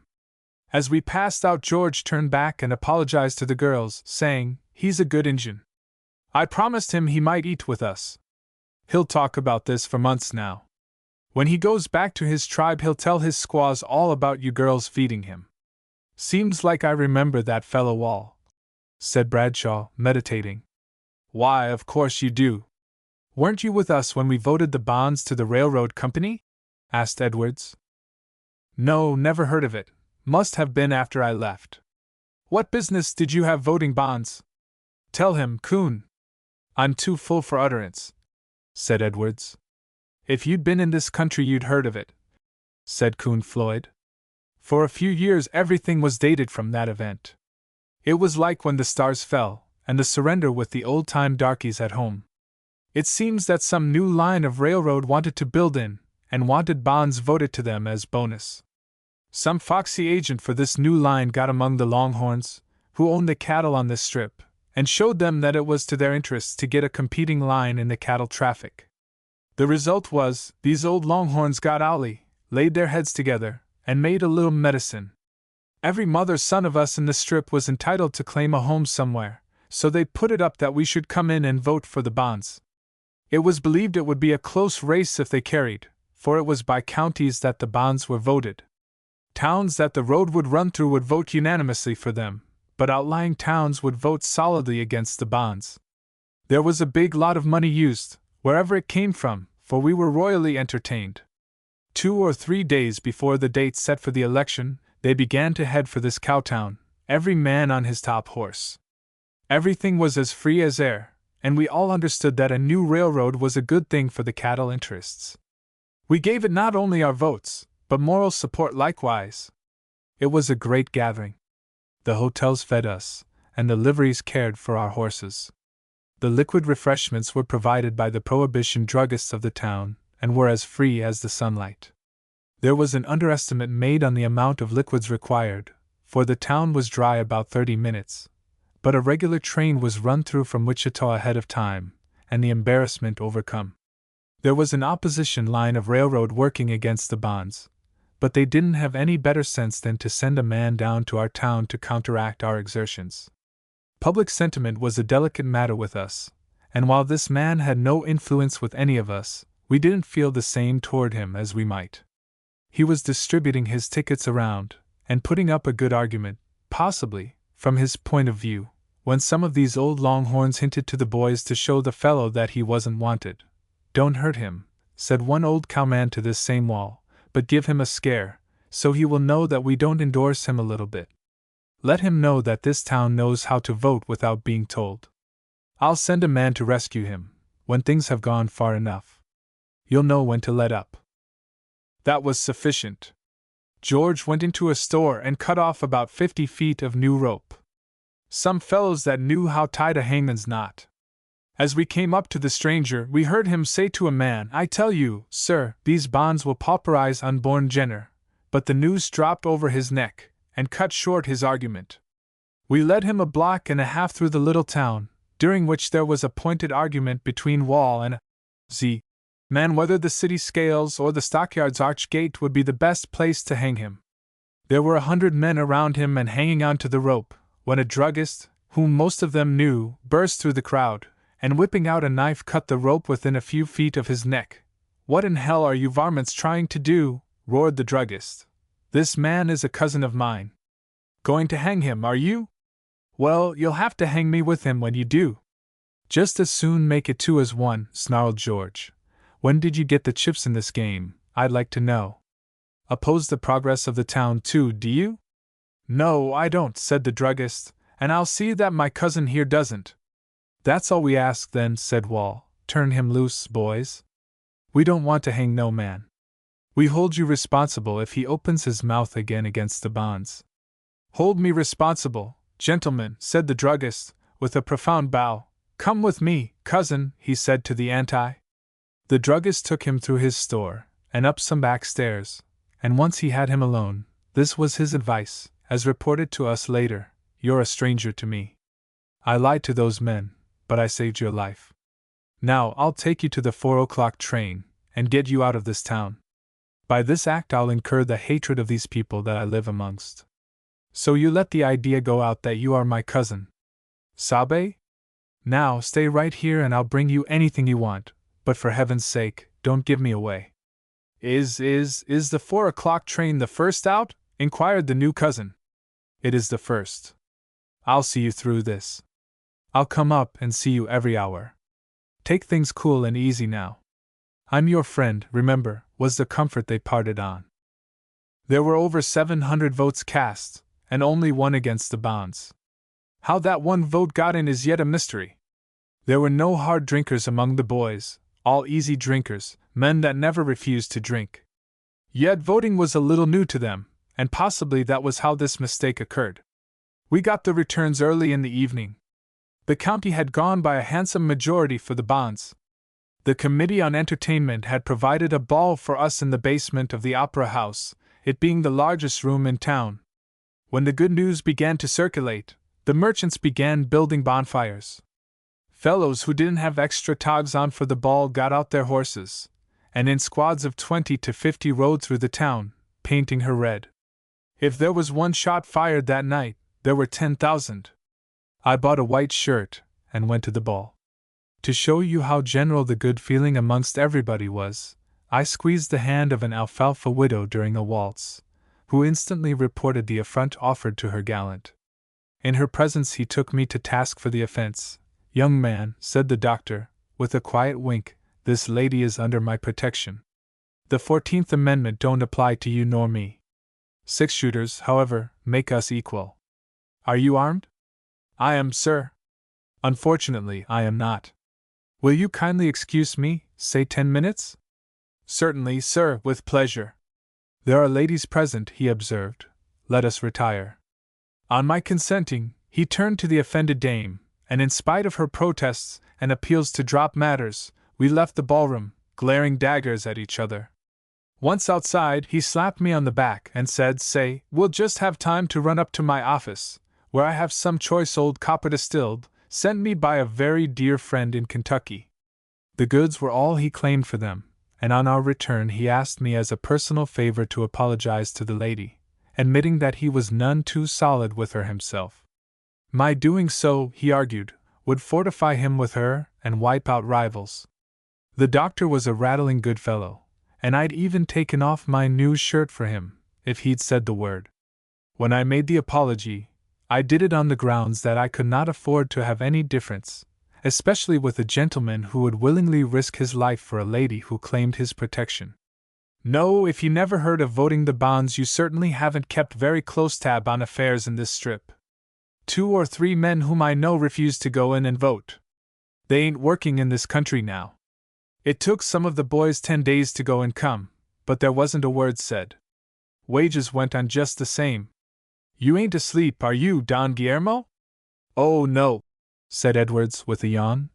I feel just like the nigger did when he eat his fill of possum, cornbread, and new molasses, pushed the platter away and said, "Go away, lasses, you done lost yo' sweetness."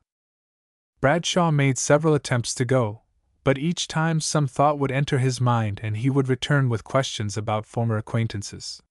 Finally he inquired, "Whatever became of that little fellow who was sick about your camp?" Edwards meditated until Mouse said, "He's thinking about little St. John, the fiddler." "Oh, yes, Patsy St. John, the little glass blower," said Edwards as he sat up on a roll of bedding. "He's dead long ago. Died at our camp. I did something for him that I've often wondered who would do the same for me. I closed his eyes when he died. You know he came to us with the mark on his brow. There was no escape, he had consumption. He wanted to live, and struggled hard to avoid going. Until 3 days before his death he was hopeful, always would tell us how much better he was getting, and everyone could see that he was gradually going. We always gave him gentle horses to ride, and he would go with us on trips that we were afraid would be his last. There wasn't a man on the range who ever said no to him. He was one of those little men you can't help but like, small physically, but with a heart as big as an ox's. He lived about 3 years on the range, was welcome wherever he went, and never made an enemy or lost a friend. He couldn't, it wasn't in him. I don't remember now how he came to the range, but think he was advised by doctors to lead an outdoor life for a change. He was born in the South, and was a glassblower by occupation. He would have died sooner, but for his pluck and confidence that he would get well. He changed his mind one morning, lost hope that he would ever get well, and died in 3 days. It was in the spring. We were going out one morning to put in a floodgate on the river, which had washed away in a freshet. He was ready to go along. He hadn't been on a horse in 2 weeks. No one ever pretended to notice that he was sick. He was sensitive if you offered any sympathy, so no one offered to assist, except to saddle his horse. The old horse stood like a kitten. Not a man pretended to notice, but we all saw him put his foot in the stirrup 3 different times and attempt to lift himself into the saddle. He simply lacked the strength. He asked one of the boys to unsaddle the horse, saying he wouldn't go with us. Some of the boys suggested that it was a long ride, and it was best he didn't go, that we would hardly get back until after dark. But we had no idea that he was so near his end. After we left, he went back to the shack and told the cook he had changed his mind, that he was going to die. That night, when we came back, he was lying on his cot. We all tried to jolly him, but each got the same answer from him, "I'm going to die." The outfit to a man was broke up about it, but all kept up a good front. We tried to make him believe it was only one of his bad days, but he knew otherwise. He asked Joe Box and Ham Rhodes, the 2 biggest men in the outfit, 6-footers and an inch each, to sit one on each side of his cot until he went to sleep. He knew better than any of us how near he was to crossing. But it seemed he felt safe between these 2 giants. We kept up a running conversation in jest with one another, though it was empty mockery. But he never pretended to notice. It was plain to us all that the fear was on him. We kept near the shack the next day, some of the boys always with him. The 3rd evening he seemed to rally, talked with us all, and asked if some of the boys would not play the fiddle. He was a good player himself. Several of the boys played old favorites of his, interspersed with stories and songs, until the evening was passing pleasantly. We were recovering from our despondency with this noticeable recovery on his part, when he whispered to his 2 big nurses to prop him up. They did so with pillows and parkers, and he actually smiled on us all. He whispered to Joe, who in turn asked the lad sitting on the foot of the cot to play Farewell, My Sunny Southern Home. Strange we had forgotten that old air, for it was a general favorite with us, and stranger now that he should ask for it. As that old familiar air was wafted out from the instrument, he raised his eyes, and seemed to wander in his mind as if trying to follow the refrain. Then something came over him, for he sat up rigid, pointing out his hand at the empty space, and muttered, "There stands Mother, now, under the oleanders. Who is that with her? Yes, I had a sister. Open the windows. It is getting dark, dark, dark." Large hands laid him down tenderly, but a fit of coughing came on. He struggled in a hemorrhage for a moment, and then crossed over to the waiting figures among the oleanders. Of all the broke-up outfits, we were the most dead tough men, bald like babies. I had a good one myself. When we came around to our senses, we all admitted it was for the best. Since he could not get well, he was better off. We took him next day about 10 miles and buried him with those freighters who were killed when the Pawnees raided this country. Some man will plant corn over their graves some day. As Edwards finished his story, his voice trembled and there were tears in his eyes. A strange silence had come over those gathered about the campfire. Mouse, to conceal his emotion, pretended to be asleep, while Bradshaw made an effort to clear his throat of something that would neither go up nor down, and failing in this, turned and walked away without a word. Silently we unrolled the beds, and with saddles for pillows and the dome of heaven for a roof, we fell asleep. The ransom of Don Ramon Mora. On the southern slope of the main tableland which divides the waters of the Nueces and Rio Grande rivers in Texas, lies the old Spanish land grant of Agua Dulce, and the rancho by that name. Twice within the space of 15 years was an appeal to the sword taken over the ownership of the territory between these rivers. Sparsely settled by the descendants of the original grantees, with an occasional American ranchman, it is today much the same as when the Treaty of Peace gave it to the stronger republic. This frontier on the south has undergone few changes in the last half-century, and no improvements have been made. Here the smuggler against both governments finds an inviting field. The bandit and the robber feel equally at home under either flag. Revolutionists hatch their plots against the powers that be. Sedition takes on life and finds adherents eager to bear arms and apply the torch. Within a dozen years of the close of the century just past, this territory was infested by a band of robbers, whose boldness has had few equals in the history of American brigandage. The Bedouins of the Orient justify their freebooting by accounting it a religious duty, looking upon every one against their faith as an infidel, and therefore common property. These bandits could offer no such excuse, for they plundered people of their own faith and blood. They were Mexicans, a hybrid mixture of Spanish atrocity and Indian cruelty. They numbered from 10 to 20, and for several months terrorized the Mexican inhabitants on both sides of the river. On the American side they were particular never to molest any one except those of their own nationality. These they robbed with impunity, nor did their victims dare to complain to the authorities, so thoroughly were they terrified and coerced. The last and most daring act of these marauders was the kidnapping of Don Ramon Mora, owner of the princely grant of Agua Dulce. Thousands of cattle and horses ranged over the vast acres of his ranch, and he was reputed to be a wealthy man. No one ever enjoyed the hospitality of Agua Dulce but went his way with an increased regard for its owner and his estimable Castilian family. The rancho lay back from the river probably 60 miles, and was on the border of the chaparral, which was the rendezvous of the robbers. Don Ramon had a pleasant home in one of the river towns. One June he and his family had gone to the ranch, intending to spend a few weeks there. He had notified cattle buyers of this vacation, and had invited them to visit him there either on business or pleasure.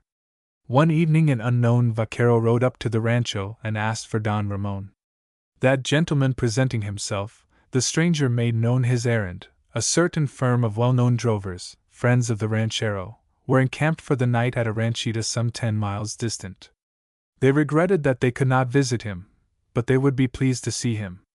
They gave as an excuse for not calling that they were driving quite a herd of cattle, and the corrals at this little ranch were unsafe for the number they had, so that they were compelled to hold outside or night herd. This very plausible story was accepted without question by Don Ramon, who well understood the handling of herds. Inviting the messenger to some refreshment, he ordered his horse saddled and made preparation to return with this pseudo-vaquero. Telling his family that he would be gone for the night, he rode away with the stranger.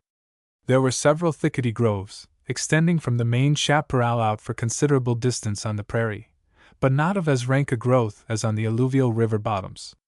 These thickets were composed of thorny underbrush, frequently as large as fruit trees and of a density which made them impenetrable, except by those thoroughly familiar with the few established trails. The road from Agua Dulce to the ranchita was plain and well known, yet passing through several arms of the main body of the chaparral.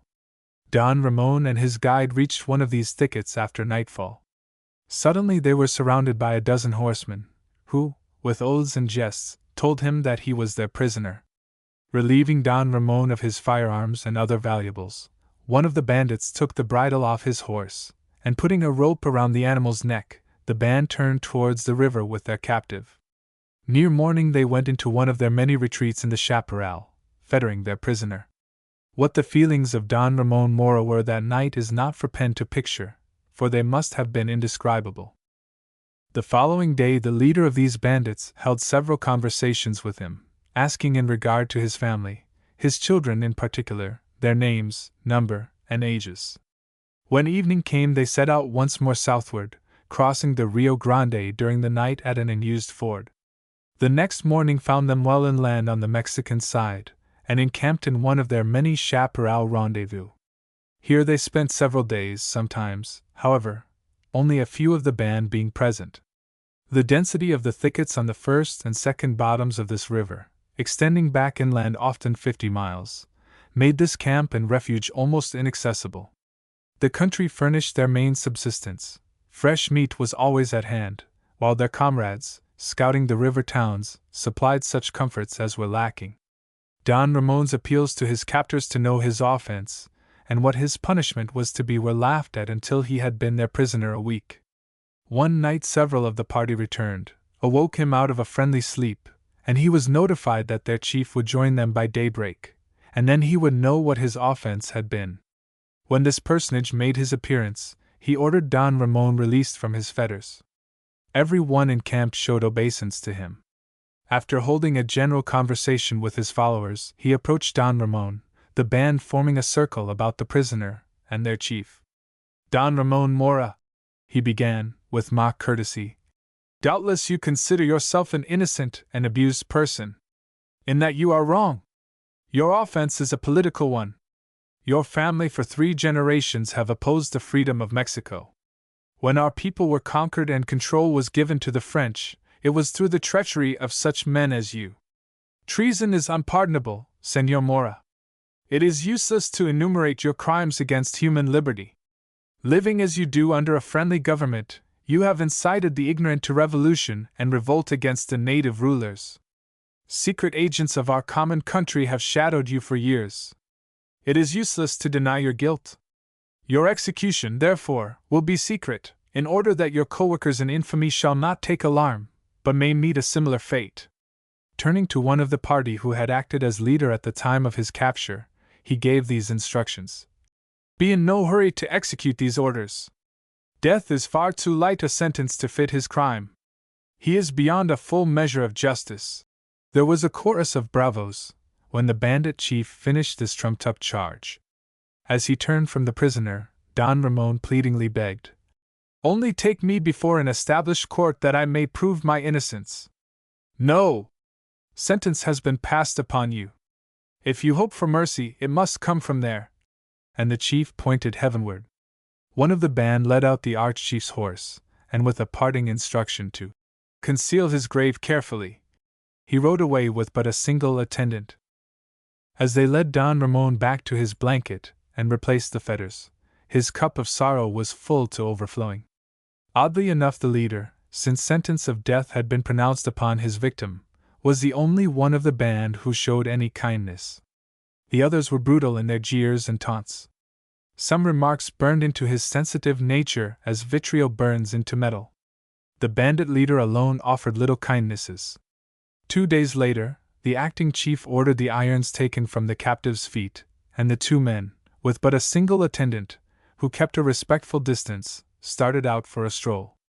The bandit chief expressed his regret at the sad duty which had been allotted him, and assured Don Ramon that he would gladly make his time as long as was permissible. "I thank you for your kindness," said Don Ramon. "But is there no chance to be given me to prove the falsity of these charges? Am I condemned to die without a hearing? There is no hope from that source." "Is there any hope from any source?" "Scarcely," replied the leader. "And still, if we could satisfy those in authority over us that you had been executed as ordered, and if my men could be bribed to certify the fact if necessary, and if you pledge us to quit the country forever, who would know to the contrary? True, our lives would be in jeopardy, and it would mean death to you if you betrayed us." "Is this possible?" asked Don Ramon excitedly. "The color of gold makes a good many things possible. I would gladly give all I possess in the world for 1 hour's peace in the presence of my family, even if in the next my soul was summoned to the bar of God. True, in lands and cattle I am wealthy, but the money at my command is limited, though I wish it were otherwise. It is a fortunate thing that you are a man of means. Say nothing to your guards, and I will have a talk this very night with 2 men whom I can trust, and we will see what can be done for you. Come, senor, don't despair, for I feel there is some hope," concluded the bandit. The family of Don Ramon were uneasy but not alarmed by his failure to return to them the day following his departure. After 2 days had passed, during which no word had come from him, his wife sent an old servant to see if he was still at the ranchita. There the man learned that his master had not been seen, nor had there been any drovers there recently. Under the promise of secrecy, the servant was further informed that, on the very day that Don Ramon had left his home, a band of robbers had driven into a corral at a ranch in the Monte a remudo of ranch horses, and asking no one's consent, had proceeded to change their mounts, leaving their own tired horses. This they did at noonday, without so much as a hand raised in protest, so terrified were the people of the ranch. On the servant's return to Agua Dulce, the alarm and grief of the family were pitiful, as was their helplessness. When darkness set in, Senora Mora sent a letter by a peon to an old family friend at his home on the river. The next night 3 men, for mutual protection, brought back a reply. From it these plausible deductions were made. That Don Ramon had been kidnapped for a ransom, that these bandits no doubt were desperate men who would let nothing interfere with their plans, that to notify the authorities and ask for help might end in his murder, and that if kidnapped for a ransom, overtures for his redemption would be made in due time. As he was entirely at the mercy of his captors, they must look for hope only from that source. If reward was their motive, he was worth more living than dead. This was the only consolation deduced. The letter concluded by advising them to meet any overture in strict confidence. As only money would be acceptable in such a case, the friend pledged all his means in behalf of Don Ramon should it be needed. These were anxious days and weary nights for this innocent family. The father, no doubt, would welcome death itself in preference to the rack on which he was kept by his captors. Time is not considered valuable in warm climates, and 2 weary days were allowed to pass before any conversation was renewed with Don Ramon. Then once more the chief had the fetters removed from his victim's ankles, with the customary guard within call. He explained that many of the men were away, and it would be several days yet before he could know if the outlook for his release was favorable. From what he had been able to learn so far, at least $50,000 would be necessary to satisfy the band, which numbered 20, 5 of whom were spies. They were poor men, he further explained, many of them had families, and if they accepted money in a case like this, self-banishment was the only safe course, as the political society to which they belonged would place a price on their heads if they were detected. "The sum mentioned is a large one," commented Don Ramon, "but it is nothing to the mental anguish that I suffer daily. If I had time and freedom, the money might be raised. But as it is doubtful if I could command 1/5 of it." "You have a son," said the chief, "a young man of 20. Could he not as well as yourself raise this amount? A letter could be placed in his hands stating that a political society had sentenced you to death, and that your life was only spared from day to day by the sufferance of your captors. Ask him to raise this sum, tell him it would mean freedom and restoration to your family." Could he not do this as well as you? If time were given him, possibly. Can I send him such a letter? Pleaded Don Ramon, brightening with the hope of this new opportunity. It would be impossible at present. The consent of all interested must first be gained. Our responsibility then becomes greater than yours. No false step must be taken. Tomorrow is the soonest that we can get a hearing with all. There must be no dissenters to the plan or it fails, and then, well, the execution has been delayed long enough. Thus the days wore on. The absence of the band, except for the few who guarded the prisoner, was policy on their part. They were receiving the news from the river villages daily, where the friends of Don Ramon discussed his absence in whispers. Their system of espionage was as careful as their methods were cruel and heartless. They even got reports from the ranch that not a member of the family had ventured away since its master's capture. The local authorities were inactive. The bandits would play their cards for a high ransom. Early one morning after a troubled night's rest, Don Ramon was awakened by the arrival of the robbers, several of whom were boisterously drunk. It was only with curses and drawn arms that the chief prevented these men from committing outrages on their helpless captive. After coffee was served, the chief unfolded his plot to them, with Don Ramon as a listener to the proceedings.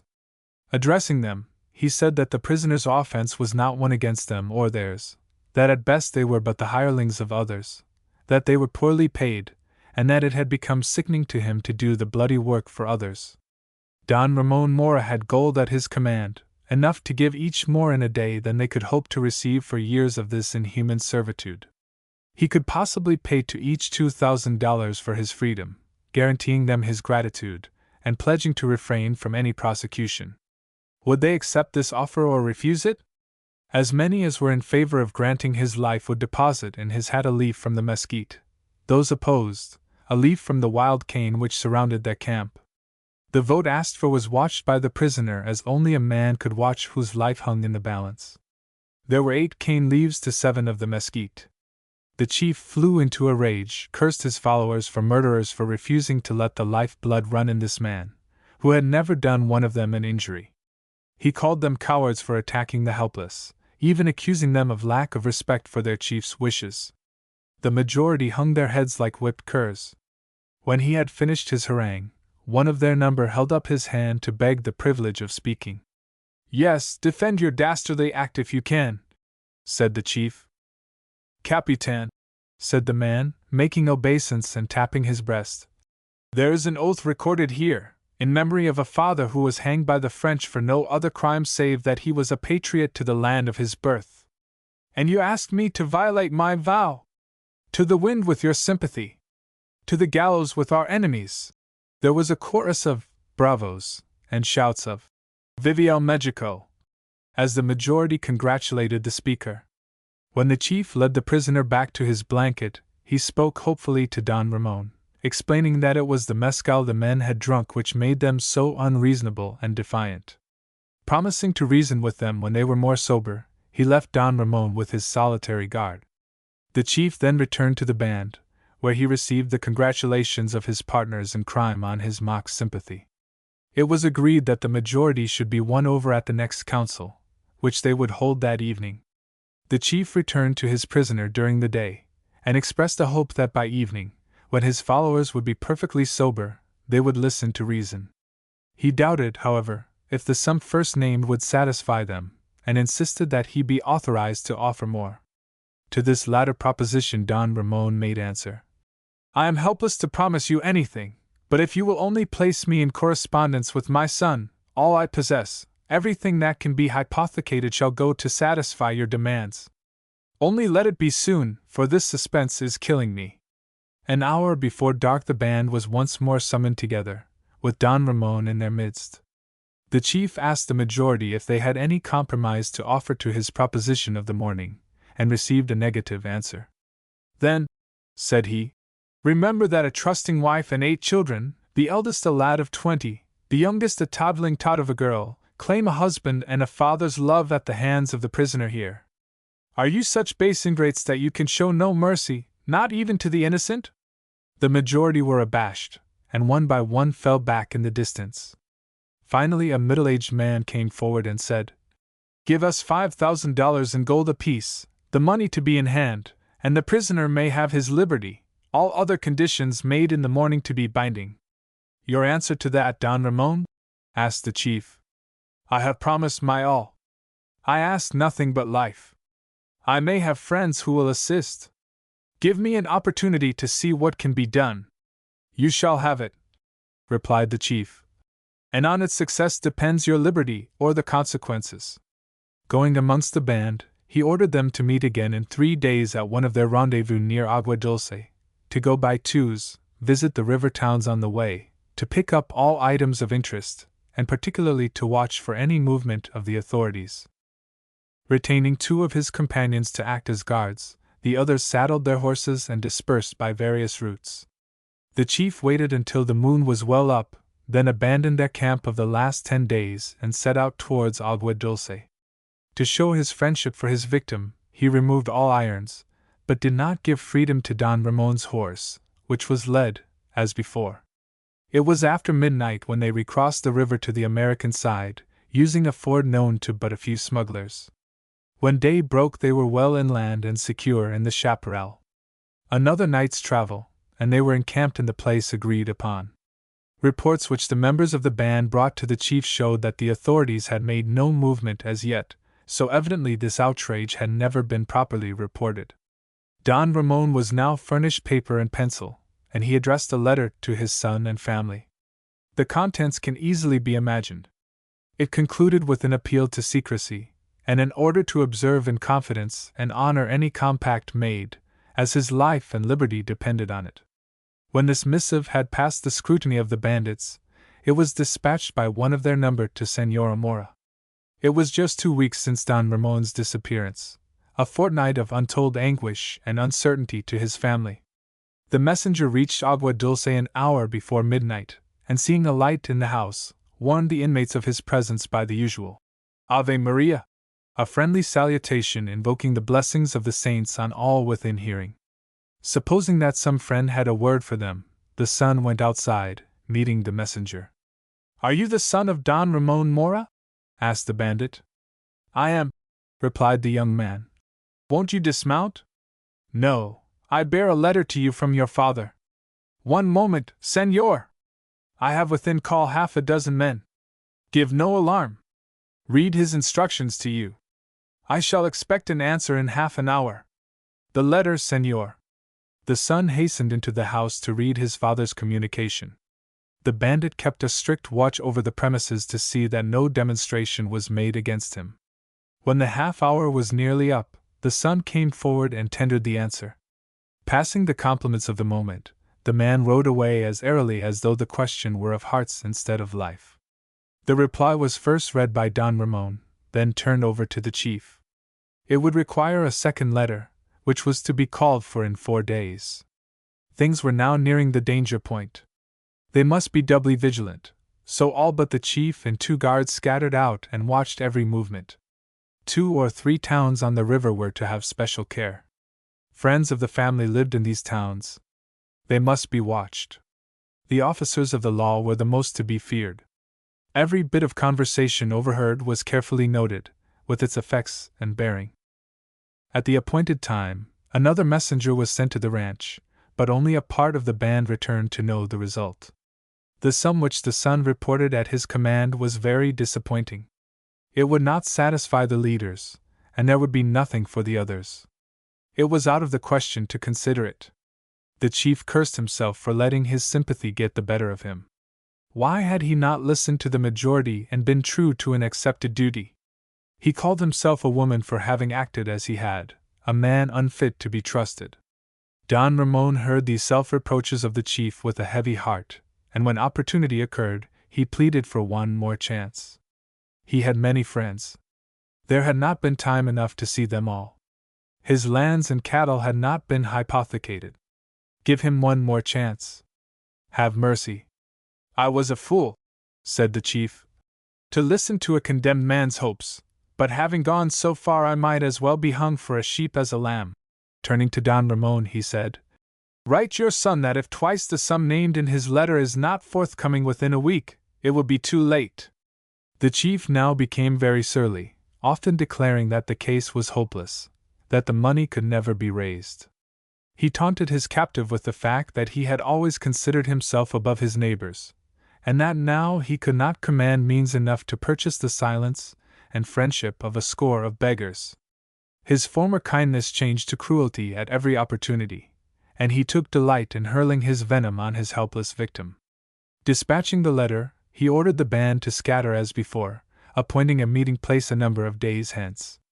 After the return of the messenger, he broke camp in the middle of the night, not forgetting to add other indignities to the heavy irons already on his victim. During the ensuing time they traveled the greater portion of each night. To the prisoner's questions as to where they were he received only insulting replies. His inquiries served only to suggest other cruelties.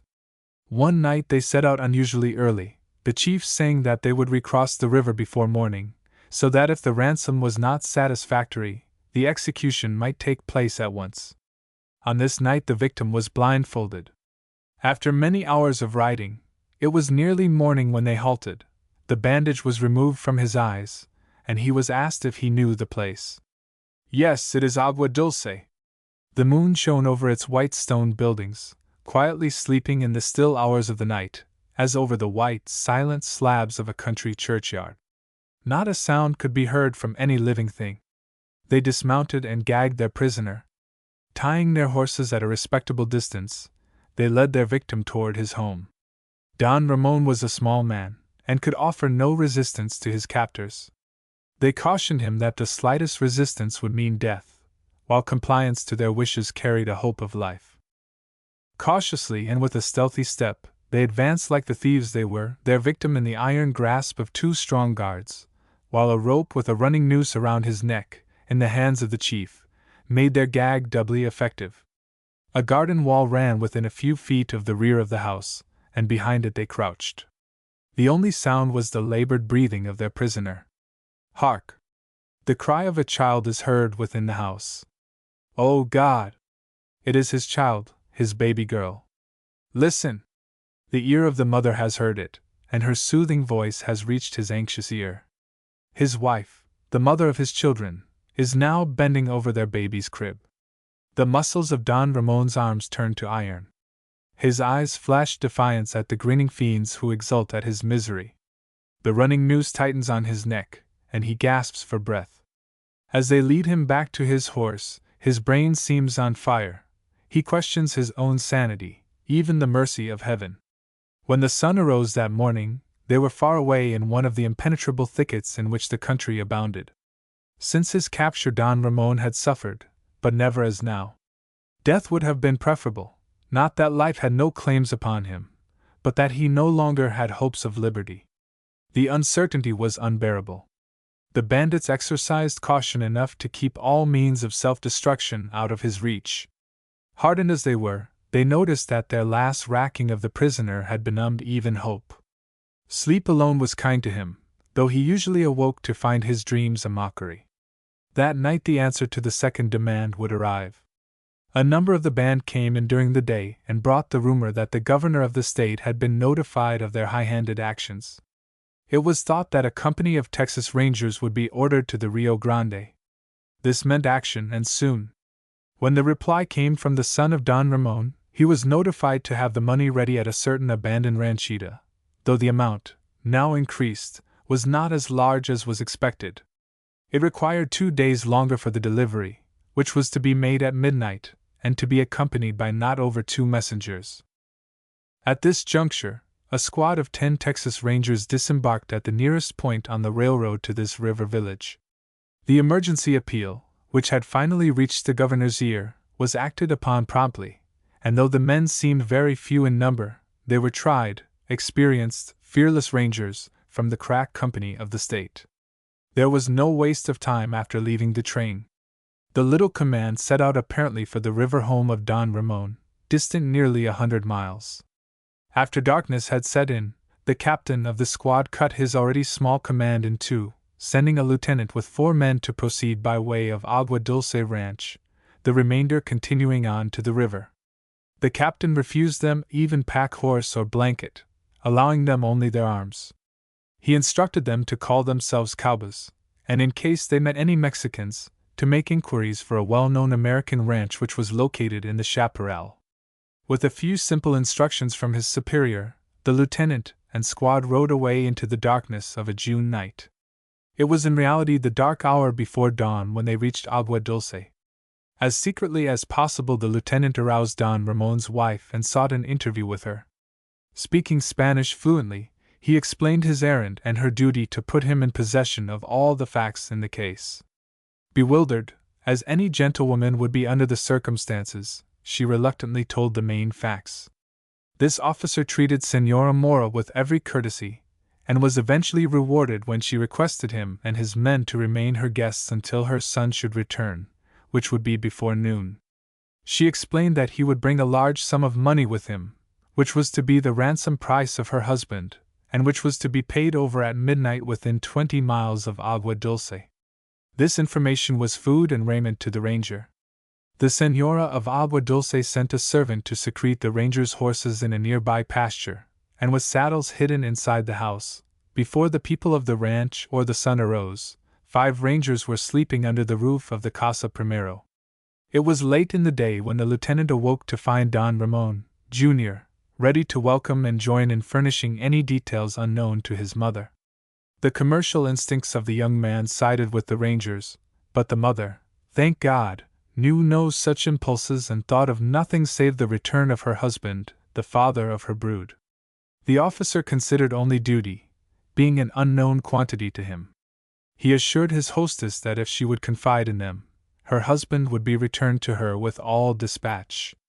Concealing such things as he considered advisable from both mother and son, he outlined his plans. At the appointed time and place the money should be paid over and the compact adhered to the letter. He reserved to himself and company, however, to furnish any red light necessary. An hour after dark, a messenger, Don Ramon, Jr., and 5 rangers set out to fulfill all contracts pending and understood. The abandoned ranchita in the Monte, the meeting point, had been at one time a stone house of some pretensions, where had formerly lived its builder, a wealthy, eccentric recluse. It had in previous years, however, been burned, so that now only crumbling walls remained, a gloomy, isolated, though picturesque ruin, standing in an opening several acres in extent, while trails, once in use, led to and from it. When the party arrived within 2 miles of the meeting point, an hour in advance of the appointed time, a halt was called. Under the direction of the lieutenant, the son and his companion were to proceed by an old trail, forsaking the regular pathway leading from Agua Dulce to the old ranch. The ranger squad tied their horses and followed a respectful distance behind, near enough, however, to hear in case any guards might halt them. They were carefully cautioned not even to let Don Ramon, if he were present, know that rescue from another quarter was at hand. When the two sighted the ruin, they noticed a dim light within the walls. Then, without a single challenge, they dashed up to the old house, amid a clatter of hoofs and shouts of welcome from the bandits.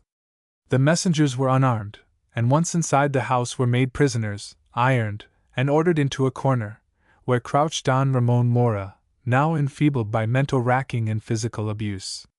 The meeting of father and son will be spared the reader, yet in the young man's heart was a hope that he dared not communicate. The night was warm. A fire flickered in the old fireplace, and around its circle gathered 9 bandits to count and gloat over the blood money of their victim, as a miser might over his bags of gold. The bottle passed freely round the circle, and with toast and taunt and jeer the counting of the money was progressing. Suddenly, and with as little warning as if they had dropped down from among the stars, 5 Texas Rangers sprang through windows and doors, and without a word a flood of fire frothed from the mouths of 10 6-shooters, hurling death into the circle about the fire.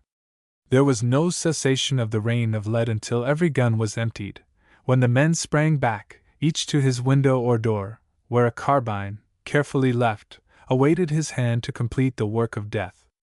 In the few moments that elapsed, the smoke arose and the fire burned afresh, revealing the accuracy of their aim. As they re-entered to review their work, 2 of the bandits were found alive and untouched, having thrown themselves in a corner amid the confusion of smoke in the onslaught. Thus they were spared the fate of the others, though the ghastly sight of 7 of their number, translated from life into death, met their terrorized gaze. Human blood streamed across the once peaceful hearth, while brains bespattered life-sized figures in bas-relief of the Virgin Mary and Christ Child which adorned the broad columns on either side of the ample fireplace. In the throes of death, one bandit had floundered about until his hand rested in the fire, producing a sickening smell from the burning flesh. As Don Ramon was released, he stood for a few moments half-dazed, looking in bewilderment at the awful spectacle before him. Then, as the truth gradually dawned upon him, that this sacrifice of blood meant liberty to himself, he fell upon his knees among the still warm bodies of his tormentors, his face raised to the Virgin in exultation of joy and thanksgiving. 11. The passing of Pegleg. In the early part of September '91, the Eastern Overland Express on the Denver and Rio Grande was held up and robbed at Texas Creek. The place is little more than a watering station on that line, but it was an inviting place for holdups. Surrounded by the fastnesses of the Front Range of the Rockies, Pegleg Eldridge and his band selected this lonely station as best fitted for the transaction in hand.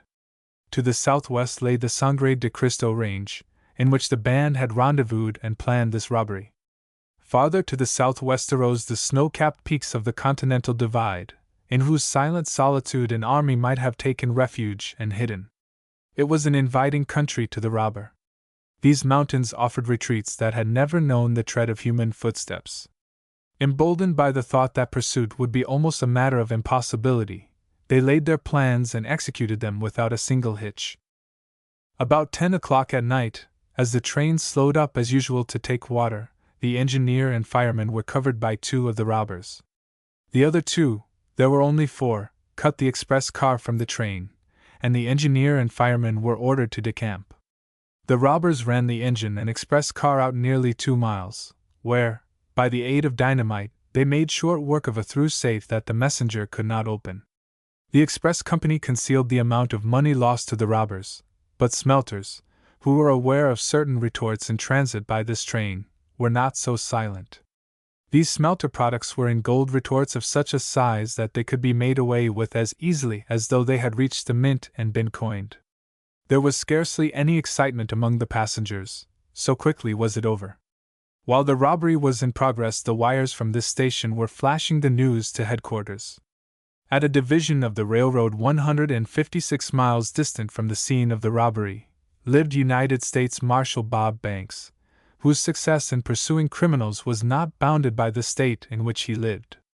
His reputation was in a large measure due to the successful use of bloodhounds. This officer's calling compelled him to be both plainsman and mountaineer.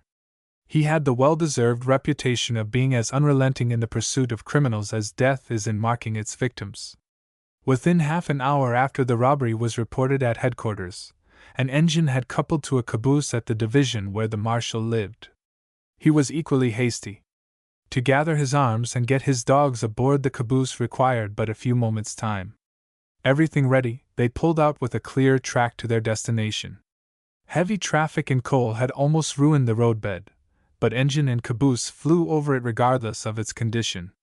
Halfway to their destination, the marshal was joined by several officials, both railway and express. From there the train turned westward, up the valley of the Arkansas.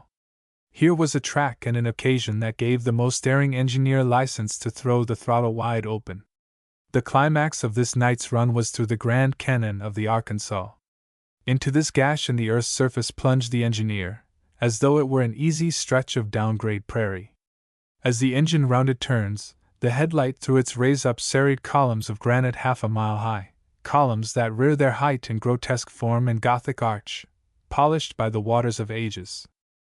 As the officials agreed, after a full discussion with the marshal of every phase and possibility of capture, the hope of this night's work and the punishment of the robbers rested almost entirely on 3 dogs lying on the floor, and, as the rocking of the car disturbed them, growling in their dreams.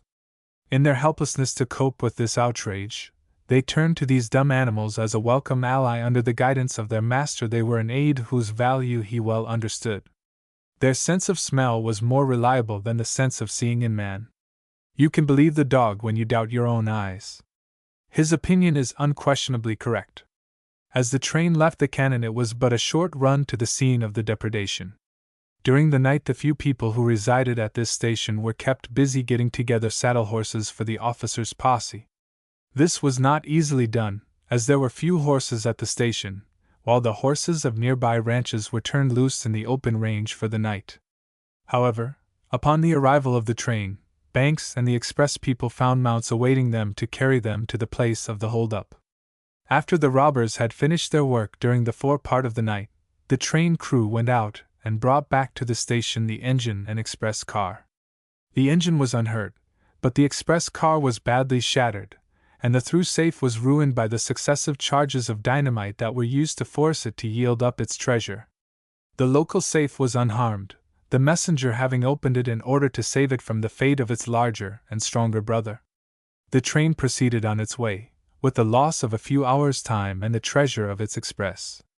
Day was breaking in the east as the posse reached the scene. The marshal lost no time circling about until the trail leaving was taken up.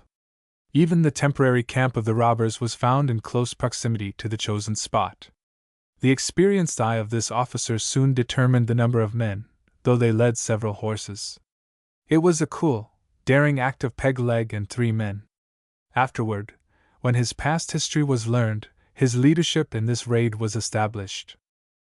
Pegleg Eldridge was a product of that unfortunate era succeeding the Civil War.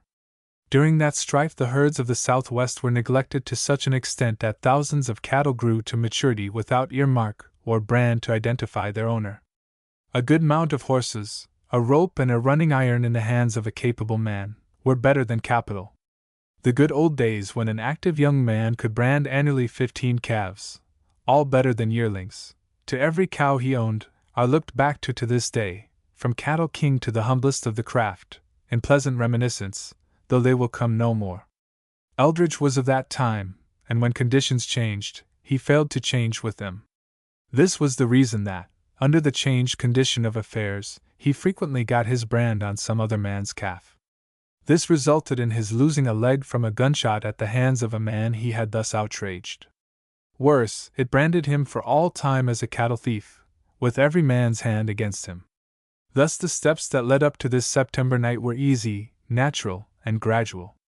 This child of circumstances, a born plainsman like the Indian, read in plain, forest, and mountain, things which were not visible to other eyes. The stars were his compass by night, the heat waves of the plain warned him of the tempting mirage, while the cloud on the mountain's peak or the wind in the pines which sheltered him alike spoke to him, and he understood. The robbers' trail was followed but a few miles, when their course was well established. They were heading into the Sangre de Cristo Mountains.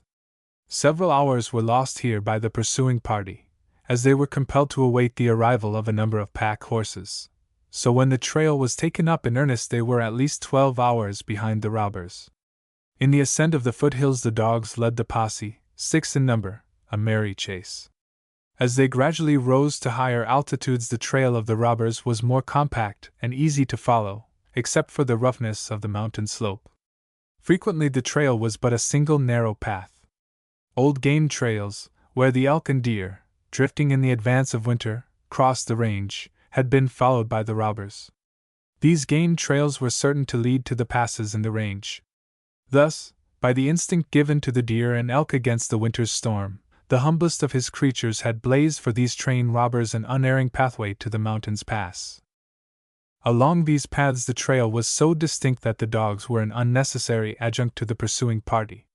These hounds, one of which was a veteran in the service, while the other 2, being younger, were without that practice which perfects, showed an exuberance of energy and ambition in following the trail. The ancestry of the dogs was Russian. Hounds of this breed never give mouth, thus warning the hunted of their approach. Manhunting is exciting sport.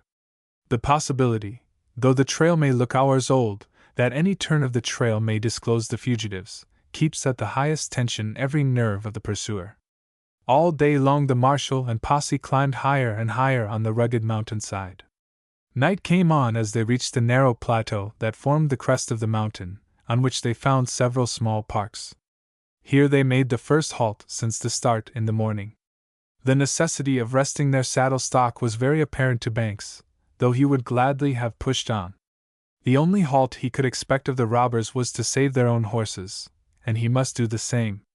Forcing a tired horse an extra hour has left many an amateur rider afoot. He realized this.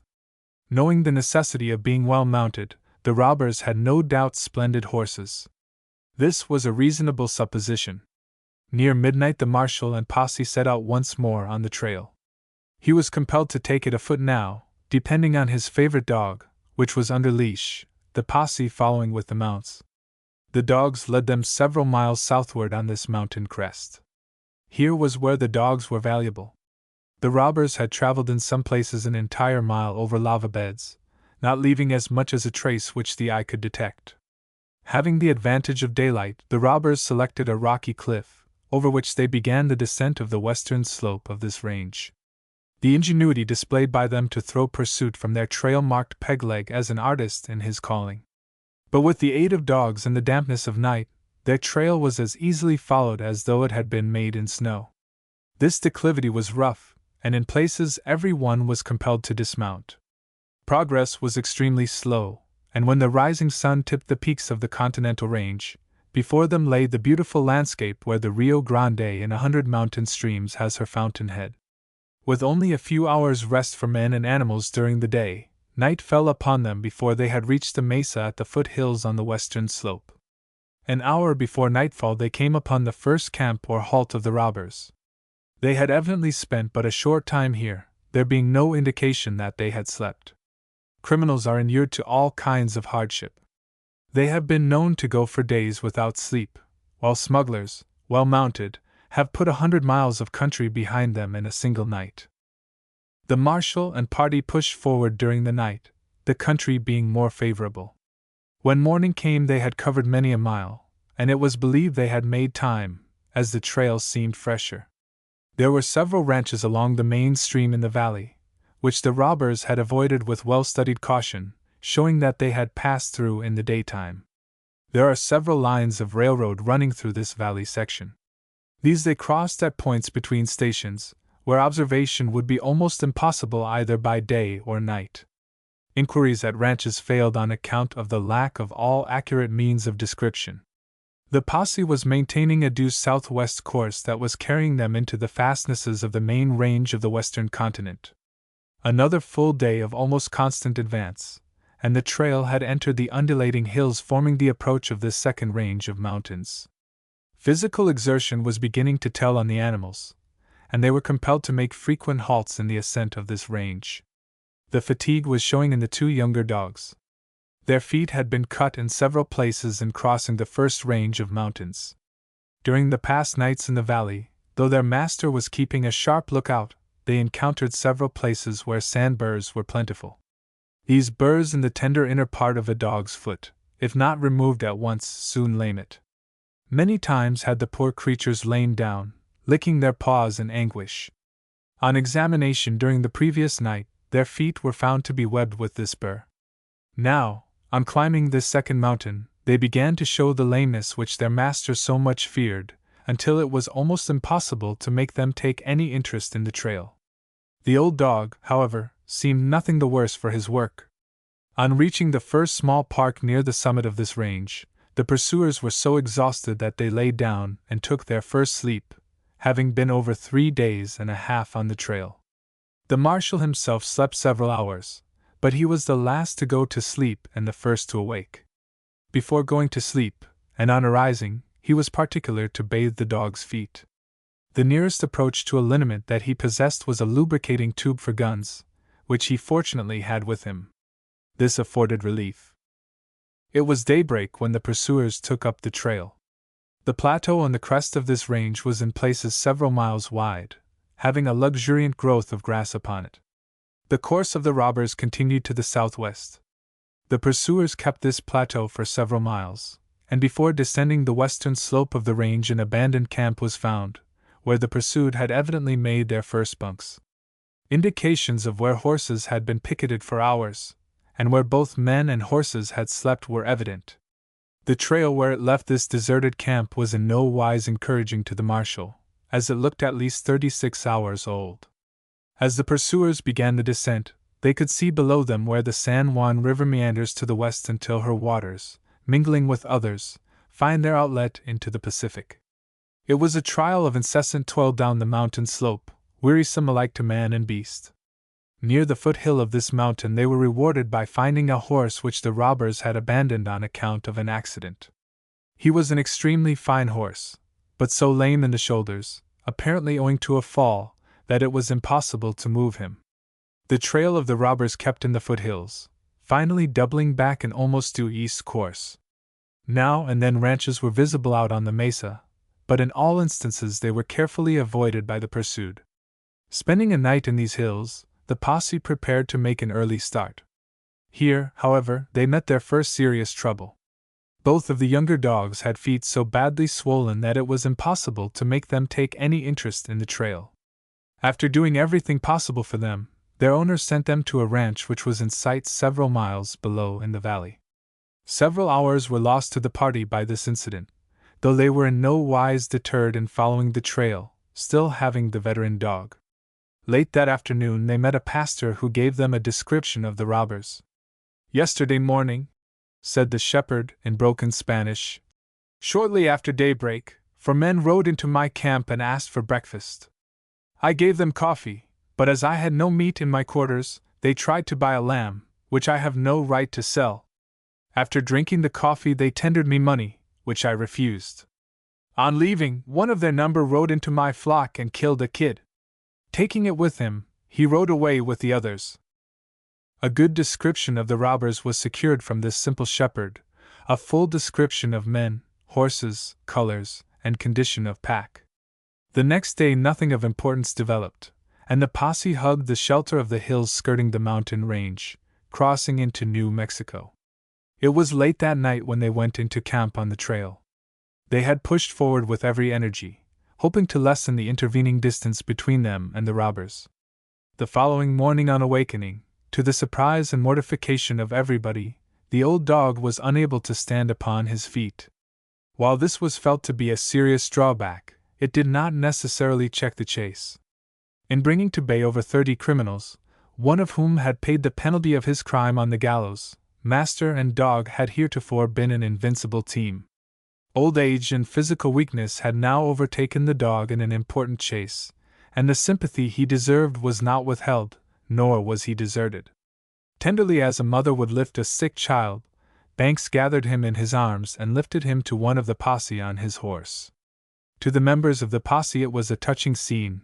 They remembered him but a few months before pursuing a flying criminal, when the latter, seeing that escape was impossible and turning to draw his own weapon upon the officer, whose six-shooter had been emptied at the fugitive, but who with drawn knife was ready to close with him in the death struggle, immediately threw down his weapon and pleaded for his life. Yet this same officer could not keep back the tears that came into his eyes as he lifted this dumb comrade of other victories to a horse. With an earnest oath he brushed the incident away by assuring his posse that unless the earth opened and swallowed up the robbers they could not escape. A few hours after taking up the trail, a ranch was sighted and the dog was left, the instructions of the Good Samaritan being repeated. At this ranch they succeeded in buying 2 fresh horses, which proved a valuable addition to their mounts. Now it became a hunt of man by man. To an experienced trailer like the marshal there was little difficulty in keeping the trail. That the robbers kept to the outlying country was an advantage.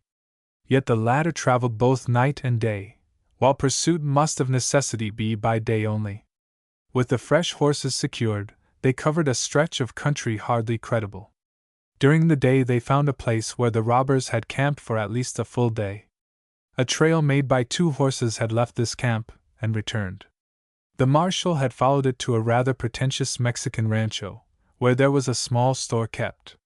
Here a second description of the 2 men was secured, though either one was peg-leg. He was so indelibly marked that he was crafty enough to keep out of sight of so public a place as a store.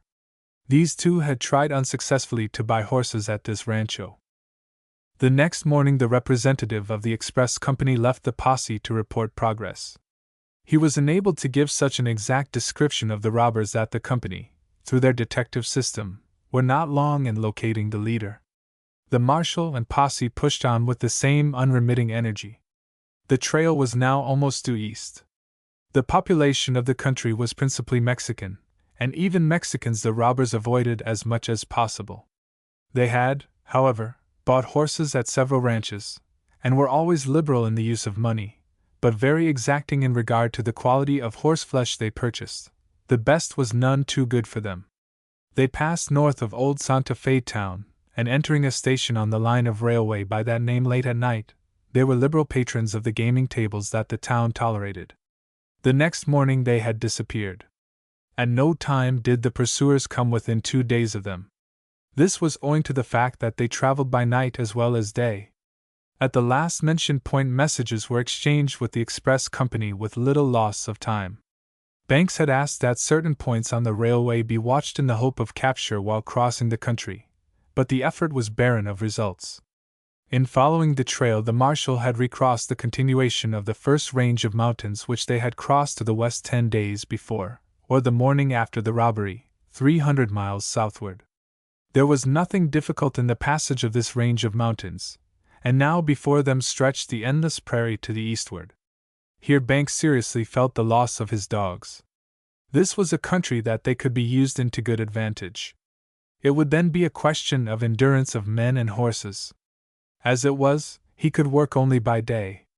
2 lines of railway were yet to be crossed if the band held its course.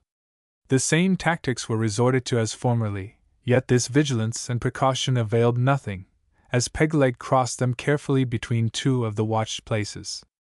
Owing to his occupation, he knew the country better by night than day. Banks was met by the officials of the express company on one of these lines of railroad. The exhaustive amount of information that they had been able to collect regarding this interesting man with the wooden leg was astonishing. From out of the abundance of the data there were a few items that were of interest to the officer. Several of Eldridge's haunts, when not actively engaged in his profession, were located. In one of these haunts was a woman, and toward this one he was heading, though it was many a weary mile distant. At the marshal's request the express people had brought bloodhounds with them. The dogs proved worthless, and the second day were abandoned. When the trail crossed the Gulf Railway the robbers were 3 days ahead. The posse had now been 14 days on the trail. Banks followed them 1 day farther, himself alone, leaving his tired companions at a station near the line of the Panhandle of Texas. This extra day's ride was to satisfy himself that the robbers were making for one of their haunts. They kept, as he expected, down between the 2 Canadians. After following the trail until he was thoroughly satisfied of their destination, the marshal retraced his steps and rejoined his posse. The first train carried him and the posse back to the headquarters of the express company. 2 weeks later, at a country store in the Chickasaw Nation, there was a horse race of considerable importance. The countryside were gathered to witness it. The owners of the horses had made large wagers on the race. Outsiders wagered money and livestock to a large amount. There were a number of strangers present, which was nothing unusual. As the race was being run and every eye was centered on the outcome, a stranger present put a 6-shooter to a very interested spectator's ear, and informed him that he was a prisoner. Another stranger did the same thing to another spectator.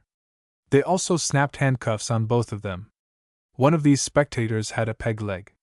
They were escorted to a waiting rig, and when they alighted from it were on the line of a railroad 40 miles distant. One of these strangers was a United States Marshal, who for the past month had been very anxious to meet these same gentlemen. Once safe from the rescue of friends of these robbers, the Marshal regaled his guest with the story of the chase, which had now terminated. He was even able to give Eldridge a good part of his history. But when he attempted to draw him out as to the whereabouts of the other 2, Peg was sullenly ignorant of anything. They were never captured, having separated before reaching the haunt of Mr. Eldridge.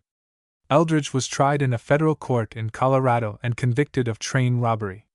He went over the road for a term of years far beyond the lease of his natural life. He, with the companion captured at the same time, was taken by an officer of the court to Detroit for confinement. When within an hour's ride of the prison, his living grave, he raised his iron hands, and twisting from a blue flannel shirt which he wore a large pearl button, said to the officer in charge, "Will you please take this button back and give it, with my compliments, to that human bloodhound, and say to him that I'm sorry that I didn't anticipate meeting him?" If I had, it would have saved you this trip with me. He might have got me, but I wouldn't have needed a trial when he did. 12 in the hands of his friends. There was a painting at the World's Fair at Chicago named The Reply, in which the lines of two contending armies were distinctly outlined. One of these armies had demanded the surrender of the other. The reply was being written by a little fellow, surrounded by grim veterans of war. He was not even a soldier. But in this little fellow's countenance shone a supreme contempt for the enemy's demand. His patriotism beamed out as plainly as did that of the officer dictating to him. Physically he was debarred from being a soldier, still there was a place where he could be useful. So with little Jack Martin. He was a cripple and could not ride, but he could cook. If the way to rule men is through the stomach, Jack was a general who never knew defeat. The J+H camp, where he presided over the kitchen, was noted for good living. Jack's domestic tastes followed him wherever he went, so that he surrounded himself at this camp with chickens and a few cows for milk. During the spring months, when the boys were away on the various roundups, he planted and raised a fine garden. Men returning from a hard month's work would brace themselves against fried chicken, eggs, milk, and fresh vegetables.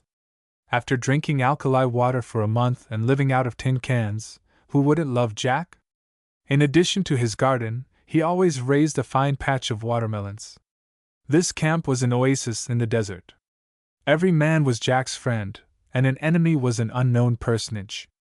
The peculiarity about him, aside from his deformity, was his ability to act so much better than he could talk. In fact, he could barely express his simplest wants in words. Cripples are usually cross, irritable, and unpleasant companions. Jack was the reverse.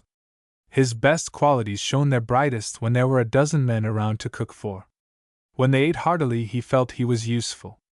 If a boy was sick, Jack could make a broth, or fix a cup of beef tea like a mother or sister. When he went out with the wagon during beef shipping season, a pot of coffee simmered over the fire all night for the boys on night herd. Men going or returning on guard liked to eat. The bread and meat left over from the meals of the day were always left convenient for the boys. It was the many little things that he thought of which made him such a general favorite with everyone. Little Jack was middle-aged when the proclamation of the president opening the original Oklahoma was issued. This land was to be thrown open in April. It was not a cow country then, though it had been once. There was a warning in this that the Strip would be next.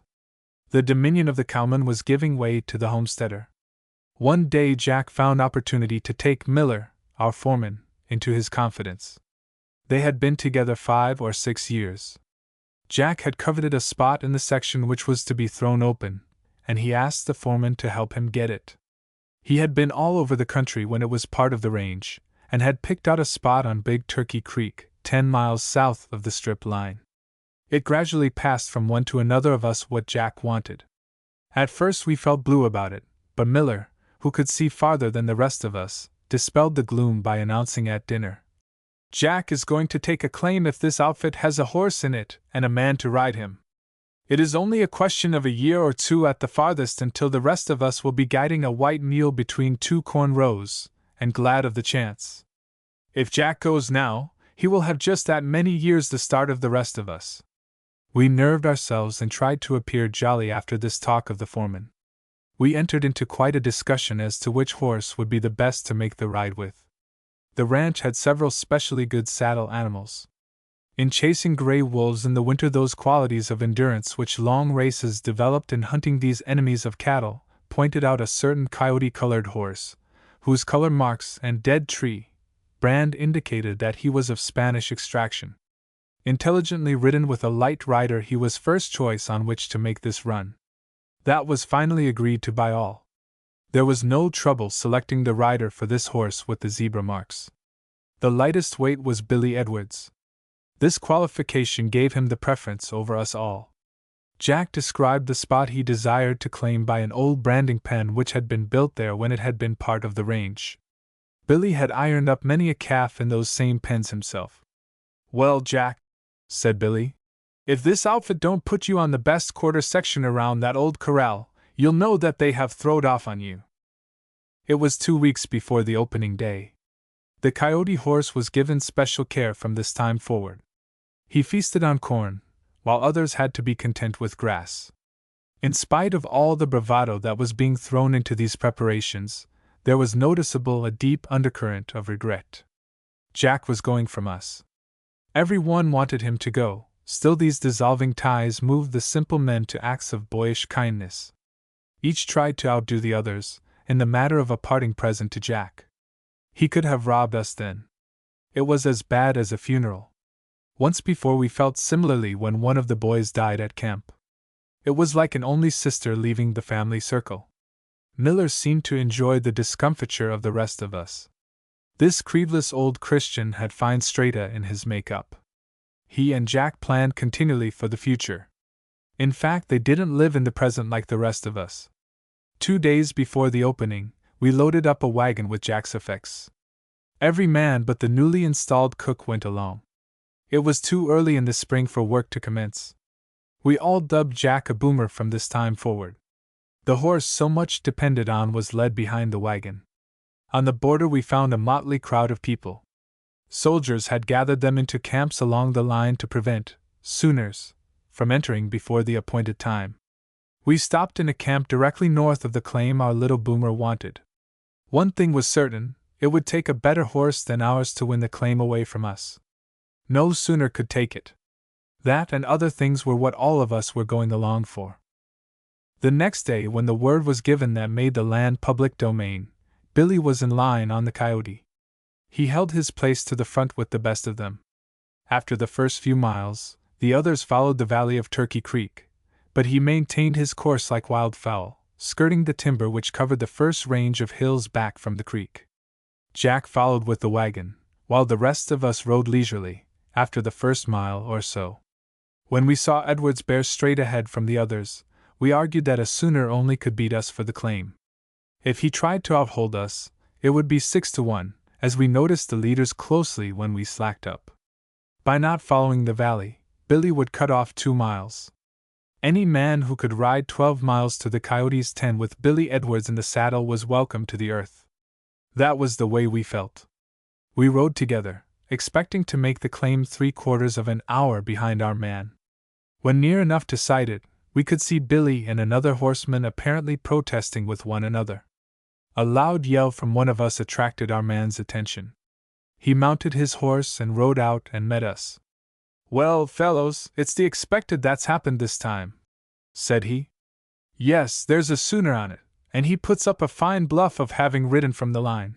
But he's a liar by the watch, for there isn't a wet hair on his horse, while the sweat was dripping from the fetlocks of this one. If you are satisfied that he is a Sooner," said Miller, "he has to go." "Well, he is a lying Sooner," said Edwards. We reined in our horses and held a short parley. After a brief discussion of the situation, Miller said to us, "You boys go down to him, don't hurt him or get hurt, but make out that you're going to hang him. Put plenty of reality into it, and I'll come in time to save him and give him a chance to run for his life." We all rode down towards him, Miller bearing off towards the right of the old corral, rode out over the claim noticing the rich soil thrown up by the molehills. When we came up to our Sooner, all of us dismounted. Edwards confronted him and said, "Do you contest my right to this claim?" "I certainly do," was the reply. "Well, you won't do so long," said Edwards. Quick as a flash, Mouse prodded the cold steel muzzle of a 6-shooter against his ear. As the Sooner turned his head and looked into Mouse's stern countenance, one of the boys relieved him of an ugly gun and knife that dangled from his belt. "Get on your horse," said Mouse, emphasizing his demand with an oath, while the muzzle of a .45 in his ear made the order undebatable. Edwards took the horse by the bits and started for a large blackjack tree which stood nearby. Reaching it, Edwards said, "Better use Coon's rope, it's manila and stronger. Can any of you boys tie a hangman's knot?" he inquired when the rope was handed him. "Yes, let me," responded several. "Which limb will be best?" inquired Mouse. "Take this horse by the bits," said Edwards to one of the boys. "Till I look." He coiled the rope sailor fashion, and made an ineffectual attempt to throw it over a large limb which hung out like a yardarm, but the small branches intervening defeated his throw. While he was coiling the rope to make a second throw, someone said, "Maybe so he'd like to pray." "What? Him pray?" said Edwards. "Any prayer that he might offer couldn't get a hearing amongst men, let alone above, where liars are forbidden." "Try that other limb," said Coon to Edwards. "There's not so much brush in the way. We want to get this job done sometime today." As Edwards made a successful throw, he said, "Bring that horse directly underneath." At this moment Miller dashed up and demanded, "What in hell are you trying to do?" "This sheep thief of a Sooner contests my right to this claim," snapped Edwards, "and he has played his last cards on this earth. Lead that horse under here." "Just one moment," said Miller. "I think I know this man. Think he worked for me once in New Mexico." The Sooner looked at Miller appealingly, his face blanched to whiteness. Miller took the bridle reins out of the hands of the boy who was holding the horse, and whispering something to the Sooner said to us, "Are you all ready?" "Just waiting on you," said Edwards. The Sooner gathered up the reins. Miller turned the horse halfway round as though he was going to lead him under the tree, gave him a slap in the flank with his hand, and the Sooner, throwing the rowels of his spurs into the horse, shot out from us like a startled deer. We called to him to halt, as half a dozen six-shooters encouraged him to go by opening a fusillade on the fleeing horseman, who only hit the high places while going. Nor did we let up fogging him until we emptied our guns and he entered the timber. There was plenty of zeal in this latter part, as the lead must have zipped and cried near enough to give it reality. Our object was to shoot as near as possible without hitting. Other horsemen put in an appearance as we were unsaddling and preparing to camp, for we had come to stay a week if necessary. In about an hour Jack joined us, speechless as usual, his face wreathed in smiles. The first step toward a home he could call his own had been taken. We told him about the trouble we had had with the Sooner, a story which he seemed to question, until Miller confirmed it. We put up a tent among the blackjacks, as the nights were cool, and were soon at peace with all the world.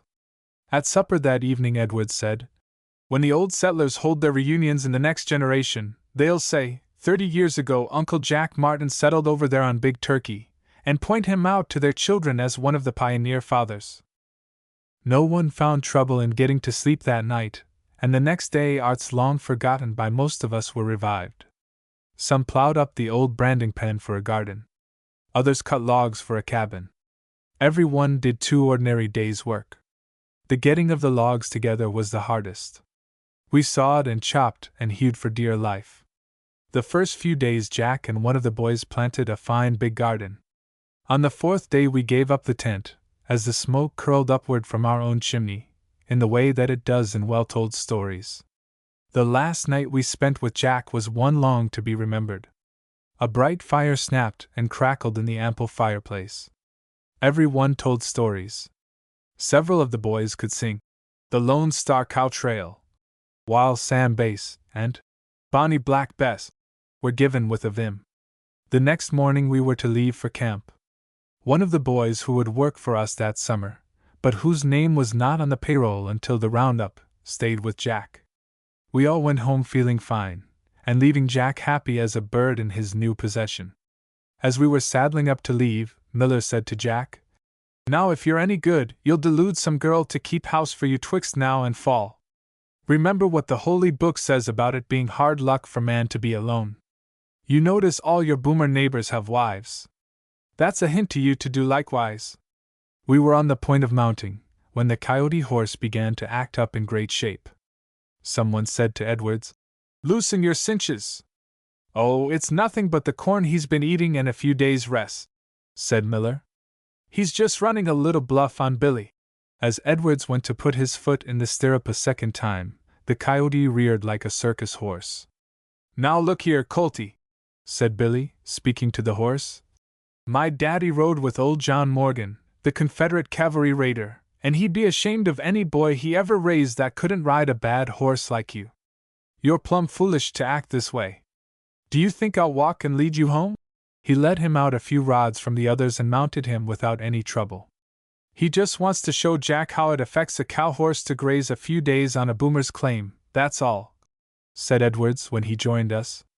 "Now, Jack," said Miller, as a final parting, "if you want a cow, I'll send one down, or if you need anything, let us know and we'll come running. It's a bad example you've set us to go booming this way, but we want to make a howling success out of you, so we can visit you next winter. And mind what I told you about getting married," he called back as he rode away. We reached camp by late noon. Miller kept up his talk about what a fine move Jack had made, said that we must get him a stray beef for his next winter's meat, kept figuring constantly what else he could do for Jack. "You come around in a few years and you'll find him as cozy as a coon, and better off than any of us," said Miller, when we were talking about his farming. "I've slept under wet blankets with him, and watched him kindle a fire in the snow, too often not to know what he's made of. There's good stuff in that little rascal." About the ranch, it seemed lonesome without Jack. It was like coming home from school when we were kids and finding Mother gone to the neighbors. We always liked to find her at home. We busied ourselves repairing fences, putting in floodgates on the river, doing anything to keep away from camp. Miller himself went back to see Jack within 10 days, remaining a week. None of us stayed at the home ranch any more than we could help. We visited other camps on hatched excuses, until the home roundups began. When anyone else asked us about Jack, we would blow about what a fine claim he had, and what a boost we had given him. When we buckled down to the summer's work, the gloom gradually left us. There were men to be sent on the eastern, western, and middle divisions of the general roundup of the Strip. 2 men were sent south into the Cheyenne country to catch anything that had winter drifted. Our range lay in the middle division. Miller and 1 man looked after it on the general roundup. It was a busy year with us. Our range was full stocked, and by early fall was rich with fat cattle. We lived with the wagon after the shipping season commenced. Then we missed Jack, although the new cook did the best he knew how. Train after train went out of our pasture, yet the cattle were never missed. We never went to camp now. Only the wagon went in after supplies, though we often came within sight of the stabling and corrals in our work. One day, late in the season, we were getting out a train load of barbed wire cattle, when who should come toddling along on a plow nag but Jack himself. Busy as we were, he held quite a levee, though he didn't give down much news, nor have anything to say about himself or the crops.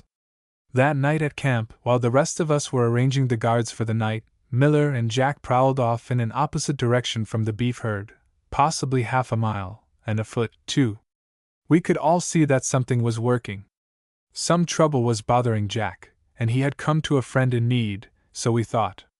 They did not come back to camp until the moon was up and the second guard had gone out to relieve the first. When they came back, not a word was spoken. They unrolled Miller's bed and slept together. The next morning, as Jack was leaving us to return to his claim, we overheard him say to Miller, "I'll write you." As he faded from our sight, Miller smiled to himself, as though he was tickled about something. Finally, Billy Edwards brought things to a head by asking bluntly, "What's up with Jack? We want to know." "Oh, it's too good," said Miller. "If that little game-legged rooster hasn't gone and deluded some girl back in the state into marrying him, I'm a horse thief. You fellows are all in the play, too. Came here special to see when we could best get away. Wants every one of us to come.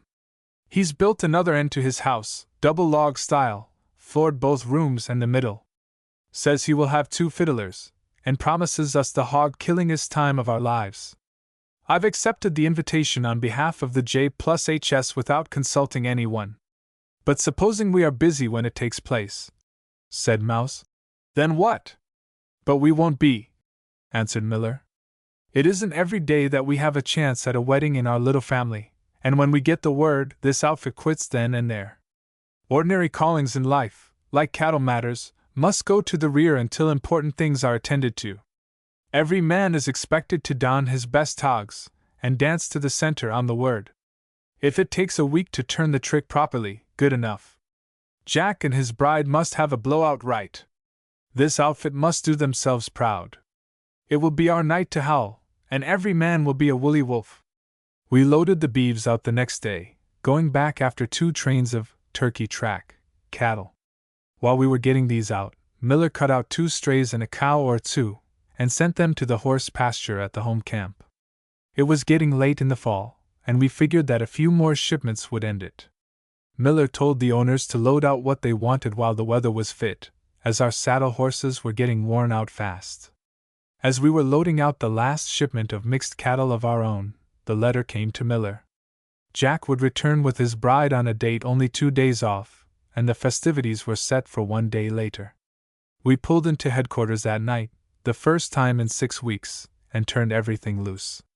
The next morning we overhauled our Sunday bests, and worried around trying to pick out something for a wedding present. Miller gave the happy pair a little flower pot cow, which he had rustled in the Cheyenne country on the roundup a few years before. Edwards presented him with a log chain that a bone picker had lost in our pasture.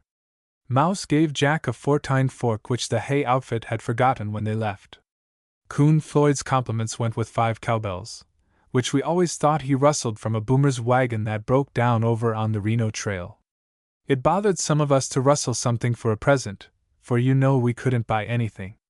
We managed to get some deer's antlers, a gray wolf skin for the bride's tootsies, and several colored sheepskins, which we had bought from a Mexican horse herd going up the trail that spring. We killed a nice fat little beef, the evening before we started, hanging it out overnight to harden. None of the boys knew the brand. In fact, it's bad taste to remember the brand on anything you've beefed. No one troubles himself to notice it carefully. That night a messenger brought a letter to Miller, ordering him to ship out the remnant of Diamond Tail cattle as soon as possible. They belonged to a Northwest Texas outfit, and we were maturing them. The messenger stayed all night, and in the morning asked, "Shall I order cars for you?" "No, I have a few other things to attend to first," answered Miller. We took the wagon with us to carry our bedding and the other plunder, driving along with us a cow and a calf of Jack's, the little flower pot cow, and a beef. Our outfit reached Jack's house by the middle of the afternoon. The first thing was to be introduced to the bride. Jack did the honors himself, presenting each one of us, and seemed just as proud as a little boy with new boots. Then we were given introductions to several good-looking neighbor girls. We began to feel our own inferiority. While we were hanging up the quarters of beef on some pegs on the north side of the cabin, Edwards said, whispering, "Jack must have pictured this claim mighty highfalutin to that gal, for she's a way-up good-looker. Another thing, watch me build to the one inside with the black eyes. I claimed her first, remember. As soon as we get this beef hung up I'm going in and sidle up to her." "We won't differ with you on that point," remarked Mouse. "But if she takes any special shine to a runt like you, when there's boys like the rest of us standing around, all I've got to say is, her tastes must be a heap sight sorry and depraved. I expect to dance with the bride, in the headset, a whirl or two myself."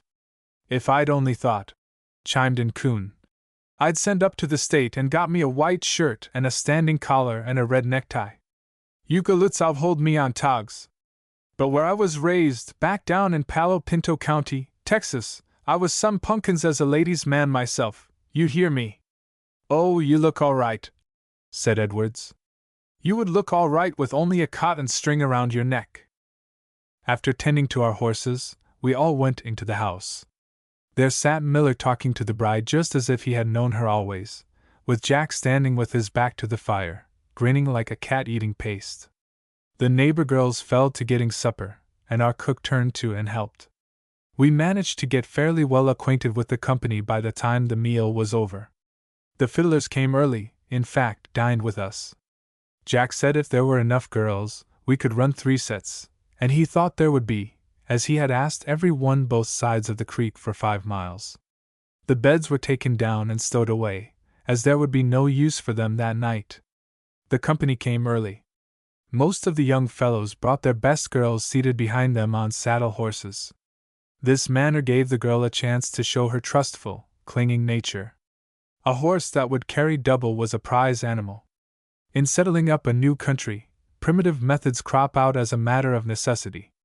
Ben Thorne, an old-timer in the Strip, called off. While the company was gathering, the fiddlers began to tune up, which sent a thrill through us. When Ben gave the word, "Secure your partners for the first quadrille," Miller led out the bride to the first position in the best room, Jack's short leg barring him as a participant. This was the signal for the rest of us, and we fell in promptly.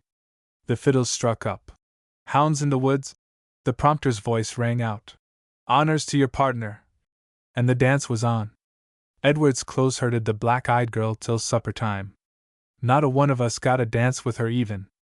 Mouse admitted next day, as we rode home, that he squeezed her hand several times in the grand right and left, just to show her that she had other admirers, that she needn't throw herself away on any one fellow, but it was no go.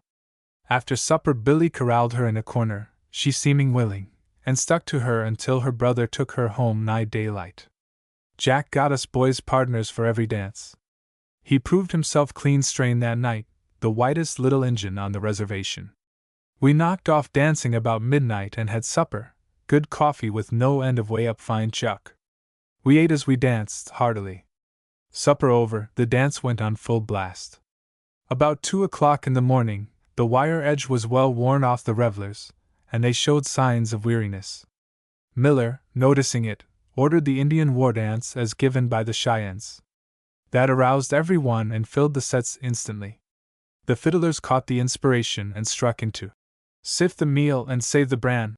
In every grand right and left, we keyed as we had witnessed low in the dance on festive occasions. At the end of every change, we gave a war whoop, some of the girls joining in, that would have put to shame any son of the Cheyennes. It was daybreak when the dance ended and the guests departed. Though we had brought our blankets with us, no one thought of sleeping. Our cook and one of the girls got breakfast. The bride offered to help, but we wouldn't let her turn her hand. At breakfast we discussed the incidents of the night previous, and we all felt that we had done the occasion justice. 13. A question of possession. Along in the 80s there occurred a question of possession in regard to a brand of horses, numbering nearly 200 head. Courts had figured in former matters, but at this time they were not appealed to, owing to the circumstances. This incident occurred on leased Indian lands unprovided with civil courts, in a judicial sense. No man's land. At this time it seemed that might grace the woolsack, while on one side Judge Colt cited his authority, only to be reversed by Judge Parker, breech-loader, short-barreled, a full-choke 10-bore. The clash of opinions between these two eminent Western authorities was short, determined, and to the point. A man named Gray had settled in one of the northwest counties in Texas while it was yet the frontier, and by industry and economy of himself and family had established a comfortable home. As a ranchman he had raised the brand of horses in question. The history of this man is somewhat obscured before his coming to Texas. But it was known and admitted that he was a bankrupt, on account of surety debts which he was compelled to pay for friends in his former home in Kentucky. Many a good man had made similar mistakes before him. His neighbors spoke well of him in Texas, and he was looked upon as a good citizen in general. 10 years of privation and hardship, in their new home, had been met and overcome, and now he could see a ray of hope for the better. The little prosperity which was beginning to dawn upon himself and family met with a sudden shock, in the form of an old judgment, which he always contended his attorneys had paid. In some manner this judgment was revived, transferred to the jurisdiction of his district, and an execution issued against his property. Sheriff Nind of this county was not as wise as he should have been. When the execution was placed in his hands, he began to look about for property to satisfy the judgment. The exemption laws allowed only a certain number of gentle horses, and as any class of range horses had a cash value then, this brand of horses was levied on to satisfy the judgment. The range on which these horses were running was at this time an open one, and the sheriff either relied on his reputation as a bad man, or probably did not know any better. The question of possession did not bother him. Still this stock was as liable to range in one county as another.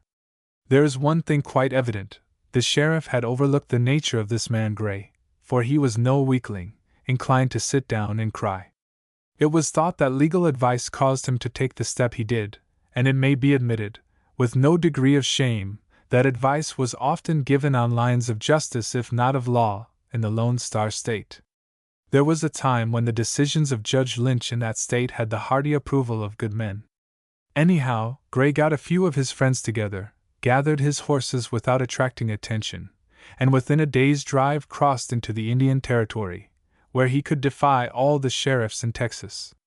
When this cold fact first dawned on Sheriff Nind, he could hardly control himself. With this brand of horses 5 or 6 days ahead of him, he became worried. The effrontery of any man to deny his authority, the authority of a duly elected sheriff, was a reflection on his record.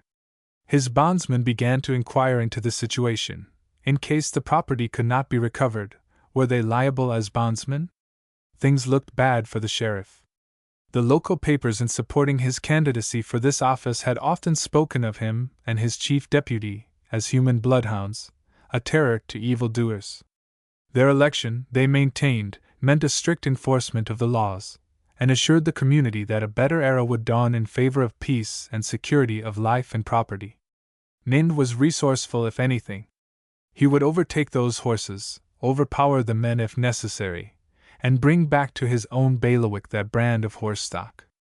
At least, that was his plan. Of course Gray might object, but that would be a secondary matter. Sheriff Nind would take time to do this. Having made one mistake, he would make another to right it.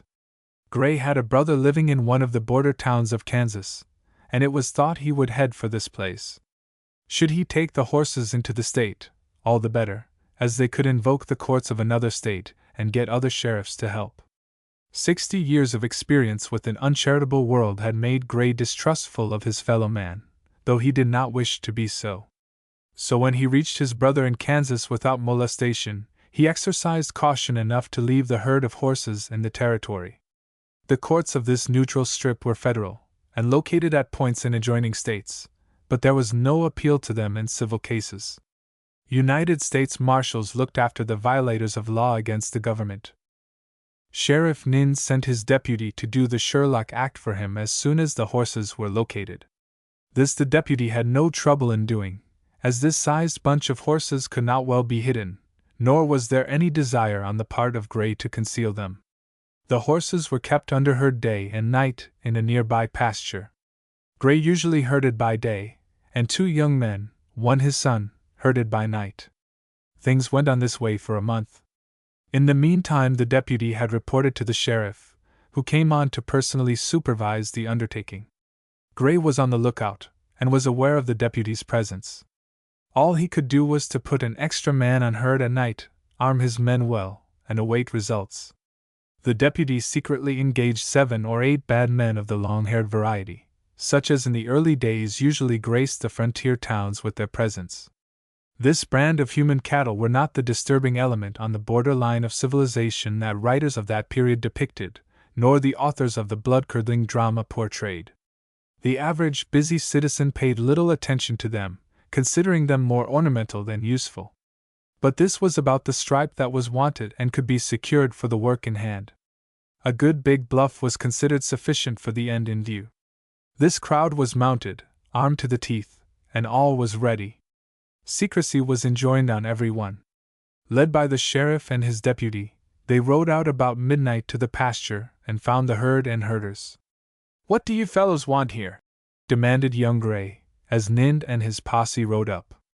"We want these horses," answered the sheriff. "On what authority?" demanded Gray. "This is sufficient authority for you," said the sheriff, flashing a 6-shooter in young Gray's face. All the heelers to the plain now jumped their horses forward, holding their 6-shooters over their heads, ratcheting the cylinders of their revolvers by cocking and lowering the hammers, as if nothing but a fight would satisfy their demand for gore. "If you want these horses that bad," said young Gray, "I reckon you can get them for the present. But I want to tell you one thing. There are 60 head of horses here under herd with ours, outside the 96-foot brand. They belong to men in town. If you take them out of this pasture tonight, they might consider you a horse thief and deal with you accordingly. You know you are doing this by force of arms. You have no more authority here than any other man, except what men and guns give you. Good night, sir, I may see you by daylight." Calling off his men, they let little grass grow under their feet as they rode to town. The young man roused his father and uncle, who in turn went out and asked their friends to come to their assistance. Together with the owners of the 60 head, by daybreak they had 18 mounted and armed men. The sheriff paid no attention to the advice of young Gray, but when day broke he saw that he had more horses than he wanted, as there was a brand or two there he had no claim on, just or unjust, and they must be cut out or trouble would follow. One of the men with Nin knew of a corral where this work could be done, and to this corral, which was at least 15 miles from the town where the rescue party of Gray had departed at daybreak, they started. The pursuing posse soon took the trail of the horses from where they left the pasture, and as they headed back toward Texas, it was feared it might take a long, hard ride to overtake them. The gait was now increased to the gallop, not fast, probably covering 10 miles an hour, which was considered better time than the herd could make under any circumstances. After an hour's hard riding, it was evident, from the trail left, that they were not far ahead. The fact that they were carrying off with them horses that were the private property of men in the rescue party did not tend to fortify the sheriff in the good opinion of any of the rescuers. It was now noticed that the herd had left the trail in the direction of a place where there had formerly been a ranch house, the corrals of which were in good repair, as they were frequently used for branding purposes. On coming in sight of these corrals, Gray's party noticed that some kind of work was being carried on, so they approached it cautiously. The word came back that it was the horses. Gray said to his party, "Keep a short distance behind me. I'll open the ball, if there is any."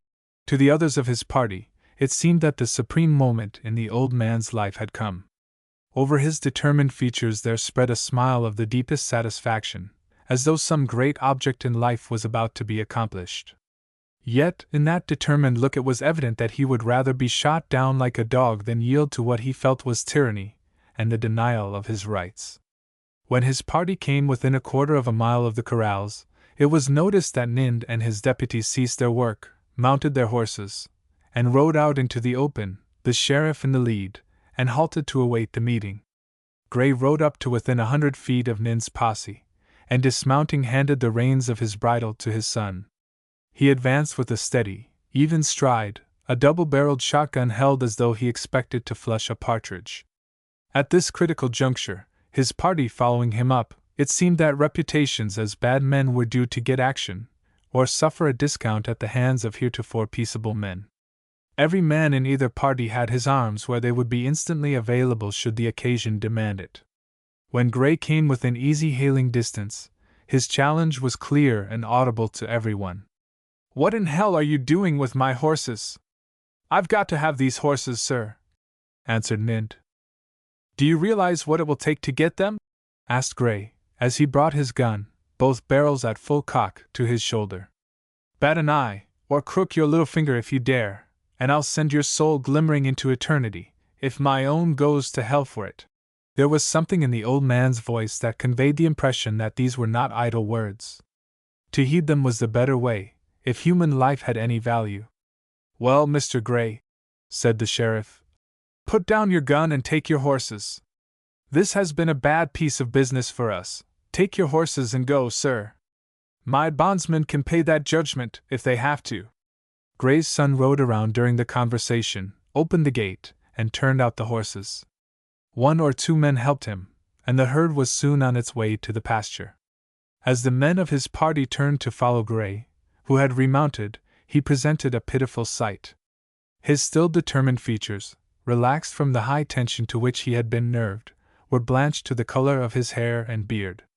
It was like a drowning man, with the strength of 2, when rescued and brought safely to land, fainting through sheer weakness. A reprieve from death itself, or the blood of his fellow man upon his hands had been met and passed.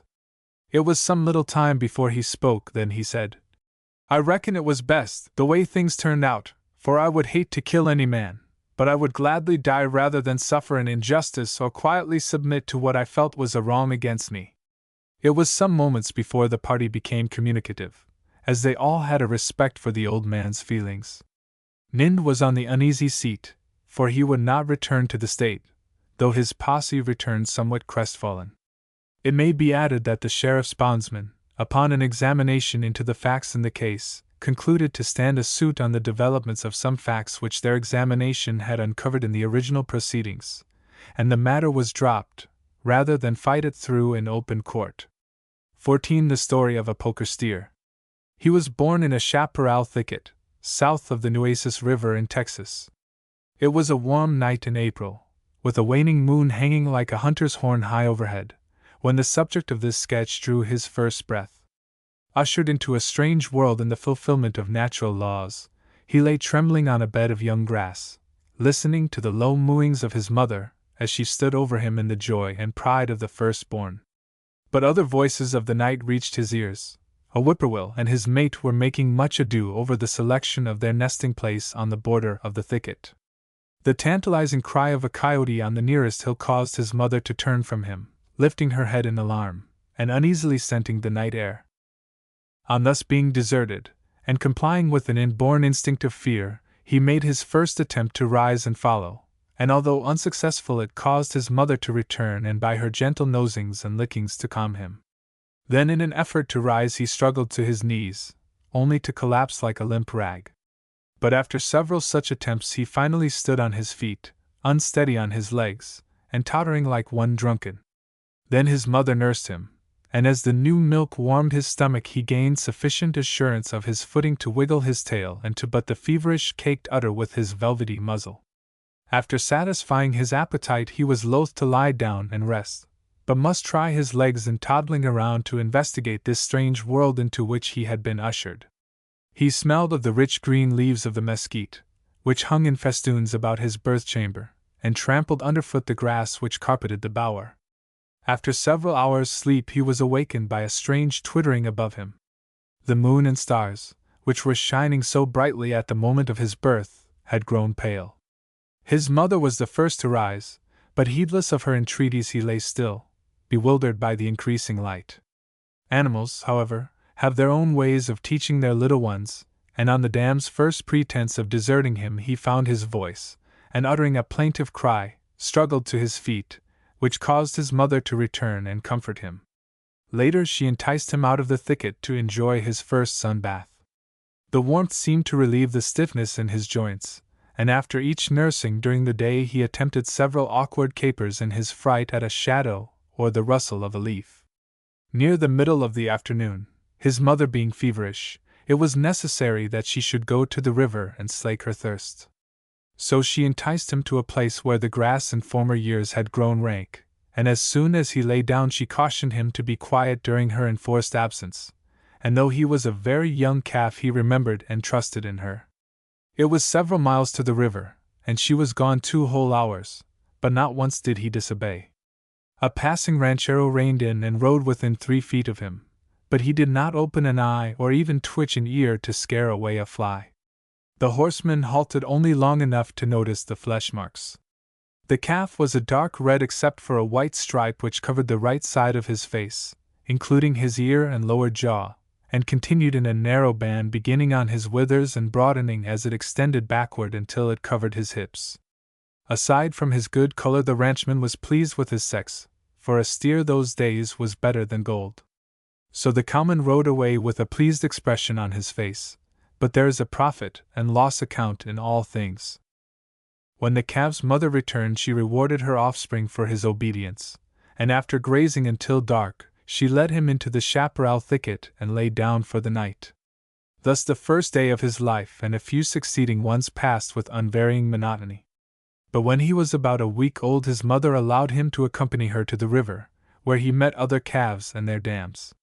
She was but a 3-year-old, and he was her first baby. So, as they threaded their way through the cattle on the river bank the little line-back calf was the object of much attention. The other cows were jealous of him, but one old grandmother came up and smelled of him benignantly, as if to say, "Sucky, this is a nice baby boy you have here."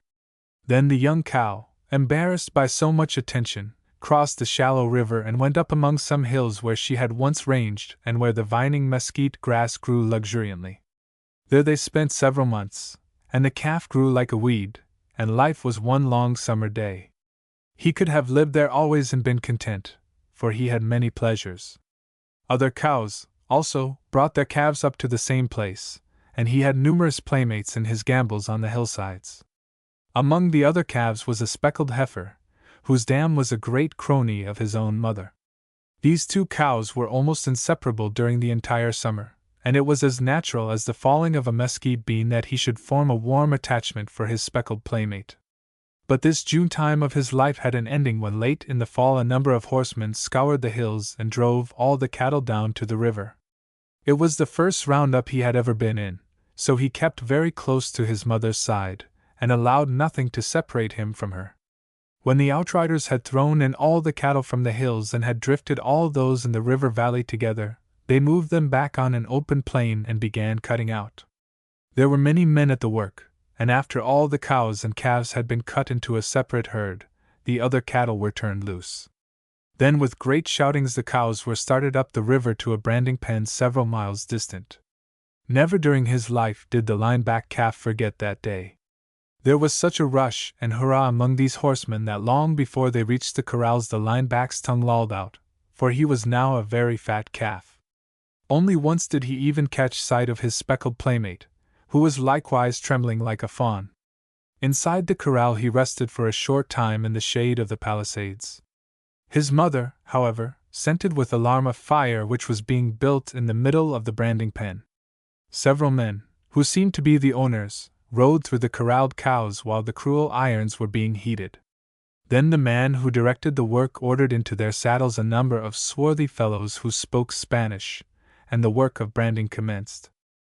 The line-back calf kept close to his mother's side, and as long as possible avoided the ropers.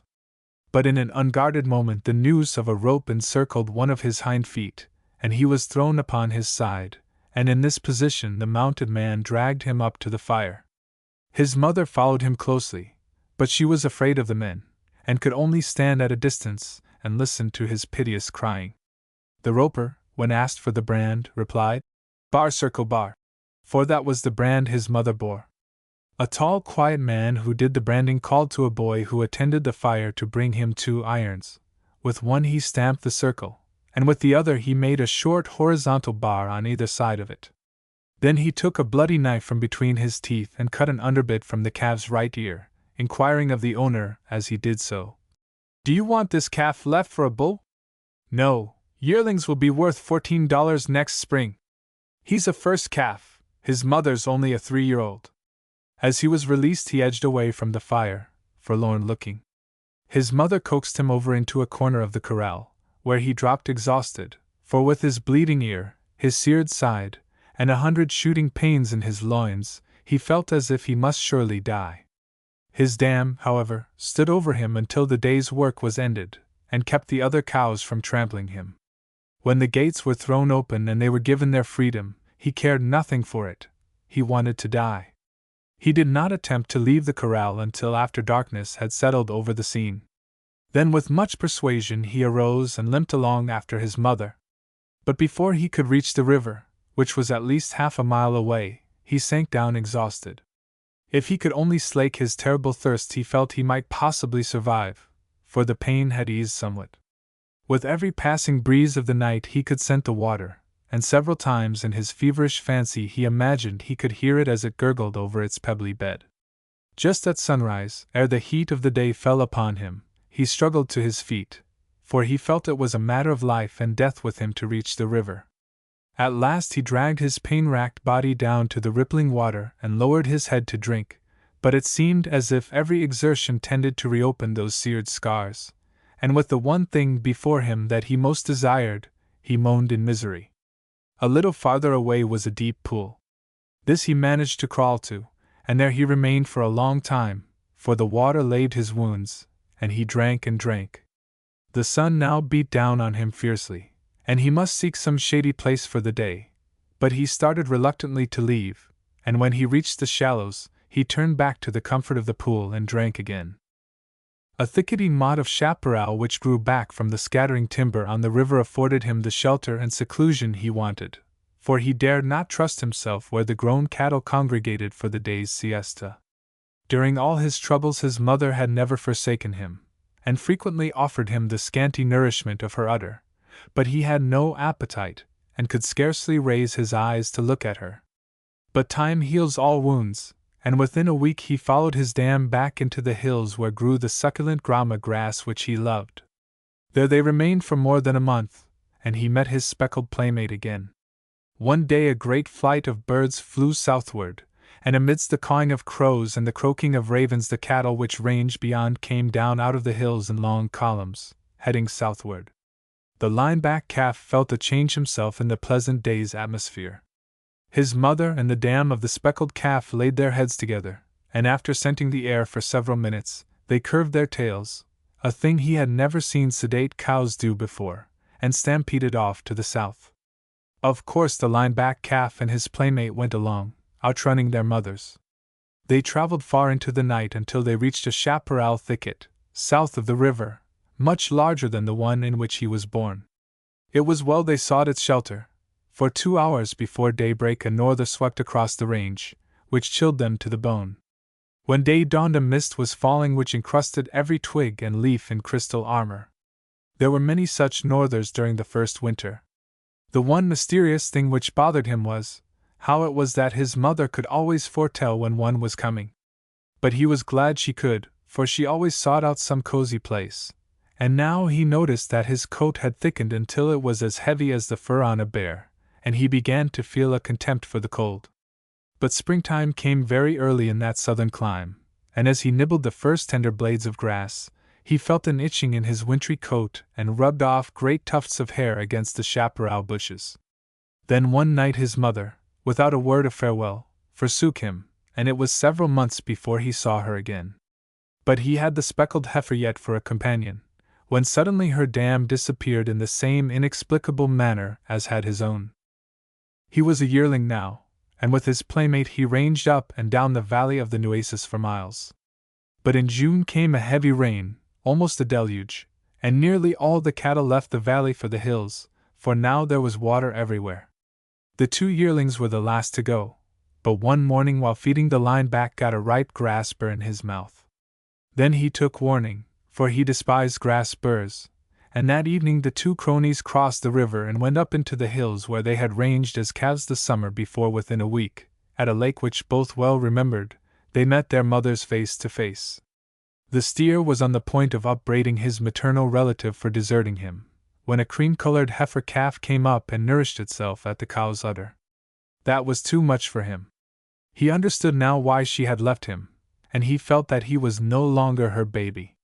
Piqued with mortification, he went to a nearby knoll where the ground was broken, and with his feet pawed up great clouds of dust which settled on his back until the white spot was almost obscured. The next morning he and the speckled heifer went up higher into the hills where the bigger steer cattle ranged. He had not been there the year before, and he had a great curiosity to see what the upper country was like. In the extreme range of the hills back from the river, the 2 spent the entire summer, or until the first norther drove them down to the valley. The second winter was much milder than the first one, snow and ice being unknown. So when spring came again they were both very fat, and together they planned, as soon as the June rains came, to go on a little pyre over north on the Frio River. They had met others of their kind from the Frio when out on those hills the summer before, and had found them decently behaved cattle. But though the outing was feasible and well planned, it was not to be. For after both had shed their winter coats, the speckled heifer was as pretty a 2-year-old as ever roamed the Nueces Valley or drank out of its river, and the line-back steer had many rivals. Almost daily he fought other steers of his own age and weight, who were paying altogether too marked attention to his crony. Although he never outwardly upbraided her for it, her coquetry was a matter of no small concern with him.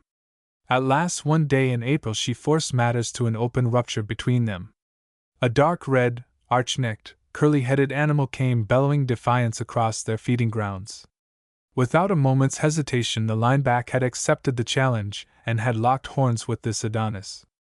Though he fought valiantly the battle as ever with the strong, and inch by inch he was forced backward. When he realized that he must yield, he turned to flee, and his rival with one horn caught him behind the foreshoulder, cutting a cruel gash nearly a foot in length. Reaching a point of safety he halted, and as he witnessed his adversary basking in the coquettish, amorous advances of her who had been his constant companion since babyhood, his wrath was uncontrollable. Kneeling, he cut the ground with his horns, throwing up clouds of dust, and then and there he renounced kith and kin, the speckled heifer, and the Nueces Valley forever. He firmly resolved to start at once for the Frio country. He was a proud 2-year-old, and had always held his head high. Could his spirit suffer the humiliation of meeting his old companions after such defeat? No! Hurling his bitterest curses on the amorous pair, he turned his face to the northward. On reaching the Nueces, feverish in anger, he drank sparingly, kneeling against the soft river's bank, cutting it with his horns, and matting his forehead with red mud. It was a momentous day in his life. He distinctly remembered the physical pain he had suffered once in a branding pen, but that was nothing compared to this. Surely his years had been few and full of trouble. He hardly knew which way to turn. Finally, he concluded to lie down on a knoll and rest until nightfall, when he would start on his journey to the Frio. Just how he was to reach that country troubled him. He was a cautious fellow. He knew he must have water on the way, and the rains had not yet fallen. Near the middle of the afternoon, an incident occurred which changed the whole course of his afterlife. From his position on the knoll, he witnessed the approach of 4 horsemen who apparently were bent on driving all the cattle in that vicinity out of their way. To get a better view, he arose, for it was evident they had no intention of disturbing him. When they had drifted away all the cattle for a mile on both sides of the river, one of the horsemen rode back and signaled to someone in the distance. Then the line-back steer saw something new, for coming over the brow of the hill was a great column of cattle. He had never witnessed such a procession of his kind before. When the leaders had reached the river, the rear was just coming over the brow of the hill, for the column was fully a mile in length. The line-back steer classed them as strangers, probably bound for the Frio, for that was the remotest country in his knowledge. As he slowly approached the herd, which was then crowding into the river, he noticed that they were nearly all 2-year-olds like himself. Why not accompany them? His resolution to leave the Nueces Valley was still uppermost in his mind. But when he attempted to join in, a dark-skinned man on a horse chased him away, cursing him in Spanish as he ran. Then he thought they must be exclusive, and wondered where they came from. But when the line-back steer once resolved to do anything, the determination became a consuming desire. He threw the very intensity of his existence into his resolution of the morning. He would leave the Nueces Valley with those cattle, or alone, it mattered not. So after they had watered and grazed out from the river, he followed at a respectful distance. Once again he tried to enter the herd, but an outrider cut him off. The man was well mounted, and running his horse up to him, he took up his tail, wrapped the brush around the pommel of his saddle, and by a dexterous turn of his horse threw him until he spun like a top. The horseman laughed. The ground was sandy, and while the throwing frightened him, never for an instant did it shake his determination. So after darkness had fallen and the men had bedded their cattle for the night, he slipped through the guard on night herd and lay down among the others. He complimented himself on his craftiness, but never dreamed that this was a trail herd, bound for some other country 300 miles beyond his native Texas. The company was congenial. It numbered 3,500 2-year-old steers like himself, and strangely no one ever noticed him until long after they had crossed the Frio.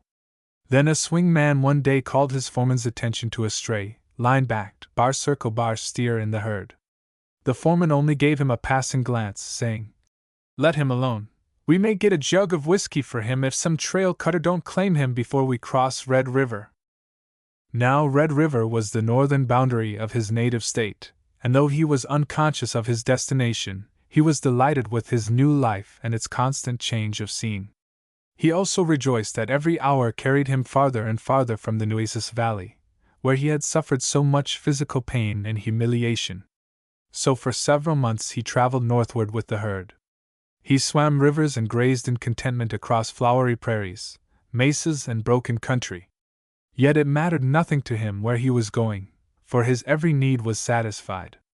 These men with the herd were friendly to him, for they anticipated his wants by choosing the best grazing, so arranging matters that he reached water daily, and selecting a dry bed ground for him at night. And when strange copper-colored men with feathers in their hair rode along beside the herd, he felt no fear. The provincial ideas of his youth underwent a complete change within the first month of trail life. When he swam Red River with the leaders of the herd, he not only bade farewell to his native soil, but burned all bridges behind him. To the line-back steer, existence on the Nueces had been very simple. But now his views were broadening. Was not he a unit of millions of his kind, all forging forward like brigades of a king's army to possess themselves of some unconquered country? These men with whom he was associated were the Vikings of the plain. The red man was conquered, and daily, the skulls of the buffalo, his predecessors, stared vacantly into his face. By the middle of summer they reached their destination, for the cattle were contracted to a cowman in the Cherokee Strip, Indian Territory. The day of delivery had arrived. The herd was driven into a pasture where they met another outfit of horsemen similar to their own. The cattle were strung out and counted. The men agreed on the numbers. But watchful eyes scanned every brand as they passed in review, and the men in the receiving outfit called the attention of their employer to the fact that there were several strays in the herd not in the road brand. One of these strays was a line-back, bar-circle bar, 2-year-old steer. There were also others. When 15 of them had been cut out, and the buyer asked the trail foreman if he was willing to include them in the bill of sale, the latter smilingly replied, "Not on your life, Captain. You can't keep them out of a herd. Down in my country we call strays like them poker steers." And so there were turned loose in the Coldwater Pool, one of the large pastures in the Strip, 15 strays. That night, in a dugout on that range, the home outfit of cowboys played poker until nearly morning. There were 7 men in the camp entitled to share in this flotsam on their range, the extra steer falling to the foreman. Mentally they had a list of the brands, and before the game opened the strays were divided among the participants. An animal was represented by 10 beans. At the beginning the boys played cautiously, counting every card at its true worth in a hazard of chance. But as the game wore on and the more fortunate ones saw their chips increase, the weaker ones were gradually forced out. At midnight but 5 players remained in the game. By 3 in the morning the foreman lost his last bean, and ordered the men into their blankets, saying they must be in their saddles by dawn, riding the fences, scattering and locating the new cattle. As the men yawningly arose to obey, Dick Larkin defiantly said to the winners, "I've just got 10 beans left, and I'll cut high card with any man to see who takes mine or I take one of his poker steers." "My father was killed in the Battle of the Wilderness," replied Tex, "and I'm as game a breed as you are. I'll match your beans and pit you my bar-circle bar steer." "My sire was born in Ireland and is living yet," retorted bold Richard. "Cut the cards, young fellow. The proposition is yours, cut first yourself." The other players languidly returned to the table. Larkin cut a 5 spot of clubs and was in the act of tearing it in two, when Tex turned the tray of spades. Thus, on the turn of a low card, the line-back steer passed into the questionable possession of Dick Larkin. The Cherokee Strip wrought magic in a Texas steer. 1 or 2 winters in its rigorous climate transformed the gaunt longhorn into a marketable beef. The line-back steer met the rigors of the first winter, and by June was as glossy as a gentleman's silk tile. But at that spring roundup there was a special inspector from Texas, and no sooner did his eye fall upon the bar-circle bar steer than he opened his book and showed the brand and his authority to claim him. When Dick Larkin asked to see his credentials, the inspector not only produced them, but gave the owner's name and the county in which the brand was a matter of record. There was no going back on that, and the Texas man took the line-back steer. But the roundup stayed all night in the pool pasture, and Larkin made it his business to get on second guard in night herding the cut. He had previously assisted in bedding down the cattle for the night, and made it a point to see that the poker 3-year-old lay down on the outer edge of the bed ground. The next morning the line-back steer was on his chosen range in the south end of the pasture. How he escaped was never known. There are ways and ways in a cow country. At daybreak the roundup moved into the next pasture, the wagons, cut and saddle horses following. The special inspector was kept so busy for the next week that he never had time to look over the winter drift and strays, which now numbered nearly 2,000 cattle. When the work ended the inspector missed the line-back steer. He said nothing, however, but exercised caution enough to take what cattle he had gathered up into Kansas for pasturage. When the men who had gone that year on the roundup on the Western Division returned, there was a man from Reese's camp in the Strip, east on Black Bear, who asked permission to leave about a dozen cattle in the pool. He was alone, and saying he would bring another man with him during the shipping season, he went his way. But when Reese's men came back after their winter drift during the beef-gathering season, bold Richard Larkin bantered the one who had left the cattle for a poker game, pitting the line-back 3-year-old against a white poker cow then in the pool pasture and belonging to the man from Black Bear. It was a short but spirited game. At its end the bar-circle bar steer went home with Reese's man. There was a protective code of honor among rustlers, and Larkin gave the new owner the history of the steer. He told him that the brand was of record in McMullen County, Texas, warned him of special inspectors, and gave him other necessary information. The men from the Coldwater Pool, who went on the eastern division of the roundup next spring, came back and reported having seen a certain line-back poker steer, but the bar-circle bar had somehow changed, until now it was known as the pilot wheel. And so report came back, in the 3 weeks' work that spring, the line-back pilot wheel steer had changed owners no less than 5 times. Late that fall word came down from Fant's pasture up west on the Salt Fork to send a man or two up there, as Coldwater Pool cattle had been seen on that range. Larkin and another lad went up to a beef roundup, and almost the first steer bold Richard laid his eyes on was an underbit, line-back, once a bar-circle bar but now a pilot wheel beef. Larkin swore by all the saints he would know that steer in Hades.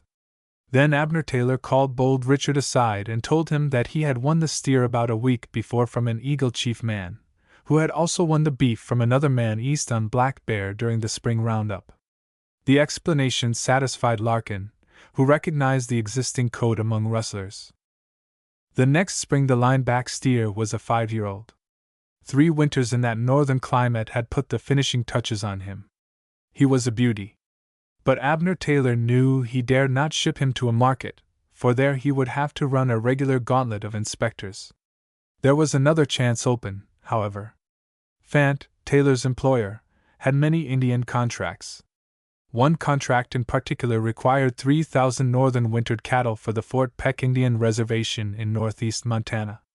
Fant had wintered the cattle with which to fill this contract on his Salt Fork Range in the Cherokee Strip. When the cowman cast about for a foreman on starting the herd for Fort Peck, the fact that Abner Taylor was a Texan was sufficient recommendation with Fant. And the line-back beef and several other poker steers went along. The wintered herd of beeves were grazed across to Fort Peck in little less than 3 months. On reaching the agency, the cattle were in fine condition and ready to issue to the Indian wards of our Christian nation. In the very first allotment from this herd the line-back beef was cut off with 30 others. It was fitting that he should die in his prime. As the 30 head were led out of the agency corral, a great shouting arose among the braves who were to make the kill. A murderous fire from 100 repeaters was poured into the running cattle. Several fell to their knees, then rose and struggled on. The scene was worthy of savages. As the cattle scattered, several Indians singled out the line-back poker steer.